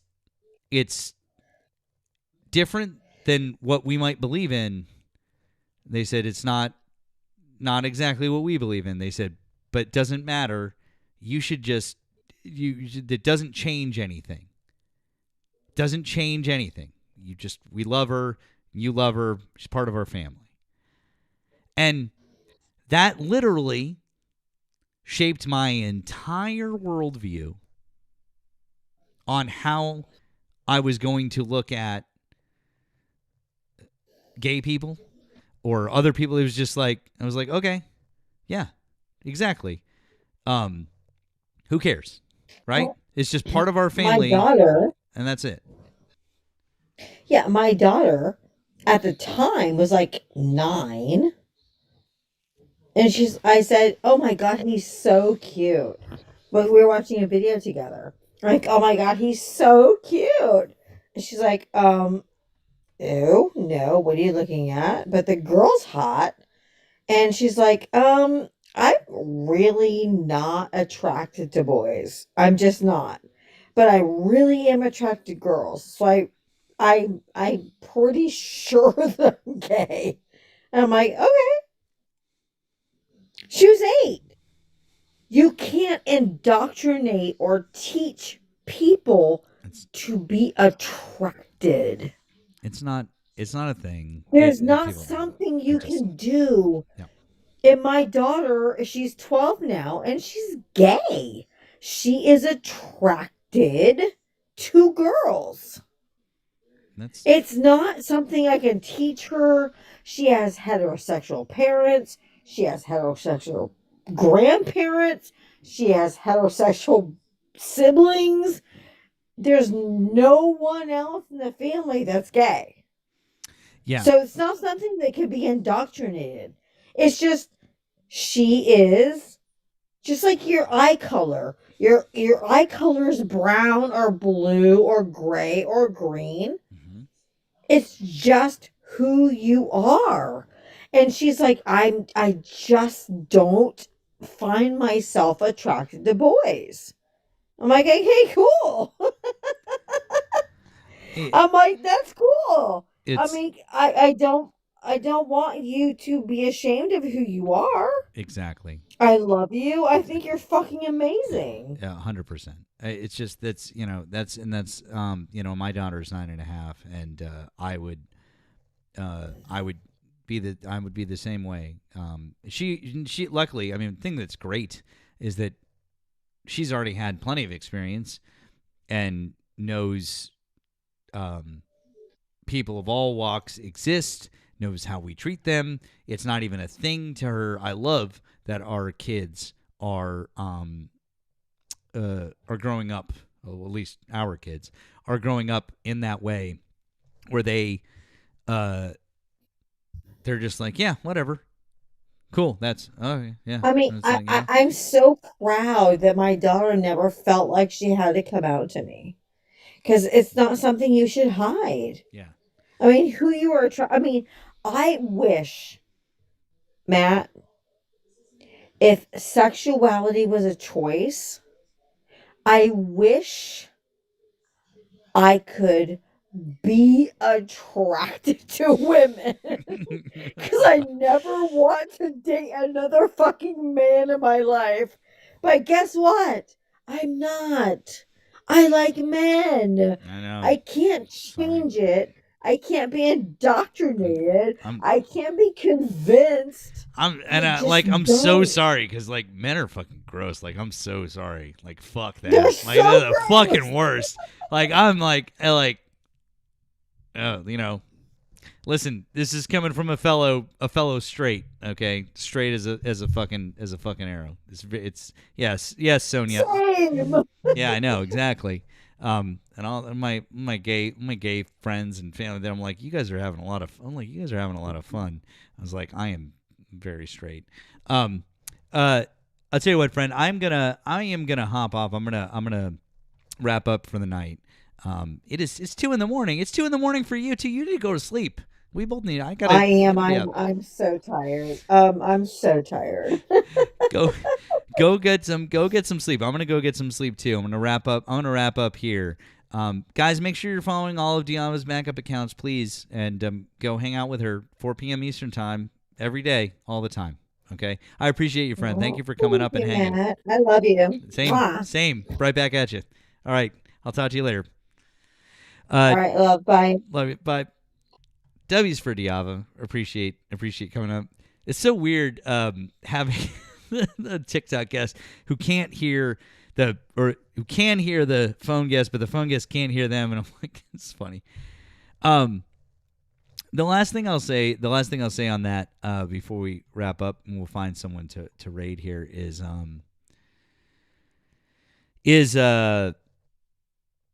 that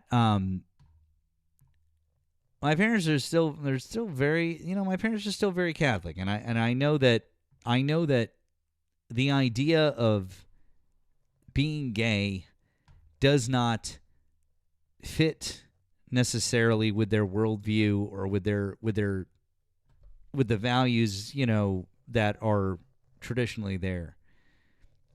But that did not stop them. That did not stop them from being adamant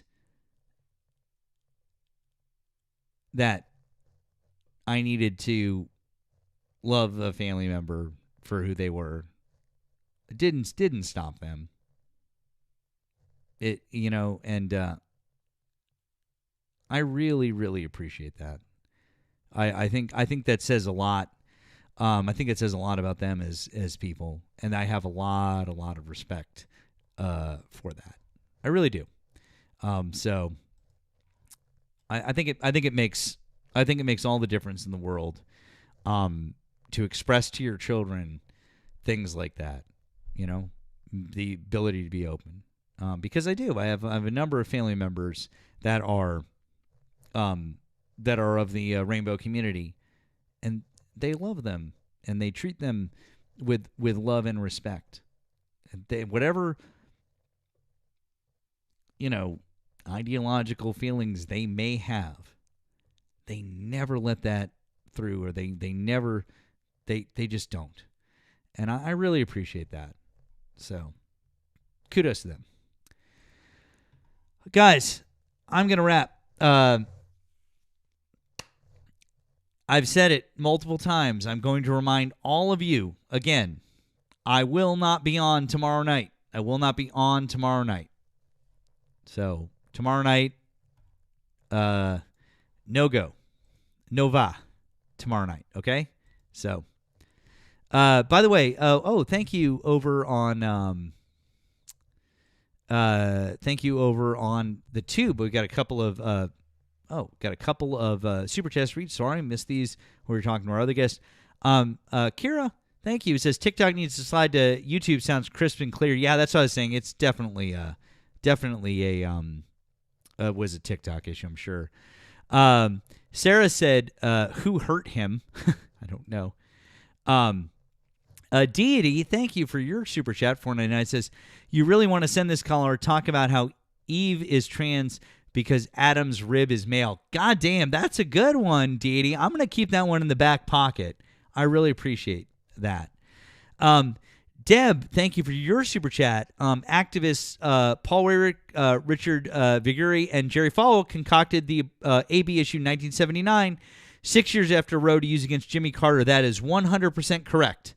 100% correct. And they did not like the fact that Jimmy Carter was forcing them to desegregate. So they came up with the idea of the Christian right-wing coalition to get rid of Jimmy Carter and to get Reagan elected. So there you go, 100%. Absolutely, Deb. Great point. Love that one. Thank you to Random Citizen for the gift over there for the jewels. Thank you to Tarot the Bot. Also, thank you to Phil on the Blue app.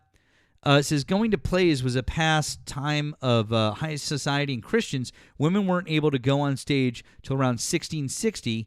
Men would act and dress as women. Absolutely. Look at Shakespearean time. Women only wore, men were the only ones allowed on stage. Period. The end. So they had to dress as women. So, guys, Swan is on. I wanna go raid Swan again. Let's go raid Swan. Because Erica is over there. Our friend Erica Shante is over there.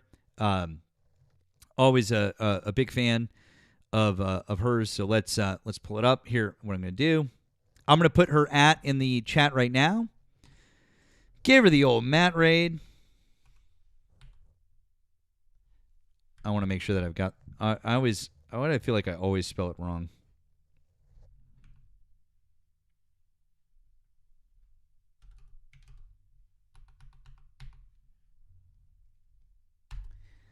All right, there you go.